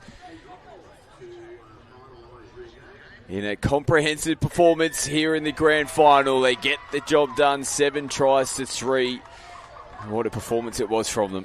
Absolutely, not only with the ball, defensively as well. Redlands threw a lot at them. Gold Coast kept turning them away. Put points on when they had their chance with the footy. They found a lot of success through the link hole. You got to tip your hat to the Gold Coast team and their coaching staff because they were red hot today. What a performance from the GC here in the 14 boys GF. We're into 16 girls grand final action up next. Palm Beach taking on BMTA. We'll head down to the sideline for our post-match interview, fueled by Guzmani Gomez as well. 16 girls GF coming up next.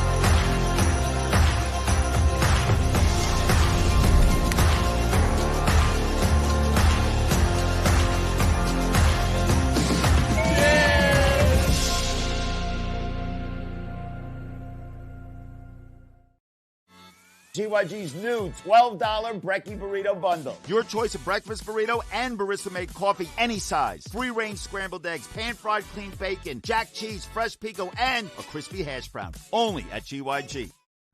Well, welcome back to another post-game interview fueled by Guzmani Gomez here at Queensland Touch Football's Junior State Cup in Cleveland. I have with me Kobe from the winning 14 boys champion team from Gold Coast. How was that? It was good. It's fun. And yeah, we just played outstanding. You're obviously very, very tired. You're very puffed. It was a really, really tough game out there. What were some of the things that worked really well that your team has been working on that you think helped get you the win? Our yards, talk and defence. We just work so hard and, yeah. Lots of words, lots of excitement here with Kobe. Now, it's been a while since this team has won the championship. You might not have been playing back then when the team won in 2021. What have you guys been doing off the field and in training and building to try and get to this stage? Working on our plays, our talk, and getting as friends, working as a team. Yeah. How important is that to be friends with your teammates? Yeah, it's good. It's really fun. What are some things that you guys do to build up, that camaraderie and to help get along so that when you're on the field, you guys can work really well as a team? Talk to each other on and off the field, and yeah. What is it that you love about touch footy? Just the competition, the competitive. Yeah, just love playing with my friends, and the other teams give us good competition, and it's fun. It has been really good competition. You obviously must be really tired. It's been 3 big days. How do you get through the 3 big days? What have you guys been doing when you get home, like recovery, refueling? How do you survive the 3 days? Get rest, recovery, and just drink water. Any shout-outs, any special thanks? To my family. All right, I think the team's about to celebrate with me. Let's go, team. Congratulations to the boys. We've got some more exciting touch footy coming up for you very soon. 3 games remaining here at the 2026 Junior State Cup, and the next match is Palm Beach A up against BMTA Red in the under-16 girls division. I'm joined by Kai Leggett in the commentary box. Kai, this should be a good one. This definitely will be a good one. Obviously, you've got 2 very good teams in BMTA and Palm Beach going head-to-head here on the last day of State Cup. It's going to be a very, very good game, very back and forth. I think it's going to be a bit like a tennis match, but should be a very close game, I think. How will players' nerves be at this point? Sky high. I know mine would be, definitely. But obviously they've trained a long time for this, both teams. They've put in the yards, they've memorised as much as they possibly can before coming into this final game, and this will be the one. Yep, so we've had a few results here on Field 1 in terms of grand finals, and now we'll grab another in the under-16 girls division as we're just waiting for the hooter. A few drop-offs in other games around the grounds, and there we go. So 14 minutes each way as Palm Beach running from left to right on your screens with first use of the ball in this under-16 girls grand final. And they'll be looking to fire an early shot across the bow here on Field 1. So touches to work with. They come towards the left. They have the numbers, and they are going to open the scoring. Well, the fastest of starts from Palm Beach. How about that? Palm Beach get us off to a great start. We look at the replay here. Little middle set up as if they're going to get it back. They throw the 3-point ball or outers or whatever you would like to call it. There's about 1,000 different names for it, but Palm Beach strike first.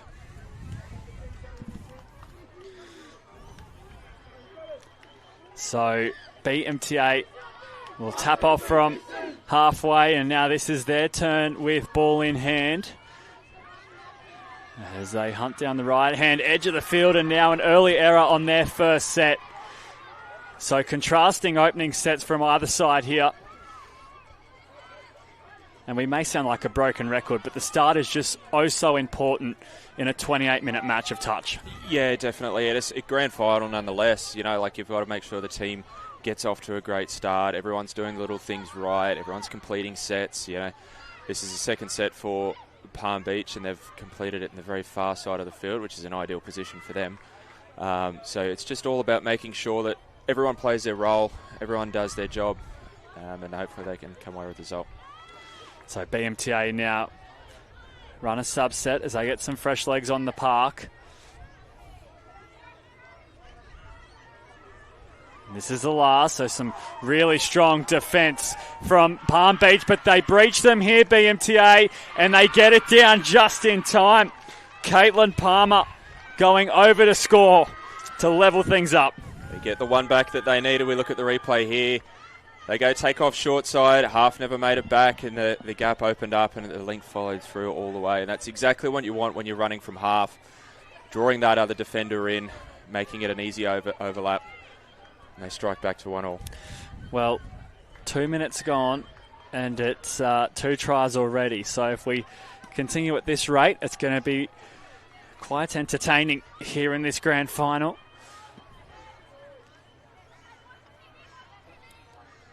Palm Beach with touches to use here as they, again, favour that left-hand edge where they sense some attack. Touch made in the corner.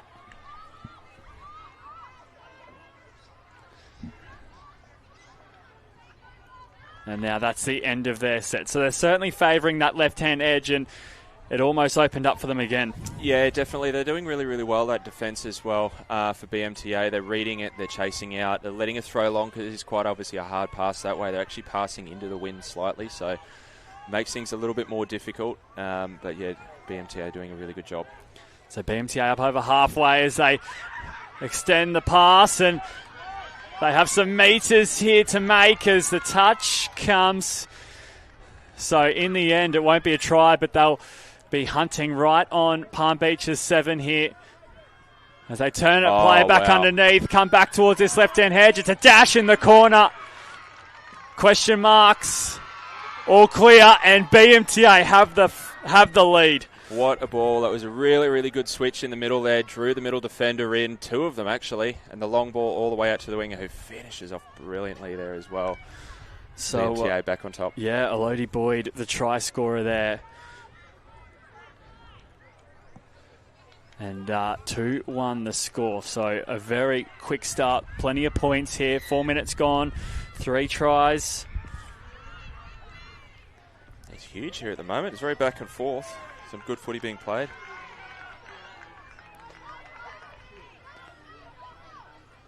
I guess that softening up period or the grind has kind of been put to the side for now, as both teams finding meters quite easily here.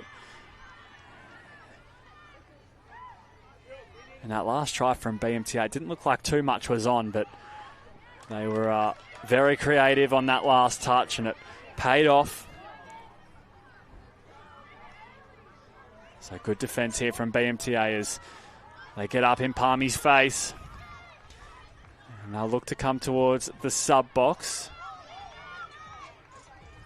On come fresh legs here. Did a really good job of that subset there. They're only got there to, what a ball. Yeah, a beautiful pass, and once again, it's Palm Beach having some success down that left-hand edge. Sophia Bennett caught with the ball. She was the opening try scorer of this match, and now Palm Beach, just like that, will lock things up once again. Yeah, it was just good eyes up footy from the last touch there. They went all the way out to the far left side. They come back the short side. The winger shuts in. And it's just a good eyes up, being able to recognise that the link has to chase behind. The winger stays in play, and we've got it locked back up. So Haven Rogers, the try scorer, and our expert up here, Kai Leggett, you said it would be some tennis-like touch, and that's what we got here. 4 tries already. Love being quoted. That's a great thing. You deserve it, but, mate. To be quite honest, it's a game we expect, especially in a final. You know, neither team's going to be out of it. They send a sweeper far side. It goes back the other way. There you go. So BMTA have 3, Palm Beach 2 now, and the tug of war continues. It just seems to be anything you can do, I can do better at the moment. They send a sweeper on the long side. Unfortunately, the link just wasn't there. In an ideal situation like that, the link would come in and act as that shut there, so they have to throw long and let the attackers make the decision, but it just wasn't there quick enough, unfortunately, and it's the favour back to BMTA. So Mia Butterworth, the try scorer for BMTA. And she was impressive in the quarter-final win they had here on Field 1 against Townsville. You and I were on that game. 8-2 the final score there. As another cut-out pass towards the wing from Palmy. Again, it's that left-hand side where they continue to attack. Touches are up. BMTA will have to punch it out from their own end now. They're doing a really good job at setting up their platform, their attacking platform, Palm Beach, as they come into the line. They're setting up for whether it be like an M2 half run, a 4-on-3 half run. They're getting to their fifth and last options, which is really, really good. So this is the last for BMTA. And they run out of options, so touch made in the corner there. And now Palmy coming back the other way. As they'll walk back to the spot for the touch, and they'll get some fresh legs on in the meantime. And a bit of a messy moment there, so BMTA have ball in hand and they're going to take off through Butterworth. Is she onside? Yeah. So touch made, they'll come back, or penalty rather, and they'll come back to the spot. Take the jumper off there, mate. Start to sweat. Yeah. Yes, it's beautiful conditions here. Can't ask for much better. So BMTA 1 try to the good here. I think they've also had 1 sent for time at the other end for I think it was a personal foul on the ruck there as well. So they have to do this 1 man down. So a big moment in this match. Can BMTA capitalise? They get around the outside and the pass just out in front. And you could see there, it opened up. Caitlin Palmer knew it was a moment, and they just couldn't ice it. Yeah, that was the one they need. They need to be able to capitalise on those, well, I suppose you could call it an overlap, call it a 6-on-5, whatever you want to do. It's a good away set, though. They've done this twice before. Just got to finish those off, unfortunately. So the road to the grand final for both sides, it was Palm Beach with convincing victories, 8-1, 7-1, 8-2, 4-1 in the rounds and quarterfinal. And then they came up against Gold Coast A, where they won 6 tries to 3. As BMTA have a chance here. It's a one-handed pickup, and they're going to run away with it. They double their lead here in the grand final. It's the same thing, they've obviously got 1 player down. It's a little bit easier to get that overlap. They take off from the subset there, and it's just automatically an overlap there. And unfortunately, the winger just has to shut on what was a 3-on-1. There's not much more you can do there, unfortunately. Eliza Staunton, the try scorer, and for BMTA, they started their campaign off with a bye. Then they went 9-0, 4-0, 7-1, 11-0 in the rounds. And the quarterfinal result, as I mentioned, 8-2 against Townsville. And they came up against Rocky in their semi-final, where they won 3 tries to 1. So, Palmy, come down the short side. This will be the last. 3-1 doesn't sound very convincing when you compare it to all the other ones they've had at the moment. Well, that's right. It might have looked convincing at the time, but some good competition in there as well. So after a very fast back and forth opening stanza here, it's 4 tries to 2 in favour of BMTA, as they've just arrested momentum for the moment and been able to put 2 tries on the board, while Palm Beach did have a player sent for time, so they had to contend with that as this ball is out in front, a bit of a collision. And all is well. Yeah, it's just a rough 4 sets, those ones you just kind of got to deal with as best as you can and try and weather the storm to get through. But BMTA just seem to have all the momentum at the moment. So Palm Beach coming towards this sub-box. Important to note, we only have 3 minutes left here in this first half. It's a rough call, that one, I think, personally. BMTA have the ball back. There's reasons we're not down there with a pink shirt on. That's exactly right. Yeah. So Butterworth gets the ball out in front. Tight quarters they're playing with there as Palm Beach are up and at him.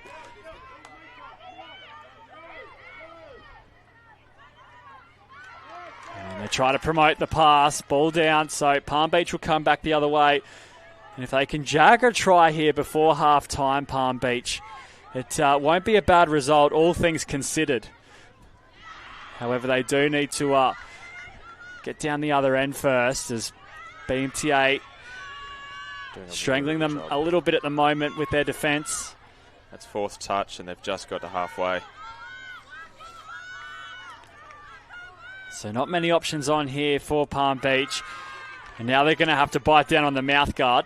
You know what I mean. Yeah. There's no pause there. That's play on. And make the stop here as BMTA on the run. Really good defensive set from BMTA to be able to keep them just under halfway there. They just weren't, when they killed the ball the far side, it really killed the momentum to get it all the way back over this side as they send the sweeper back. Unfortunately, ball goes to ground, but they've been able to do a really good job. Even in the quarterfinals we saw, they were able to keep a lot of that game in their half of the field, and it was purely based off the way that they set up on this side. As you can see here, they send 2 up at a time. The other 2 retreat, and then they come back at halfway, and by 3rd and 4th touch, they're barely at the 10. Yeah, so once again, it's Palm Beach struggling to get over this halfway line. They do there. This is the last. Play on the call, and then the touches are up. So it was Haven Rogers, the try scorer for Palm Beach, trying to get her side moving forward. 1 minute left here in the first half. And BMTA probably won't want this half-time to come, as they found their groove here. You usually start to feel like that. You get a good little groove on and everything kind of starts to roll forward and you have that momentum there. You kind of think, I don't want this half-time to come. Yeah. It's either too far away or not far enough away. So touches to go for BMTA. Oh, that was it too. So they've sent that sweeper around twice so far this half, and both times they've looked a real threat of scoring, and they continue to go back to that well. They're going to be really dangerous in this second half. So what will the messaging be at halftime from either sub-box, do you think, mate? I think Palm Beach have got to figure out a way, a bit like that, just to play a little bit more eyes-up footy, without the forward pass, obviously. But they've struggled to get to halfway, so they haven't been able to give themselves a chance to get an attacking go. When they have been able to get down there, they're actually quite threatening. So as we come into half-time, I think BMTA will be quite happy with that half. Yep. Just keep it simple for the next 14 minutes after that. But I think Palm Beach have got a few things to fix. So half-time in the 16 girls, it is Palm Beach 2, BMTA 4. The Sport Integrity Australia outreach team is visiting your sport this month. Drop in and have your questions answered by our team of athletes and integrity experts. Come and ask us about acceptable behaviours in sport, raising concerns, medication use and the testing process, plus the risk of using supplements. We'll be on hand to guide you through using the handy tools available on the Sport Integrity app. Take the Fit Light Challenge with your mates and see who has the fastest reflexes, or just drop by. See you at the event.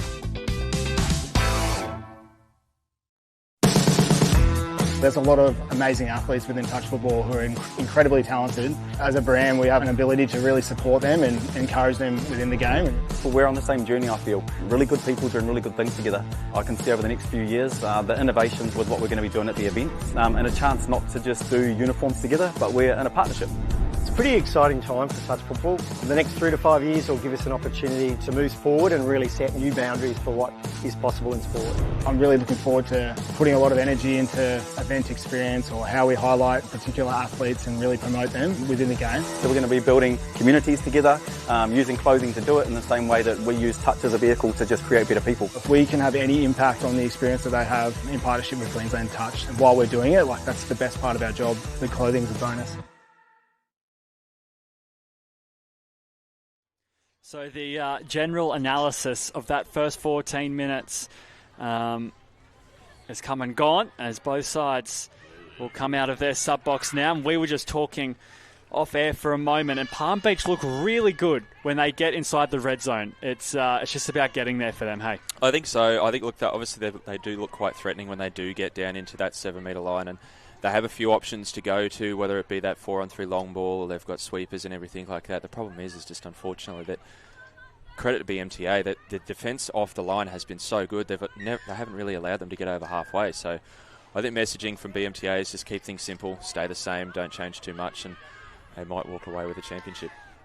So we swap sides here in Redlands as BMTA start from halfway and they tap us off as they have a bit of a move coming here.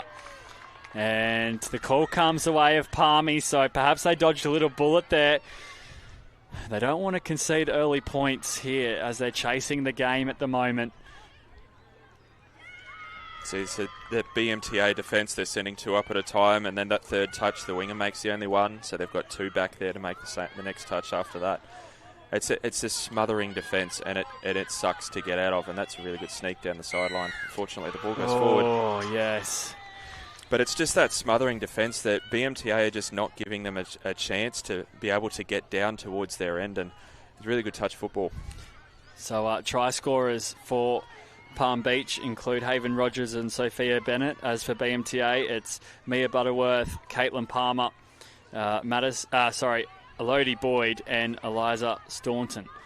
So there are try scorers in this grand final. Of course, the winner will be crowned champs here at the Junior State Cup in the Under-16 Girls Division. And the referee spotting a moment there. So 2023 BMTA 4, Palm Beach 0. That was the last time Palm Beach played in a grand final in this division. That was in Rockhampton, our first time in Rockhampton. Rocky 2, Gold Coast 1 was the grand final here at Redlands back in 2024. And then last year in Rockhampton in 2025, Redlands 5, Gold Coast 4 in the Under-16 Girls Division. So Palm Beach take off. Bodies everywhere, but they did enough to put a stop to that attack. Yeah, great touch. That was another key thing for them, I think, coming into this half. They need to be able to run the ball a little bit more, be able to find that space from the half, and they found it there, but the BMTA just too good again to be able to get that touch where they need it.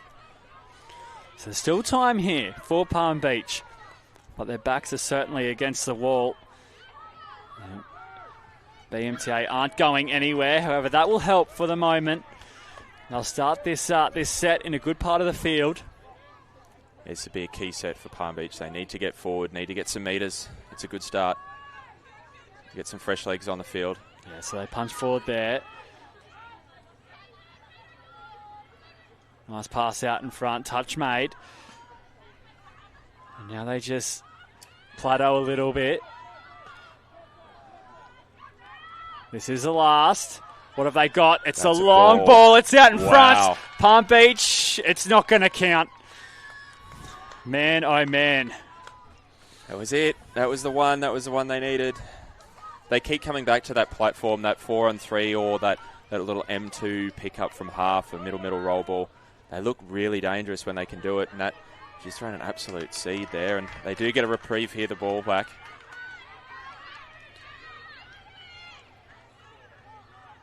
Need to make something of this here moving forward.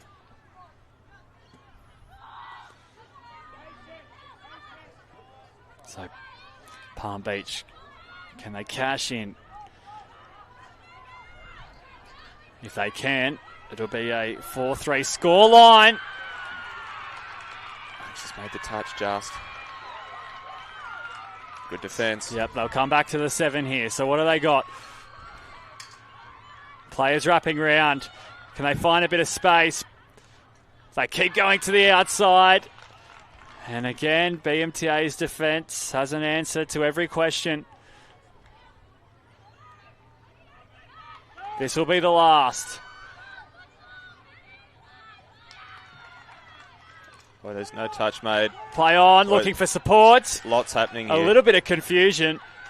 And Palm Beach, again, a cash in. So 4-3 the score. Huge, back into the game. Ran from half. There didn't look to be much space there, but as she's got through, there was no touch called. It took a couple of seconds for it to happen, and then found the winger on the outside there to bring it back to a 1-try gap. Things just got interesting. So things just got interesting indeed. 5 minutes gone in this second half.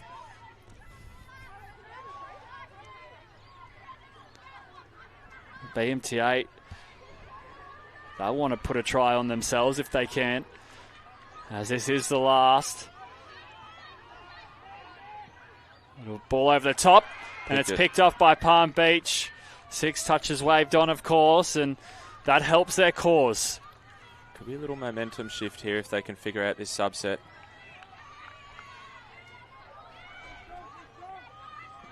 So they come towards sub box. Good run there. Good subset so far.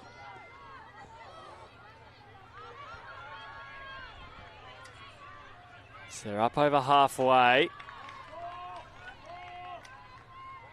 Plenty of communication coming from this Palm Beach sub box.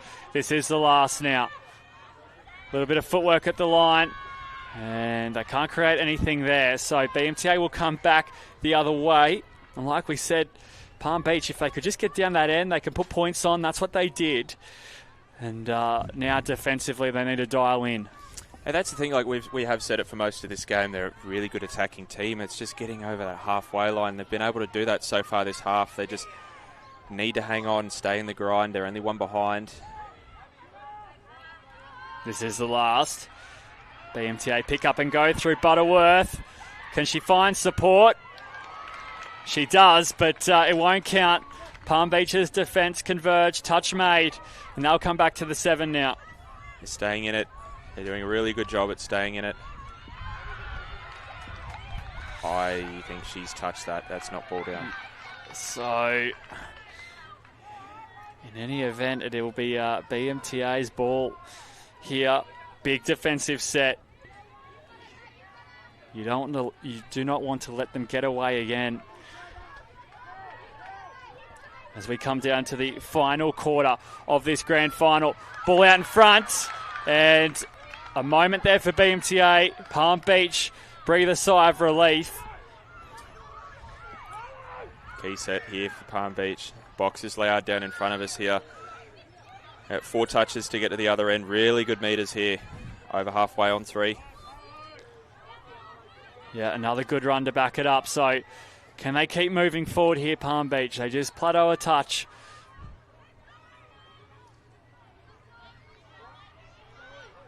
Players in motion. This is the last now.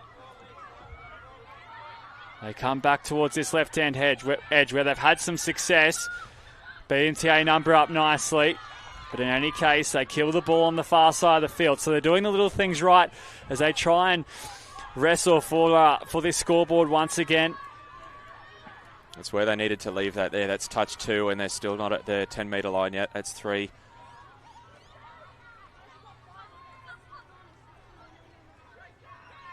This will be the last. Oh, there we go. So the ripple effect that is.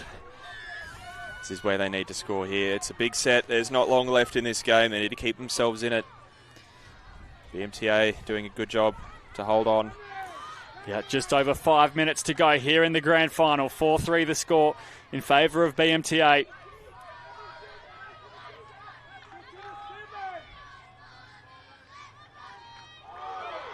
Whack. And a penalty coming.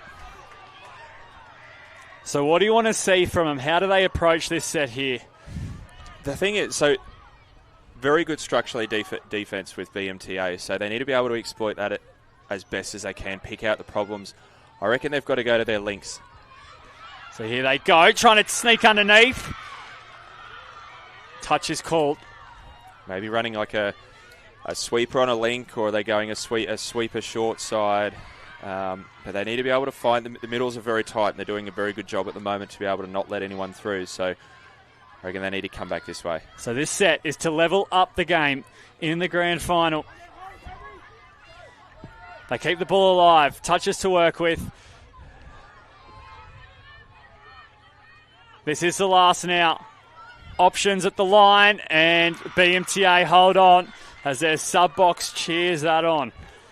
Very loud over that side of over the field over there. But BMTA do a very good job to hold on. They just need to keep things simple coming out of their half.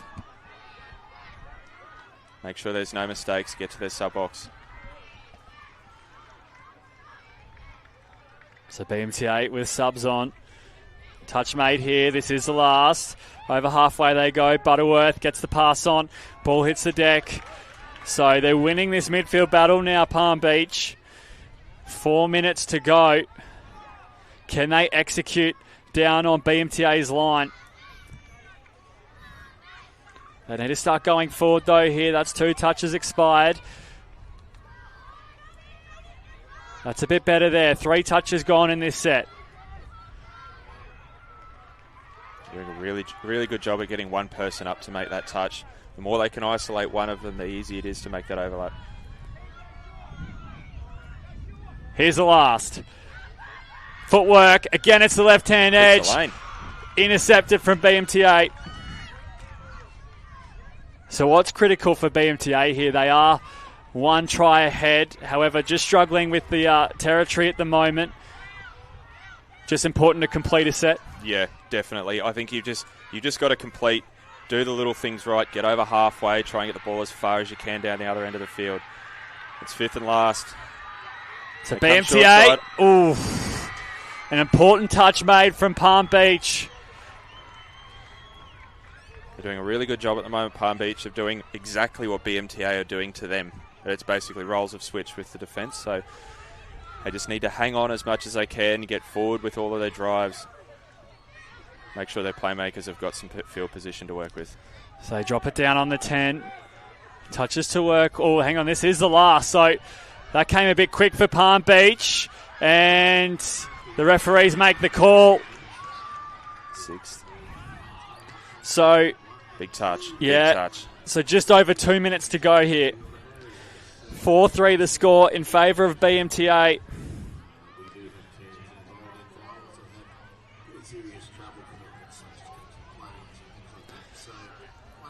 BMTA again, legs on the field. Can they punch forward here? 2 touches to go. No one's in half. She's half.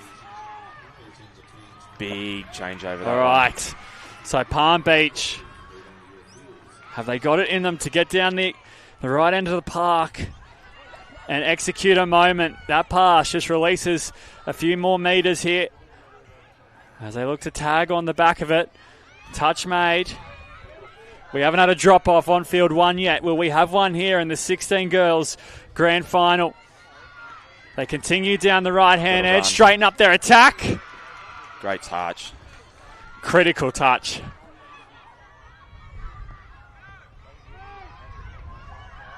So this is the last for Palm Beach. Not much doing there. And the ball will change hands. So a minute remaining here, Kai. It was a big defensive set for BMTA. Be able to hold on to that. That sweep will look quite dangerous. Just need to complete, get over halfway. The ball as far away from their touchline as they can.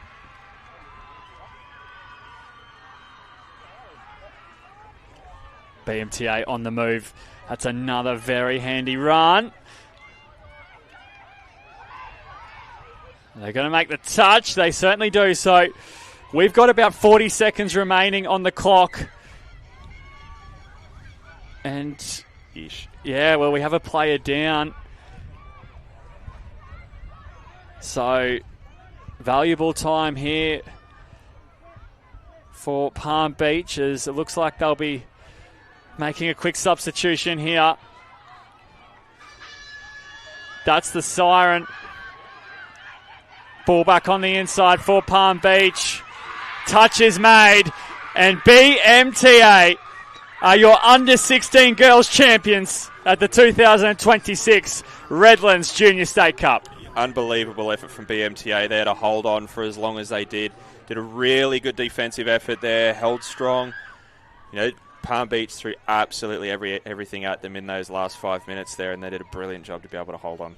So full time here. That's another game gone, as we have 2 more remaining. It is the 18 girls grand final and the 18 boys grand final. This next match is a juicy one. You do not want to miss it. We'll be back soon.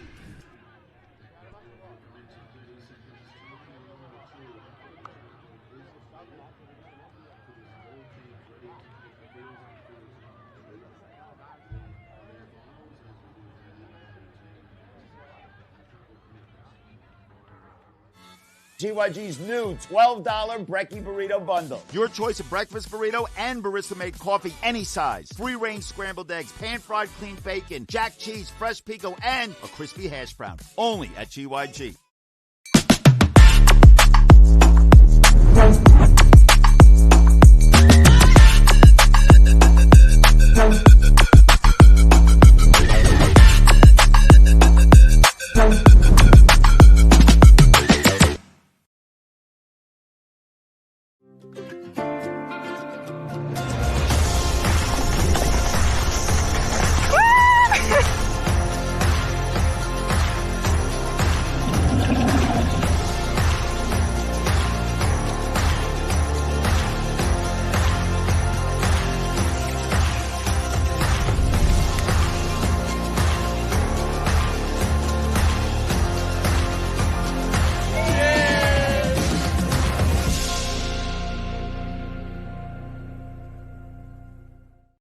Welcome back to another post-game interview. We're fueled by Guzmane Gomez this weekend here at Queensland Touch Football's Junior State Cup in Cleveland. I have with me Alicia and Sophie from the winning 16 girls champions of the BMTA. The excitement is fresh, ladies. How good was that win? Yeah, it was really good. It felt like really hard out energy from the box. Like we had a few injured, so it was really good to have them there. Yeah, great atmosphere and really good. Definitely, there was lots of people cheering you on here at the grandstands, but also I'm assuming cheering on at home. Any shout outs, anyone watching that you want to say hi to? Yes, my sister Emma and Anna Pop, they're watching from home. Maybe Eddie and Zoe Sexton, they might be watching. Yeah. All right, I'm going to go back to chatting about the game now.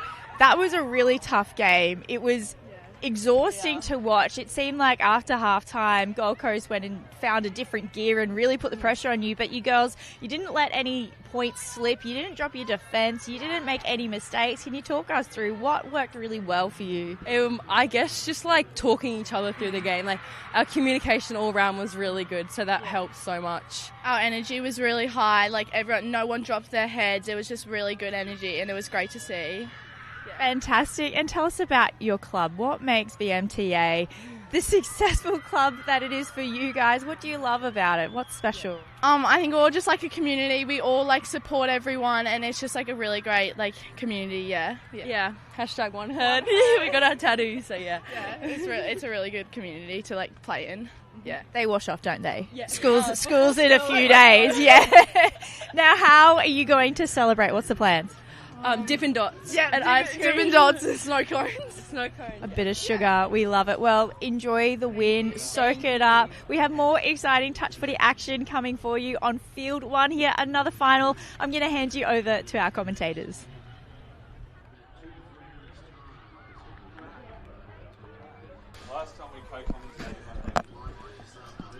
All right. It is the 18 girls grand final. Gold Coast and UQ Rebels doing battle here on Field 1. And our referees for this match, John Hamstra, Miriam Hansen, Abigail Muller, in what is set to be an absolute belter. We've had some good games at this Junior State Cup.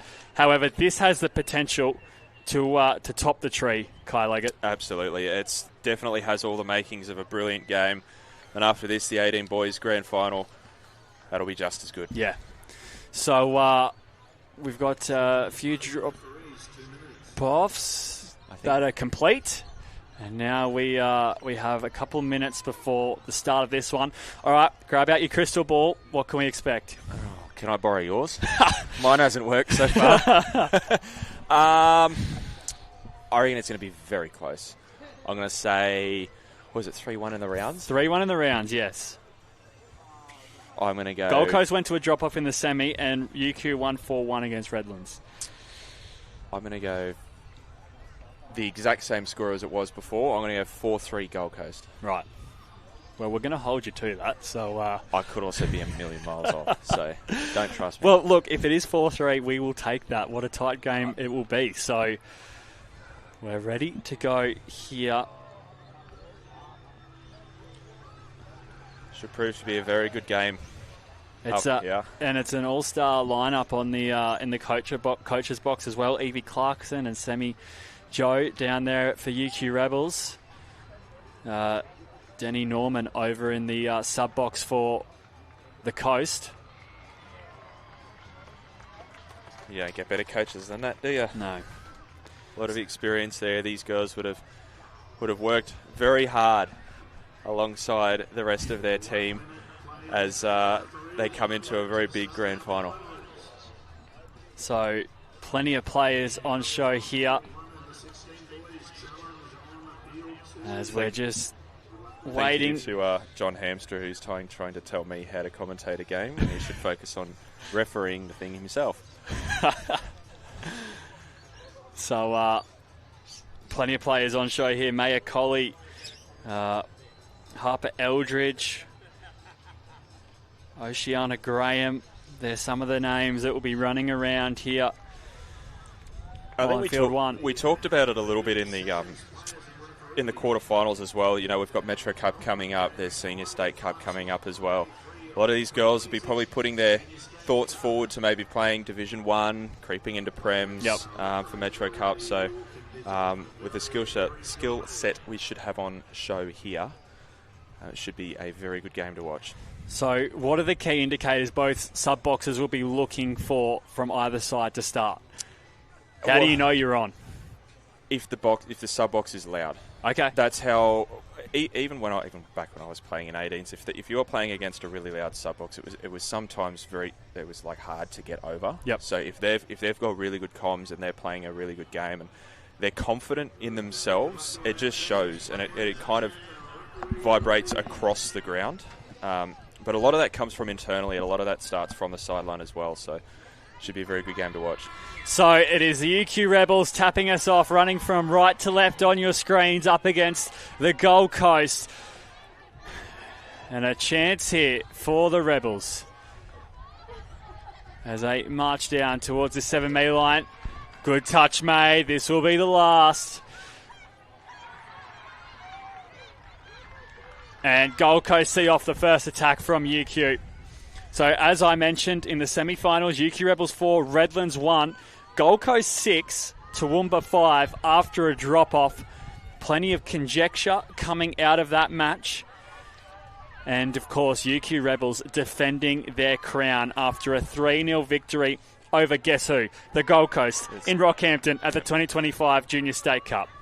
Absolutely. It's a good finish again for the Gold Coast. They did look a little bit shaky getting over towards the sub-box there, but were able to finish off the set really well.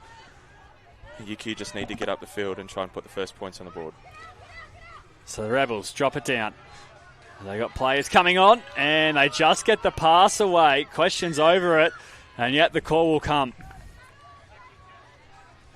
Just a bit too much pressure for UQ to handle for that one. Gold Coast girls did a really good job of getting up and getting in their faces early, so they didn't have much time to make a decision. Need to get off the field cleanly here. Yep, the Coast over halfway. And the ball hits the deck, so a moment there. UQ will come back the other way. Errors are certainly something you want to avoid early on. They're the only thing we need to avoid that's true. in the first half, especially. Like, you can't start your game with a lot of errors.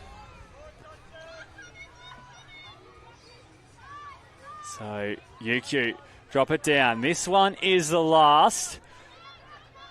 They turn it back underneath and claims of a touch and touch past the call. So it'll be the Coast coming back the other way. 2 minutes gone and both sides just feeling one another out at the moment.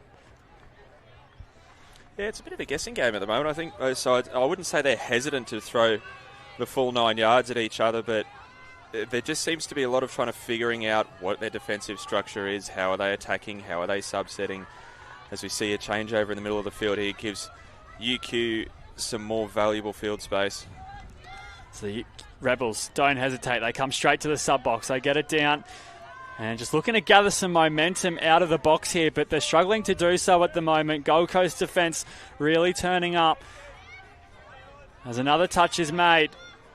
And they'll have to wait for Tara Veach to join the ruck as she gets UQ's set underway once again. This is the last ball out in front. Referee spot it, so Gold Coast will come back. So that's a couple times now the Rebels have had a chance on the Gold Coast line, and they just really haven't fired a damning blow yet. Yeah, there hasn't really kind of been a kill shot just yet. We obviously are early doors into the game, so there's still a lot of time left for them to be able to capitalise on that. But the grass down this northern end of the field is quite fresh. There's not much.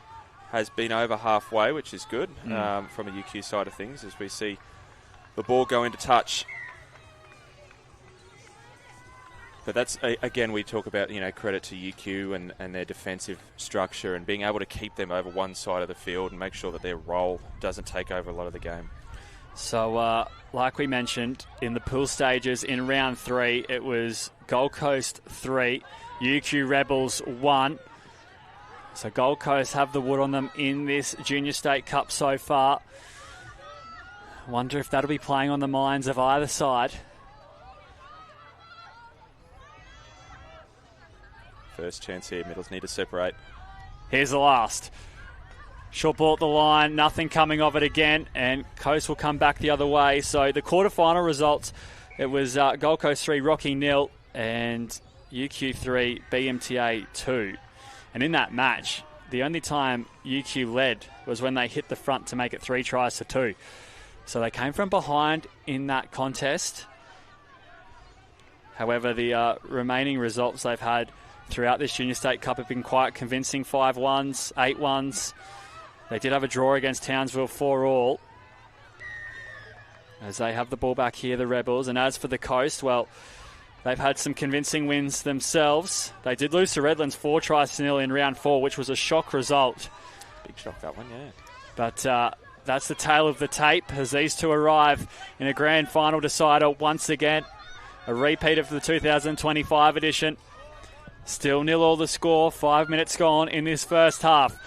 Rebels, footwork, ball over the top. It's the right play, the exact right play they were hoping for there. They had the foot, they had the overlap. The link was just a tad late getting onto the field there, but I think if they keep coming back this way, they might be able to just open things up a little bit here. But the Goldie hang on. Penalty.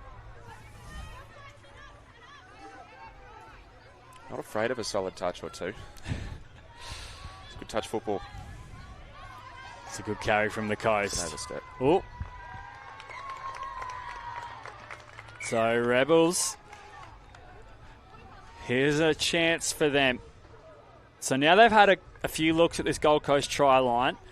What's the way they want to approach this? I think you've got to keep going at the links. You know, they've had good options there. I think they just need to be able to make sure that they're making the right decision early. But you don't want to try and over-risk things. The more you do that, the more you complicate it, the worse it gets. So this is the last. Sorry, no, it's not the last. There's still a couple of touches to work with his ball over the top, and it'll hit the deck. So it comes away of the Gold Coast. And the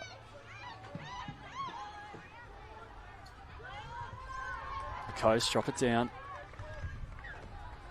as they come towards this sub box. Players in motion as they're over halfway, and as you said, they haven't really ventured too far into UQ's half as of yet, as the touch is made on Harper Eldridge. So it will be a UQ ball. Yeah, UQ are defending really, really well at the moment. They're making sure that they've had minimal touch football played over on their defensive half, and they're doing a really good job to be able to keep that as low as they possibly can. And they're getting the chances when they get down there. It's just to manage and kind of figure out where. So they're coming up. It's just whether they can hold on and finish off as they go short side. They get an overlap. Oh, it's clear in the corner, and the UQ Rebels will have the lead in the grand final. That's the one that they were chasing. It's about 5 minutes worth of hard work to get that one. They get an overlap short side. Great diving finish in the corner there. And UQ go 1 up. So it was Oceana Graham coming out of half, created the half chance, and then Eden Gare, the try scorer, with the number 23 on her back as she makes her way to the sub box for a breather. And now the challenge thrown down from the UQ Rebels. It's all for the Coast to do here in the under-18s grand final. It's a nice run here as they look to get into their work in an attacking sense here on UQ's line. This is the last. They carry towards the right-hand side, finding support, ball down. Oh, that was close. That's the option. That's the first real shot that they've had on the line there, the Gold Coast, and they've come up with a half run, got into the in-goal and just wasn't able to finish it off. But they've definitely had a good crack there at the line, and if they can get down here a little bit more, they could definitely put a couple on them quickly. Yeah, so Emerson Cross it was with the opportunity in the corner. This will be the last for the UQ Rebels. Oh, what a ball. It just won't hit the hands there. So 8 minutes expired in this first half of this grand final. So far, UQ winning the territory battle. They also have control of the scoreboard at the moment, but it's only 1 try the difference. And that will help Gold Coast cause as a penalty comes their way. Fresh set of 6. Nearly on their halfway line or just short of it. Need to be clean here to get up the other end. Good momentum start to the set. Unfortunately, kick the ball through the ruck. John Hampshire doesn't miss those. So the Rebels. Oh, they go the other way. Yeah, they do. And there's some space to work with. The touch is attempted. Beautiful. It won't eventuate. And the UQ Rebels create something out of absolutely nothing to double their lead. Unbelievable touch football. Really, really good eyes up here. They sold the chocolates to the link and the winger. She runs 35 metres and puts an extra touchdown on the board. The Rebels go up by 2. So that is a moment for Amelia Hartley, who puts it down for the Rebels. Eden Gare, Amelia Hartley, the difference at the moment in this grand final. So a very different story to that round 3 game we had here on Field 1, as both sides are in the thick of things at the moment in the grand final. Harper Eldridge at half. This is the last. Can she create something here? And UQ's defence turning up when it matters. Yeah, really good job on the line there again by UQ. They're just able to see that half run a little bit earlier. And now it looks like Gold Coast are putting the pressure on here. Still not over on the 5 yet. That's second touch. So 3 minutes left here in this first half. It's last touch. That's really good defence from the Coast. There we go. So the Coast turn it over inside UQ's part of the field. All they need is a try, hey, before halftime. Turns things around. And they've got the strike out there to do it, that's for sure, as they meander towards UQ's 7. And they get some fresh legs on the park. Players wrapping around, trying to swerve around this UQ Rebels defence. I don't think she's made the touch there. And yes, some great honesty. And the Gold Coast will have their first of the final. Yeah, really good honesty there from UQ. They send the sweeper around the short side, gets outside and just unfortunately just misses. And it's those one that you know could go either way. But as I say, really, really good honesty there in what is, let's be honest, this Nadine's grand final. So, Michaeli Robust, the try scorer.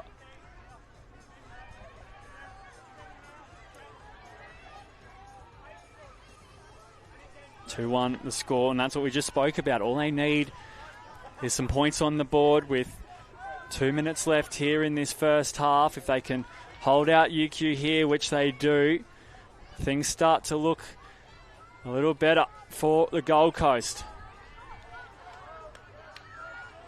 It's a good carry as they approach half. Ooh. Probably wasn't the right move there, unfortunately, for the Coast. Put the pressure back on themselves, gives the Rebels another shot at the line to extend their lead to 3-1. Fresh legs first. So, UQ down on the 7. They just stay patient.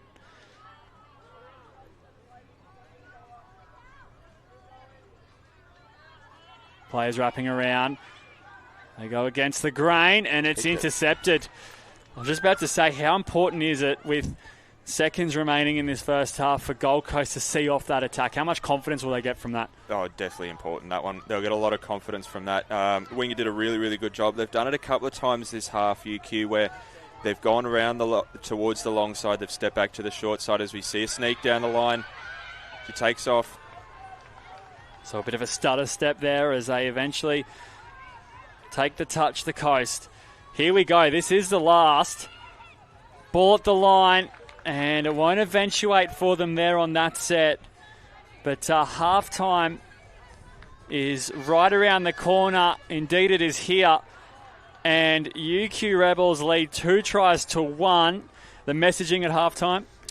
I think you've just got to keep it simple. Same thing, we've said it the whole day, and we're going to sound like a broken record, but UQ are playing a really good brand of footy at the moment. I think Gold Coast need to find a way to be able to get out of their box a little bit easier and a little bit quicker to get down to the end of the line. They've looked threatening when they do get down there, but should be a very interesting second half. So half-time here, it is 2-1 the score. Don't go anywhere. The second half will decide the winner in the 18 girls.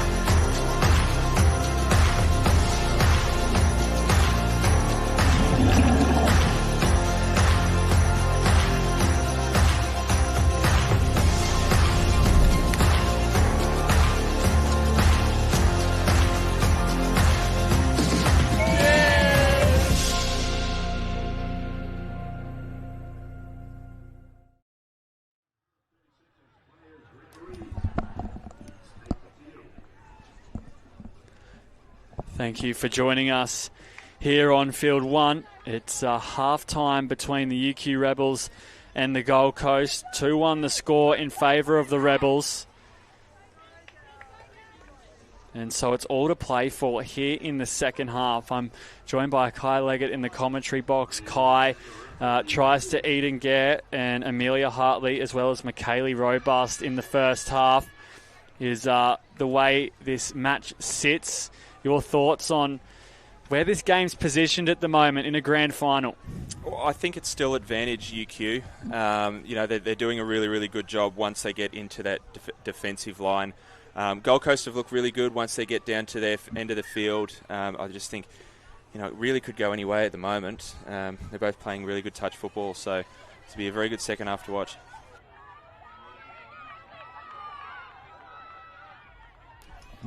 So the Coast tapping us off. And a chance here as they come towards the wing. They just put that down or out. It was close. And how about that? Well, just a swing of momentum. A try just before the first half. They go close there, the Coast. And UQ just doing well to stay in the fight at the moment. As the Gold Coast with all the running and an error here. It's exactly what Gold Coast need. They need this little momentum change. They nearly had one straight off the rip there, but unfortunately went out on the sideline. But they've got all the advantage at the moment. So can they lock the scores up? Michaeli Robust, the try scorer. She was the Kerry Norman medal winner at this Junior State Cup. We have a former Scott Notley medal winner in the commentary box with us. I knew it. As well. I knew it was coming. So what have they got for us, the Gold Coast? Ball down on the 7. They come towards the right. And an audacious attempt there at the line. UQ will come back the other way. But that's all right. They're just getting into the groove here, the Gold Coast. There's another chance for them. Runs its course, but they're certainly in the arm wrestle. Yeah, absolutely. They're definitely not out of this game. Gold Coast are doing really well, as we've been saying. Once they get over that halfway line into their attacking half, and they're throwing a couple of shots at them, but just need a couple to land. But another very good defensive set to keep UQ just going over halfway. So in 2023, BMTA won 6 tries to 3 against Rockhampton. 2024, BMTA beat the UQ Rebels 6 tries to 5, and they went back-to-back in 23 and 24. And that is what the UQ Rebels are looking to do here on Field 1 in this grand final. Of course, reigning champions from last year's Junior State Cup in Rockhampton. It was a 3-0 shutout in that one. And now they're looking to go back-to-back here as Gold Coast will want to spoil the party and earn a trophy of their own. as they've had quite a successful day here on Field 1 Gold Coast. A lot of their sides winning grand finals. Long. Yes. Great ball. Yes. Yes. Gold Coast lock things up. They needed that one, the Coast. Absolutely great ball from the half there. They set up for a little middle play. They split towards the long side.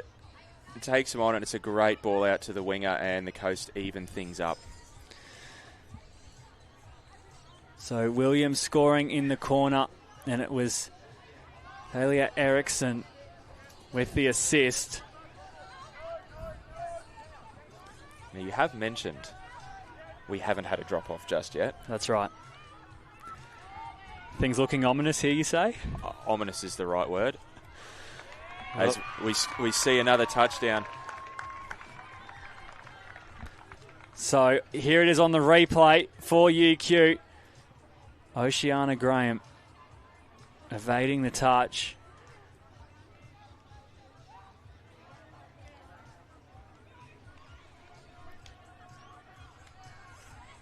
And she now has 2 to her name, 1 in either half.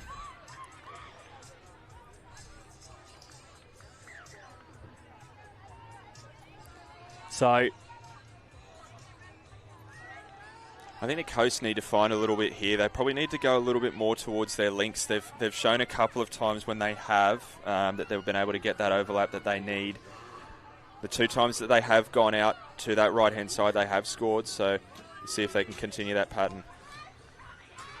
And Harper Eldridge just caught with it there. So 3-2 the score, and I guess it just took the wind out of the sails. UQ Rebels scoring there right after Gold Coast posted some points, right? Yeah, it does. It does sometimes feel like a little bit of a gunshot wound. You know, scoring a great try, thinking we're back in the game, and then to get one put back on you. But it's sometimes hard to get over from that side. But UQ are just playing really well at the moment, and Gold Coast are hanging on. Yeah, and on top of that, we were hyping up a drop-off just as UQ went over. I don't want to say I've called the crow, but I feel like I have. So the Coast coming back the other way. They keep those legs moving. That's a fantastic great run. Carry there. Another touch made. It's the Coast. Good A. Pop a pass right at the line. Touch made on the last. It was worth the shot. So they'll come back to the 7. And a bit messy there, but it will be 6 more touches waved on. UQ did a really good job then. They just kind of held back a little bit. They didn't go out and make that strike dump because they just didn't give them enough time. And they just kind of sucked back towards the 7 into their comfort zone and did a really good job of defending that. And there's no one there on the end of that one, which could prove costly. But UQ again holding their own. So that's a little disappointing there from the Coast, considering they had a fresh set of 6. And now the Rebels trying to evade touches as they had a bit sideways there, but towards the sub-box they go. On come fresh sets of legs. Good touch made. This is the last. They pick up and go, and the door closes. So Gold Coast turning the ball over in a good part of the field. Another good defensive set there from the Coast. They're just able to kind of give them away back into their defensive game. And UQ played straight into it, and it gives them a little advantage as they come over halfway for 3. So they're up over the 10. Good carry there. As they're timing their run nicely. This will be the last. They go down the short side, ball out in front. And that play runs its course. So we have the final quarter of this grand final to go. 7 minutes remaining here in the under-18 girls grand final. Gold Coast 2, UQ Rebels 3. Just what you want on the final day of a Junior State Cup here in Redlands. Another good defensive set there from the Coast. It seems like the roles have reversed a little bit from that side. Able to keep them just short of the halfway line and get that ball back pretty quickly. The new subs will come on in a moment. So they've burned a few touches here. The Gold Coast just trying to get to their sub box. As now they have UQ backpedaling. This is the last. And touch is made, so they run out of options there at the end. And it will be UQ's ball.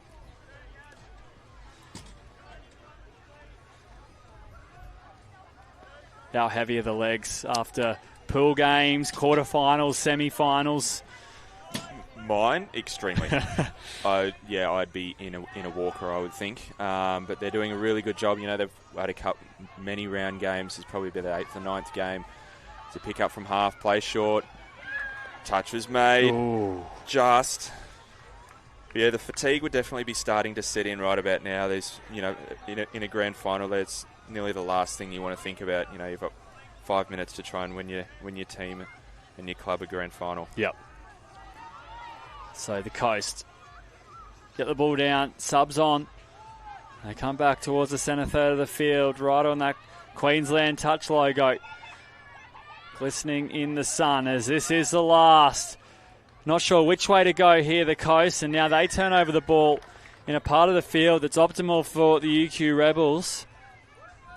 And with every set, more time ticks by. 3-2 the score. They need to be disciplined here, the Coast. It's good defence again from the Coast, keeping UQ just short of the halfway line for fourth. They've only made probably 15 or 20 metres until that last run. They pick up and run from half. They go short. There's a hole there. Ooh. Ball hits the deck, so Gold Coast to come back the other way. And don't forget, coming up next, it's the 18 boys grand final here on Field 1. I believe that's Toowoomba and BMTA. That will be a very good game, that one. So you don't want to miss that, as that will round out our Junior State Cup for 2026 here in Redlands. However, there's still a lot on the line right now. So the Gold Coast turn the ball over down inside UQ's half. You just get it's just going to be a moment, hey. There will be something. There will be definitely something. About 4 minutes left. Yep. There'll be definitely something that will happen in the next 4 minutes that could change the course of this game. So, stepping away, UQ as they drop it down just shy of halfway. Keki, there it was, as ball hits the deck, and now the Gold Coast will come back the other way. UQ won't mind this arm wrestle. They do have the lead, of course.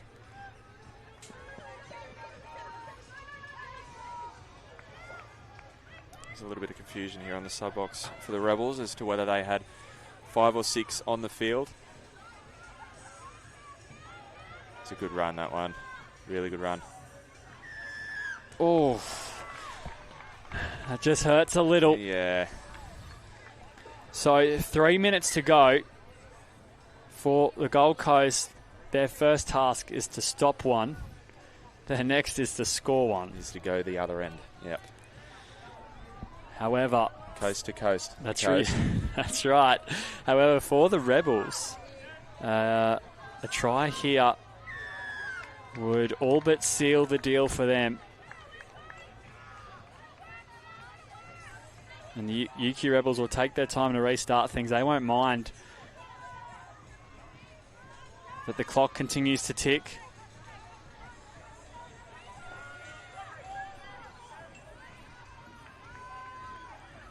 So it touches up their sleeve here, UQ.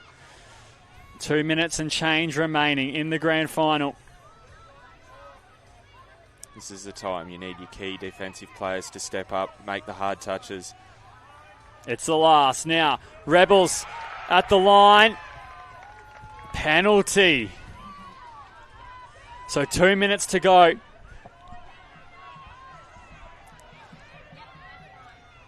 So coming up next, it's our Guzmani Gomez post-game interview as the UQ Rebels are looking to kill off this game and go back-to-back for the 18 girls.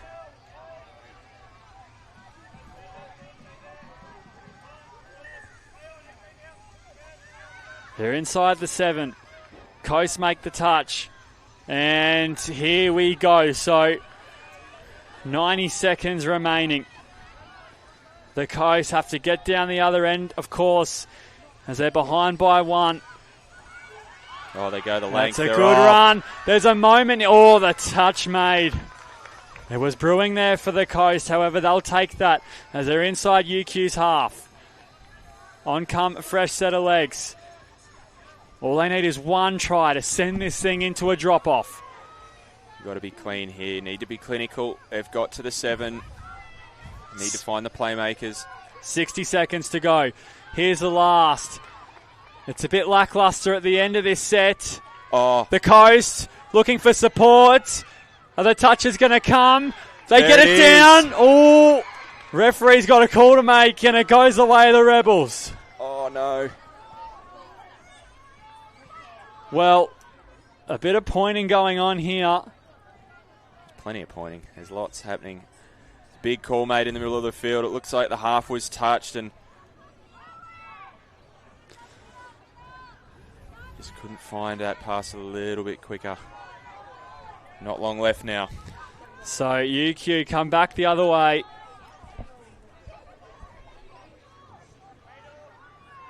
As they look to manage this game out.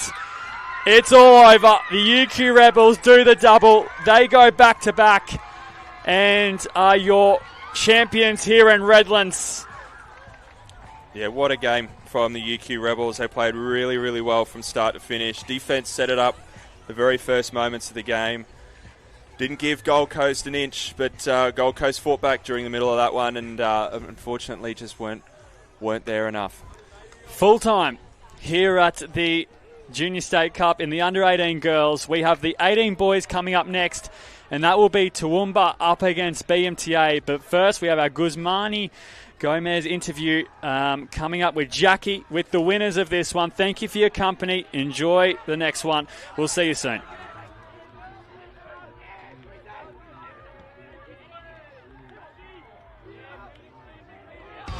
The Sport Integrity Australia outreach team is visiting your sport this month. Drop in and have your questions answered by our team of athletes and integrity experts. Come and ask us about acceptable behaviours in sport, raising concerns, medication use and the testing process, plus the risk of using supplements. We'll be on hand to guide you through using the handy tools available on the Sport Integrity app. Take the Fit Light Challenge with your mates and see who has the fastest reflexes, or just drop by. See you at the event. GYG's new $12 Brekkie Burrito Bundle. Your choice of breakfast burrito and barista-made coffee any size. Free-range scrambled eggs, pan-fried clean bacon, jack cheese, fresh pico, and a crispy hash brown. Only at GYG.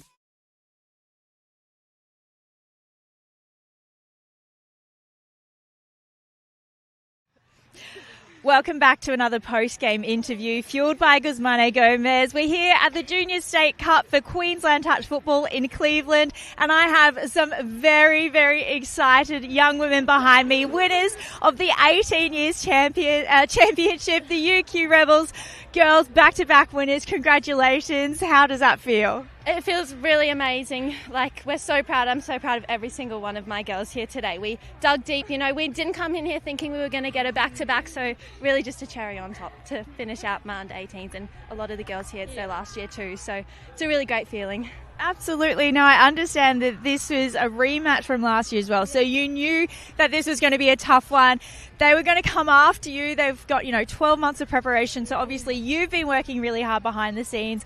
What have you been working on to get the win? Get the win this year? Actually, we've only had 2 trainings, but I think that it's honestly our team culture. Like, no matter what happened, we got behind each other, and that's really what got us across the line. So, yeah. Fantastic. Now, what do you think worked for you well out there? What helped you get the win? Because it was close. I wasn't sure who I was going to be interviewing. I think we all did our jobs really well. We ran and we didn't give up. All throughout this tournament, we've been down and we just haven't given up and come back. And I think that really showed in our final today. So, yeah. It definitely did. Now, how are we celebrating? What are we going to be doing? Oh, gosh. No plans yet. No plans yet. But I'm sure that will change. No plans yet? Okay. Obviously, we need to refuel. I'm going to ask you what your go-to GYG orders. Guzman's. A Cali burrito. Yeah. I'm a chicken Cali. I think we might be going to GYG after this, some Cali burritos, maybe some churros and ice cream. I'm definitely feeling that. All right, ladies, we're going to celebrate the win. Are you ready? 1, 2, 3, let's go! We have some more grand final action for you on field 1 happening behind me, so I'm going to hand you back to our commentators for that one. Thanks, Jackie, and a big congratulations to the UQ Rebels doing the double here in the 18 girls at the Queensland Junior State Cup. We now jump into our final game for this year's tournament, the 18 boys grand final. Maybe a grand final not too many would have predicted. Corey Russell joins me in commentary for this one. Toowoomba taking on BMTA. Last game of the tournament, big final match here for these two teams. Yeah, it's main event time, Scotty. Can't wait. Perfect touch footy weather. Not too hot, not too cold. Dry track. We should see the skill set of these young fellas that they have produced over this weekend has been absolutely outstanding. And I think this will just top it off nicely. Toowoomba made their way through to the grand final with a 6-4 win over Gold Coast. Brisbane beating Arana 6-4 as well. They knocked out the defending champs to make their way through to the grand final. Brisbane haven't lost a game all tournament. They finished first in Pool B. Toowoomba, like we say, they're probably the fairy tale team to make their way through to this grand final. They had 2 losses in the rounds, 3 wins, and they have been perfect from that point on. Now, the story of this grand final is that there is possible history on the line. In the 30-year history of this event, this is the first 18 boys grand final that Toowoomba have been in. They're looking to claim their first title here today. You have to go all the way back to 2012 to see the last time that Brisbane Metro won an 18 boys grand final. They were under the First Contact Brisbane Metro banner on that day when they last took the title. Who will be crowned champions in the 18 boys here this afternoon? What a piece of history there. Looking forward to it. Let's do it. Toowoomba get the first touch of the footy. Sun's starting to set here. They close out what has been a huge 3 days of touch footy here on the Redlands coast as Toowoomba, beautiful left to right, just sips away at the last minute. And they look to go the big knockout punch, and their first set doesn't come off for them. Right idea. He had everything going for him right there. If he sticks that pass, it's probably 1-0, but not to be. BMTA working it out now, using the ball.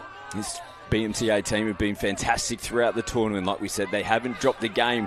These kids have all come through the divisions to make their way through to the 18 boys. It'd be a great story if they could get the job done. Their coaching staff have come the whole journey with them as well, and they get themselves the penalty here in the early stages of this GF. So a repeat set here for the BMTA side. You're probably looking at number 1, Isaac Richter. He'll be the man around the footy. A couple of little trick plays, really good on his feet. Watch him to go at the line early here. Here he goes. They come back to their go-to man, diving in late at the line. And that's a big touch in the corner. Gee whiz, that was close. Sharp there from Richter. He's on early here. You can tell he wants it just as bad as anyone else. Great defence, though, from Toowoomba. They've turned him away early. Can they do it again? And they bring it back through the middle, and Richter just lost his feet.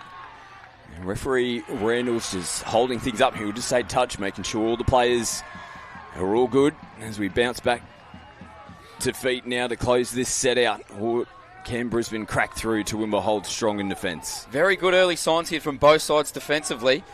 A fair bit of attack thrown at them early, but both defensive units have pushed them away. Now 3 referees in the 18 boys grand final: Campbell Muir, Jordan Randall and Ben Hawkins, who is in the middle of the field controlling this set at the moment. Now Toowoomba pick up and go from half, looking for offside players. Kalani Tiamo was there to make the touch pretty comfortably and get the footy back here for Brisbane. Good field territory here now for BMTA, as this is the first touch on their 10 metre line. The back end of this set, they should have a decent strike dump opportunity. As I say, that border ground now Toowoomba with the field territory. Their first mistake so far here in the GF for Brisbane.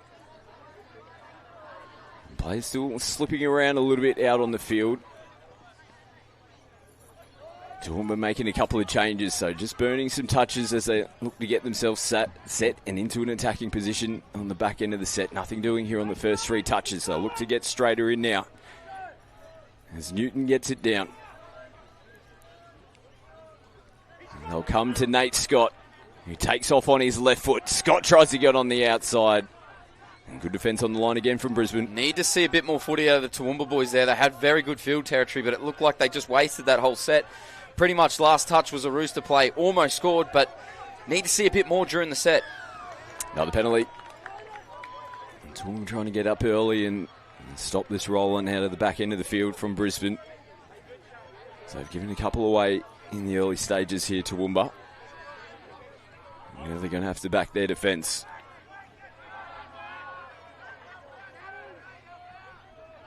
Here's young Phoenix Helly. No half in place. Crookshank ball in hand now. He'll dance around. Gets himself in the half. Goes away from the splitter. Comes back to the open. And punching through a beautiful hole. It was Patu Kira Pittman. Brisbane score first. As you can see here, they've run the splitter play on the left-hand side of the field. But what they do just here, they turn it into a short side dummy. Now that's the short side. The link doesn't hold his nerve. Easy try there for BMTA. 1-0. They strike first here in the 18 boys grand final. Toowoomba get back underway through Hayden Delaney. He takes another run out to the right edge. Has to come back to the mark. Caelan Potter will get himself in the half. It's a looping ball back on the inside. It was actually Delaney again. Now Trapp puts it through the hands. They've got numbers and space out here to Toowoomba, and they'll get themselves on the board. Scores level here in the GF. As Toowoomba, they fire back. They won't go away at all. Have a go at this. Sweeper play. It worked early for him, and then it's just through the hands. Get it through the hands. Get it through the hands. Nice finish from the winger there. He had a bit to do. Toowoomba hit back straight away. What a game do we have on our hands here. 1-1. Yeah, nice response. So we take it over to the sideline of Toowoomba. I know they're in the GF now. Brisbane. A bit of space on the left. Continuing to head out that way. Contact made there in Tiamo. It's Cezanne who plays the ball. As now Kalani will receive it back. And pops back, heads out to the left. They get a little battle on over the top. Just didn't get enough on it to hit the wing out there on the left. And now Toowoomba will get a little leg up. Yeah, just as good a score on the try, mate. Just after you score a try, it's the next defensive set. If you can't push them away, that try that they scored early just doesn't mean anything. And they've been able to defend it, get a penalty out of it, and now win a bit of field territory. Toowoomba just slightly on top here, you'd say. They roll over the halfway line now as Hinch hits a clean play of the ball. Half just had to scramble to get into place. And Toowoomba now reset, get going again. And pretty comfortable there as Isaac Richter makes the touch and gets the football back here for Brisbane. Yeah, probably the wrong person to try and dance with there, Isaac Richter. Very good on his feet, very quick and nimble. As he works it towards the sub-box here, BMTA going through their set here. Thought we might have been seeing a little bit of a penalty there for him, but play on. And they pick up and go and try to thread it through. It came out of the breadbasket there of the number 12, Xavier Newton, not played at. The ball hits the deck. Not a bad position to start their set on their own 10-metre line. Brisbane, though, getting up nice and early. They haven't picked up any metres here on their first three. Toowoomba. They look to do the tough carries now down their sideline. And Delaney picks up good metres. Oh, that one looked forward and picked up. Very good defensive set there from BMTA. They realise that they've given away a little bit of field territory. They worked it back. Palm Beach. Toowoomba, my apologies. Toowoomba only went about 5 metres in the first 4 touches. It was almost a waste of a set again. They've done that a couple of times now, Toowoomba. Once they get on the ball, they need to go forward, stay direct, and keep at them. And Crookshank rolls them forward and gets the ball again. Takes it right to the defensive line. Just got a clip as the pass was being thrown. So it's been back and forth. Now Crookshank pulls out of the touch. The referees didn't see it cleanly. They continue to play on. Toowoomba maintain possession. They get replacements onto the field now. Shaping to turn it back on the inside, and they do, off the hands of Newton. He gets the ball back here. Xavier Newton rips long. And Brisbane herd them over to the corner. BMTA just starting to wrestle back a little bit of momentum here now. They do need to finish a set, put the ball down the other end of the field, and flood them defensively. They're starting to just work their way back into this game nicely. And Jermaine will feed it from half. He follows the ball in field. And there's Richter. Drives it forward, coming into the last. Gets it back, snatches Richter. Lollipops one over the top. Still play on here for Brisbane. They found some space and Richter slams it down. What a try for Brisbane. And just didn't give up on the play. And they cross to get back in front. Yeah, Toowoomba just seemed to stop after the lollipop pass. They thought their job was done as the winger takes the space, and Isaac Richter, there he is. Supporting, as always, back through the middle. 2-1.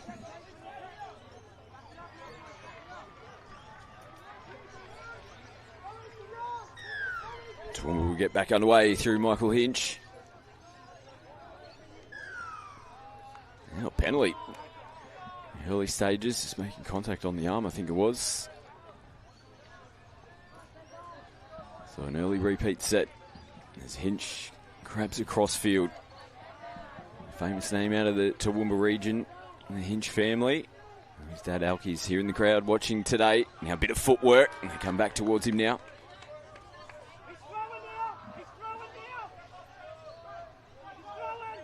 Nate Scott hovering in at half. He goes away from the short side. He's got a nice left to right, but he finds the wrong jersey. Brisbane cleaned it up nicely. Just the little things there, Scotty. As Toowoomba, the strike dump, gets played on their link. And it just doesn't give the half runner the space that he needs to ball play. It just takes time away from him because they've run into numbers. Instead of it being a 4-on-3, it's a 4-on-4. Just the little attention to details things at the moment Toowoomba need to fix up. Now squeezing through again here, Brisbane. They're diving all over the place, and that is a big touch claim. Kalen Potter. He doesn't make that. Brisbane score again. What a touch. I tell you what, he's just kept them in this game just there. The BMTA getting out to 3-1 would be a little bit disastrous there for Toowoomba, but geez, Potter comes up with one heck of a touch. They're big moments in grand finals, aren't they? They might look back on that one, Toowoomba. If this game continues to be as tight as what it has been so far here in the first half. A little bit sloppy though, ball in hand, that set. Didn't punch too far downfield, and Brisbane trying to put it through the hands to get across to their box. And Jermaine will feed it in from half again. Cara Pittman just goes straight and hard in the alignment. They've turned over possession. Over the mark signal. Cheeky little touch there from Toowoomba, jumping to the backside of him. Made it look a little bit worse than probably what it was, but Toowoomba end up with the ball. And trying to catch them napping down their sideline as well, straight away from the restart. Now they'll bring it down this left edge again. Now they roll through the middle, through Mathers. Play to watch here for Toowoomba this afternoon. Hasn't had too many opportunities yet, and they don't pick it up cleanly there from half from Newton, who has been one player who has been busy for them in the opening stages of this grand final. Nice release to Cruikshank. Jermaine does the work again from half. And Tiamo. Richter again sends it over the top and into the sun. Toowoomba diffused that one nicely. It's back and forward again. We've just found ourselves in a little bit of a sweet spot of the game, haven't we? Where both teams now start to feel comfortable within their own systems, and we're starting to go set for set. Flat ball back on the inside, looking to try and get players offside. They just got held up a little bit there, Toowoomba, and it just took all the punch out of their final play of this set. Again, that's twice. Nate Scott has tried to pick up from dummy half, but the strike dump has let him down. The first one being that they played the ball on the link, and then that one was just a little bit sloppy and a little bit slow. It's not giving him too much chance to get out and ball play from dummy half. Toowoomba really up early, and that results in the penalty. Yeah, he left yesterday, Jack Macbeth. That's how quickly he got up. Good opportunity here for Brisbane. Clock winding down, 2 to go here in the first half. They're up by 1 on the scoreboard at the moment. Looking to increase that margin and get themselves in front by 2 here in this grand final. They attack the line. They'll be sent back to the 7.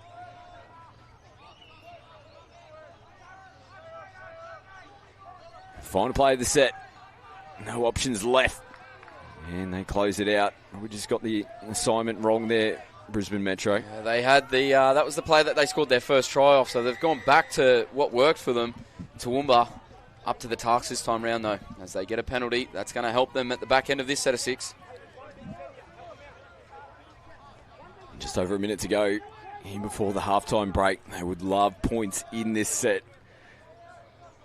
Lock up the scores. And this grand final's well and truly still on. What have they got in this set of 6? Oh, it's not going to happen. Just straight out of the hands. Might have had a bit of a look up at the Brisbane defensive line. The back end of the sets at the moment are really starting to hurt Toowoomba. Can't keep doing this. They've got to clean it up at the back end of it. Brisbane roll over the halfway line. Carl Pittman comes up with a mistake in the play the ball. 30 seconds. They've got a chance to get down, but it won't be. Just smart footy there from Cruikshank. Pulled out of the touch. Now he gives his team an opportunity to score right before the halftime break. Cruikshank, here he is. Came up with a big defensive play. Now looking to inspire his team. Ball in hand. Touch made. Phoenix Heller had a really good look there. And here he is again. They'll still throw it around, but the ball hits the deck. And Toowoomba hold on right at the death. It's a tight game. Yeah, sheesh. Hayden Delaney there coming up big for his Toowoomba side at the back end of that half. Going into 3-1, Toowoomba might have felt that BMTA might have just slipped away from a little bit there, but they came up big there. Delaney with a big touch, keeps it at 2-1, and geez, we've got a contest on our hand. Yeah, nothing in this one in the 18 boys grand final, but it is Brisbane in front at the moment. Halftime score in the 18 boys grand final, Brisbane Metro 2, Toowoomba 1.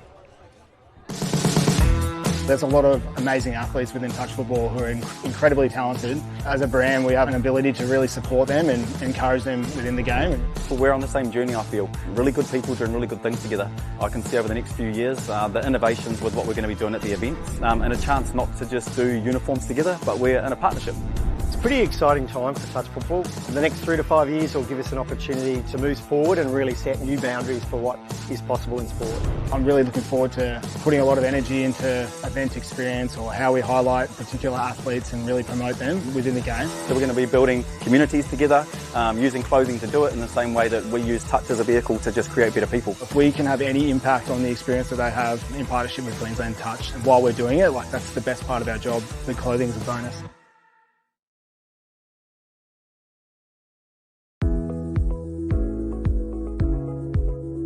Just a short ferry ride from Brisbane, North Stradbroke Island, or Straddy, offers the perfect mix of adventure and relaxation. Discover stunning beaches, spot dolphins, turtles and migrating whales along the spectacular North Gorge Walk, and swim in the crystal clear freshwater of Brown Lake. With its laid-back coastal villages, rich Indigenous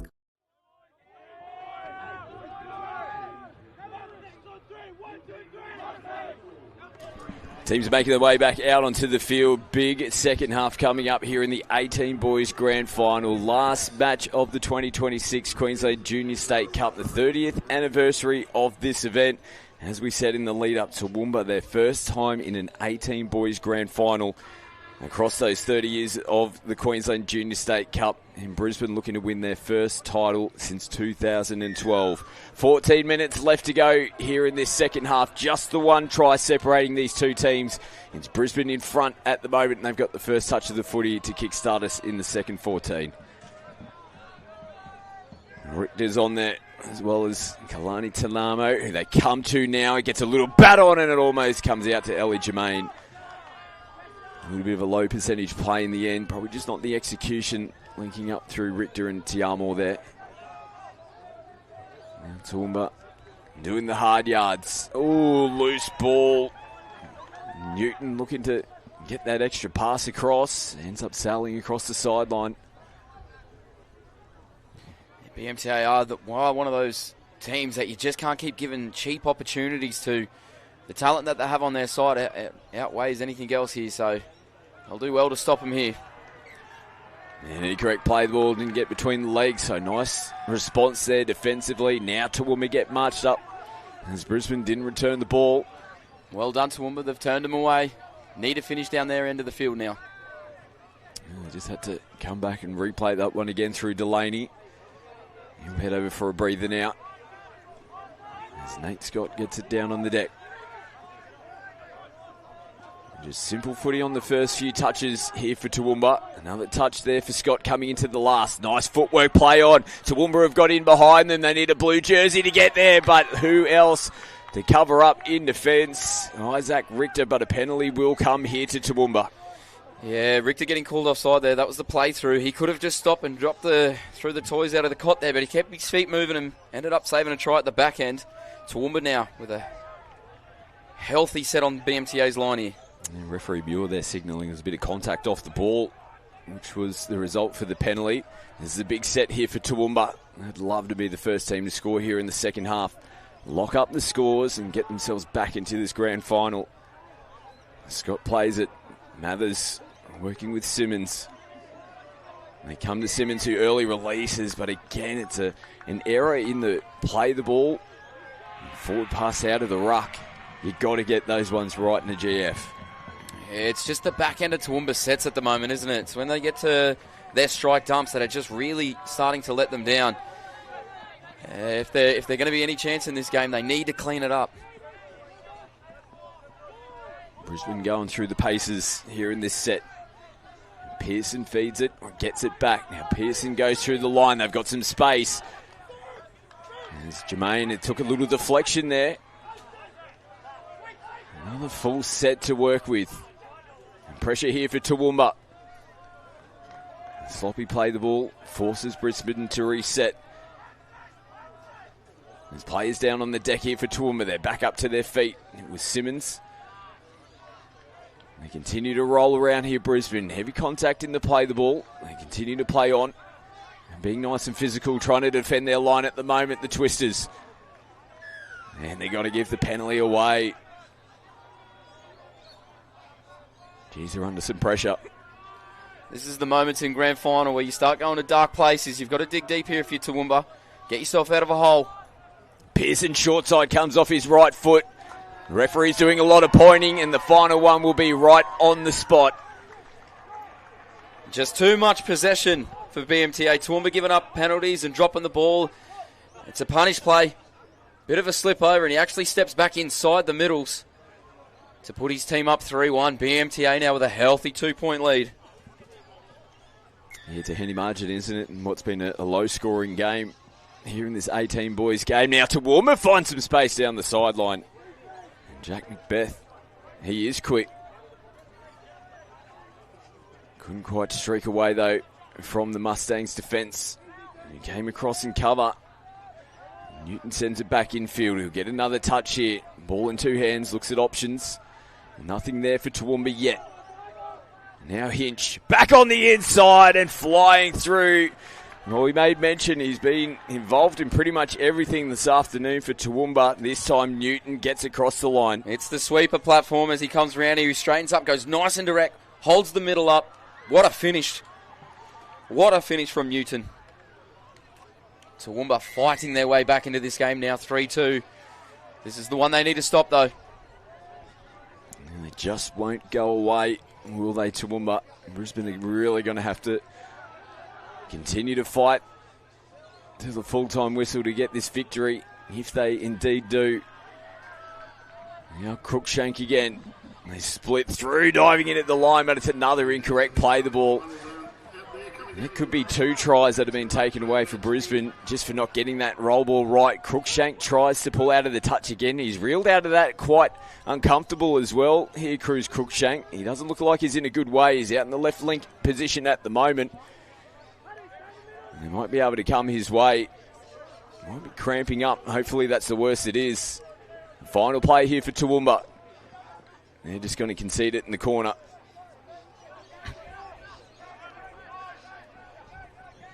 Now Brisbane shift on the first. Here's Cruz. I was about to say, it looked like he was running a little bit more freely, but I don't know if that's the case. He'll get some medical attention now. Get the pickle juice out. It's a cramp. It's BMTA down the sideline. Now they've caught them napping. Into Zahn to Namor. He's all smiles. Just a play that looks eerily similar, Scotty. Might have been born on these types of touch fields, that type of play. The little sneak down the sideline. They use the extra man.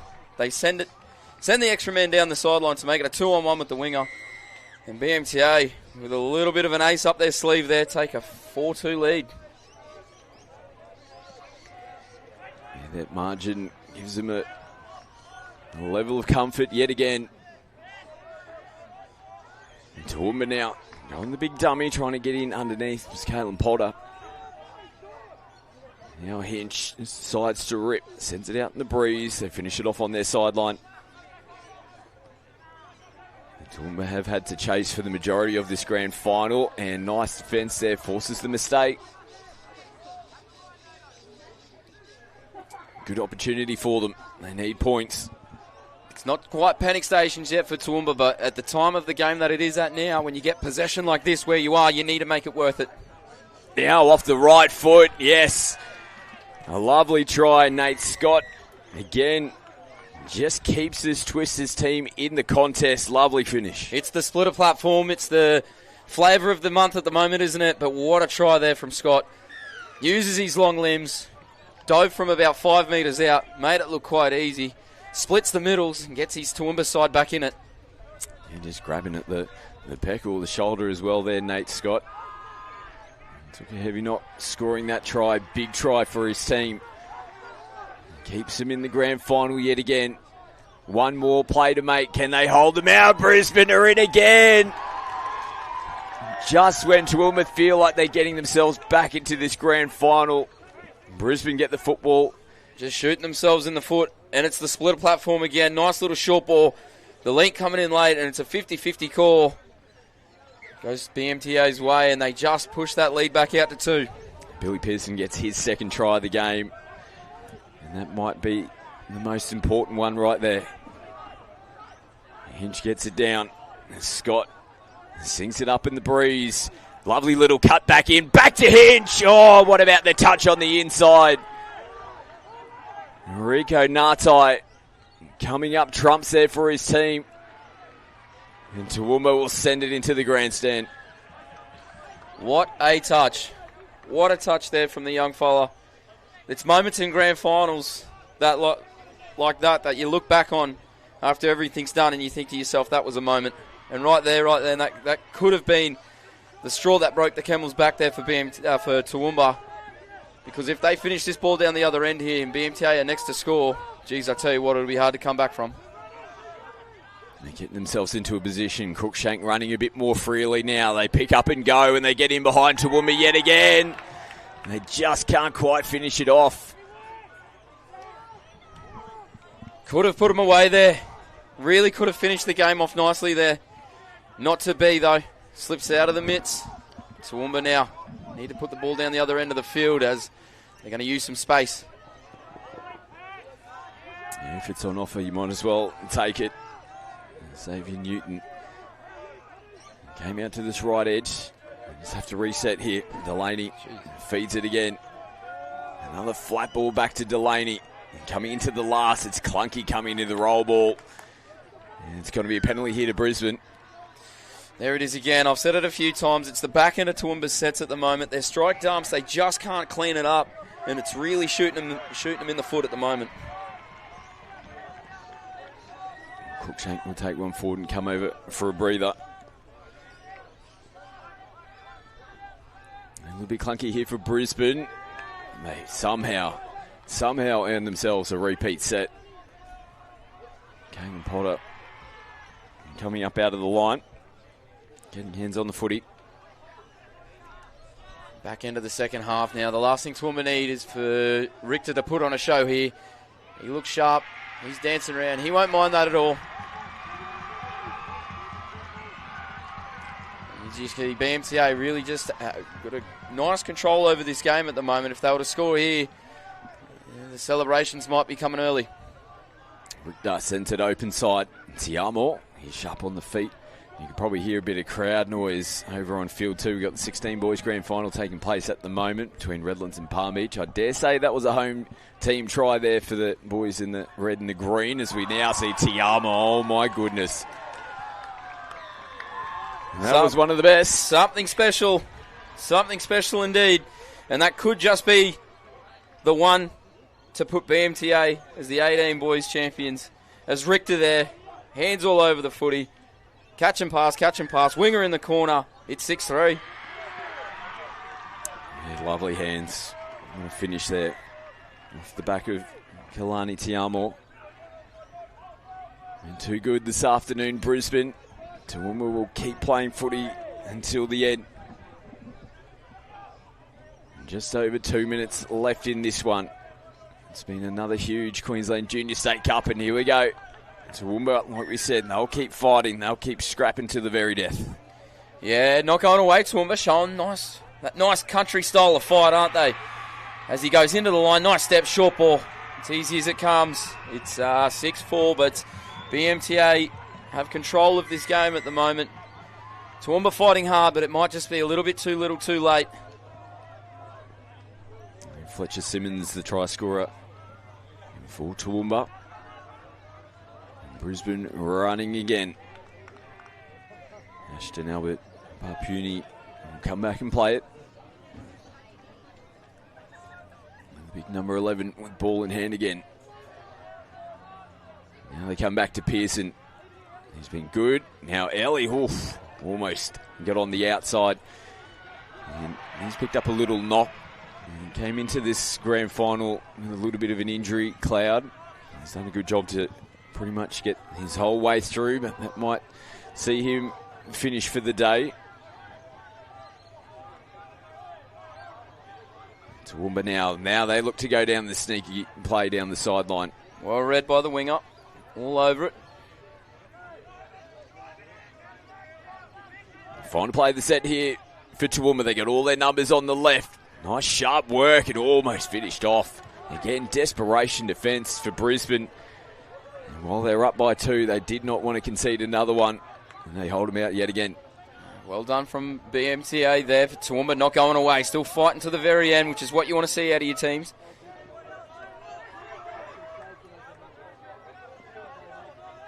Changes on into the last 30 seconds here of this grand final. And Brisbane have got their hands on the trophy.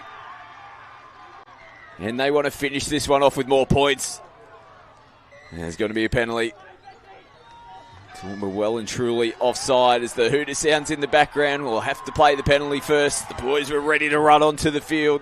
They're going to have to wait just a couple more seconds, but they'll do it now. As Brisbane Metro have crowned 18 boys champions here at the Queensland Junior State Cup. Well done, BMTA. Well done. They've put on a bit of a clinic there. That was an absolute show there. Richter having a fair game as well. Congratulations to Toowoomba. Fought their hardest all the way to the very end. Like you said, losing a couple of round games could have been very easy to throw the towel in, but they got themselves into the big dance, gave themselves a chance. Just come up short today. It's BMTA's day. There'll be celebrations up at the Whites Hill Clubhouse tonight. Absolutely. Well done to the Brisbane Metro boys. They win their final match here on day 3. A big finals day at the Queensland Junior State Cup. We'll head down to the sideline with Jackie for our post-match interview, fueled by Guzmani Gomez, and we'll wrap up a big 3 days of touch footy action here in the Redlands Coast. Palm Beach. I ended up watching that. Palm Beach School in the corner. 10 seconds.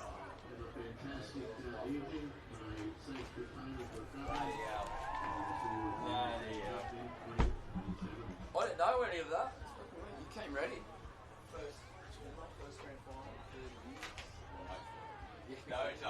No one can tell us that was. We know it was fully correct. But yeah, it's a while for them. Yeah, for a club like that. Oh, we touched it into AI.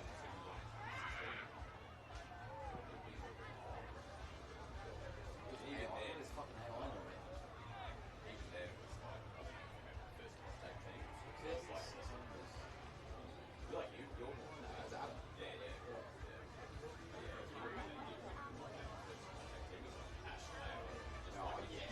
Yeah.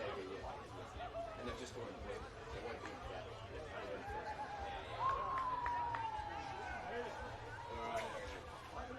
Good stuff, mate. Thanks for your help, mate. Good, mate.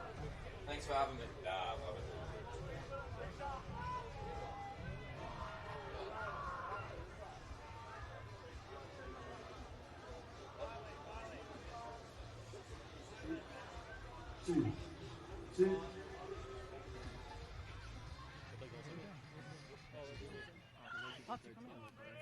Well, welcome back to our final post-game interview here at the Junior State Cup at Queensland Touch Football's massive carnival that we've had here in Cleveland. It's been a big 3 days. This game topped it off. I have with me the 18 boys championship winners, BMTA. Firstly, congratulations. How does that feel?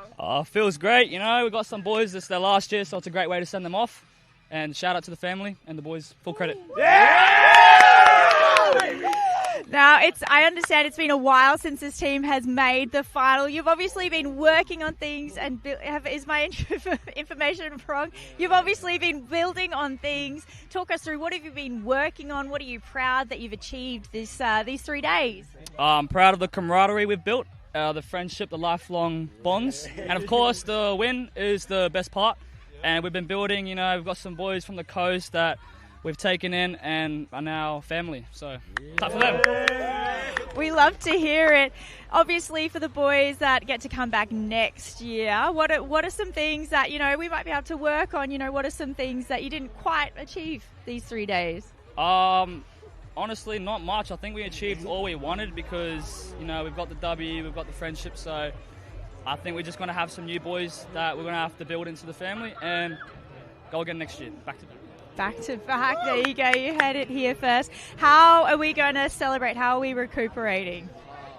Are we going to go to GYG? What's our GYG order? Cali burritos and that, everything. Yep, load of fries. Love that. That is where I was going with that. All right. Who, besides your parents, any other supporters that we need to thank this win and dedicate this win to? Of course, all these lovely people around us, our friends and family. As one of our general managers, coaches, and just people who support. Love them all and thank them a lot. Thank you. I'm going to let them celebrate really shortly. You're going to go, boys!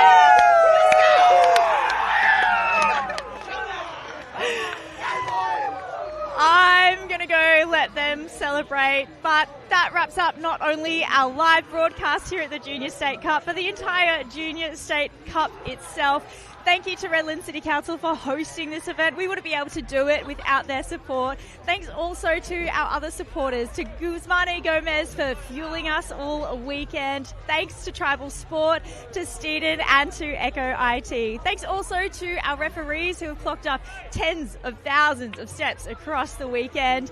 Thanks to our coaches who have brought out the best in every single one of our young athletes. I know you would have seen that watching at home over the 3 days. Thanks to you watching at home, watching our live broadcast. We've loved seeing your numbers and we've heard your cheers all the way from wherever you have been watching from. Thanks to our parents for their support. It wouldn't be possible without them. Thanks to our volunteers and thanks especially to all of our athletes that have played these past 3 days. Thanks to them for showing us their incredible touch footy skills both on the field but also showing us their sportsmanship and camaraderie off the field. That's what this sport is all about and that's why we love it.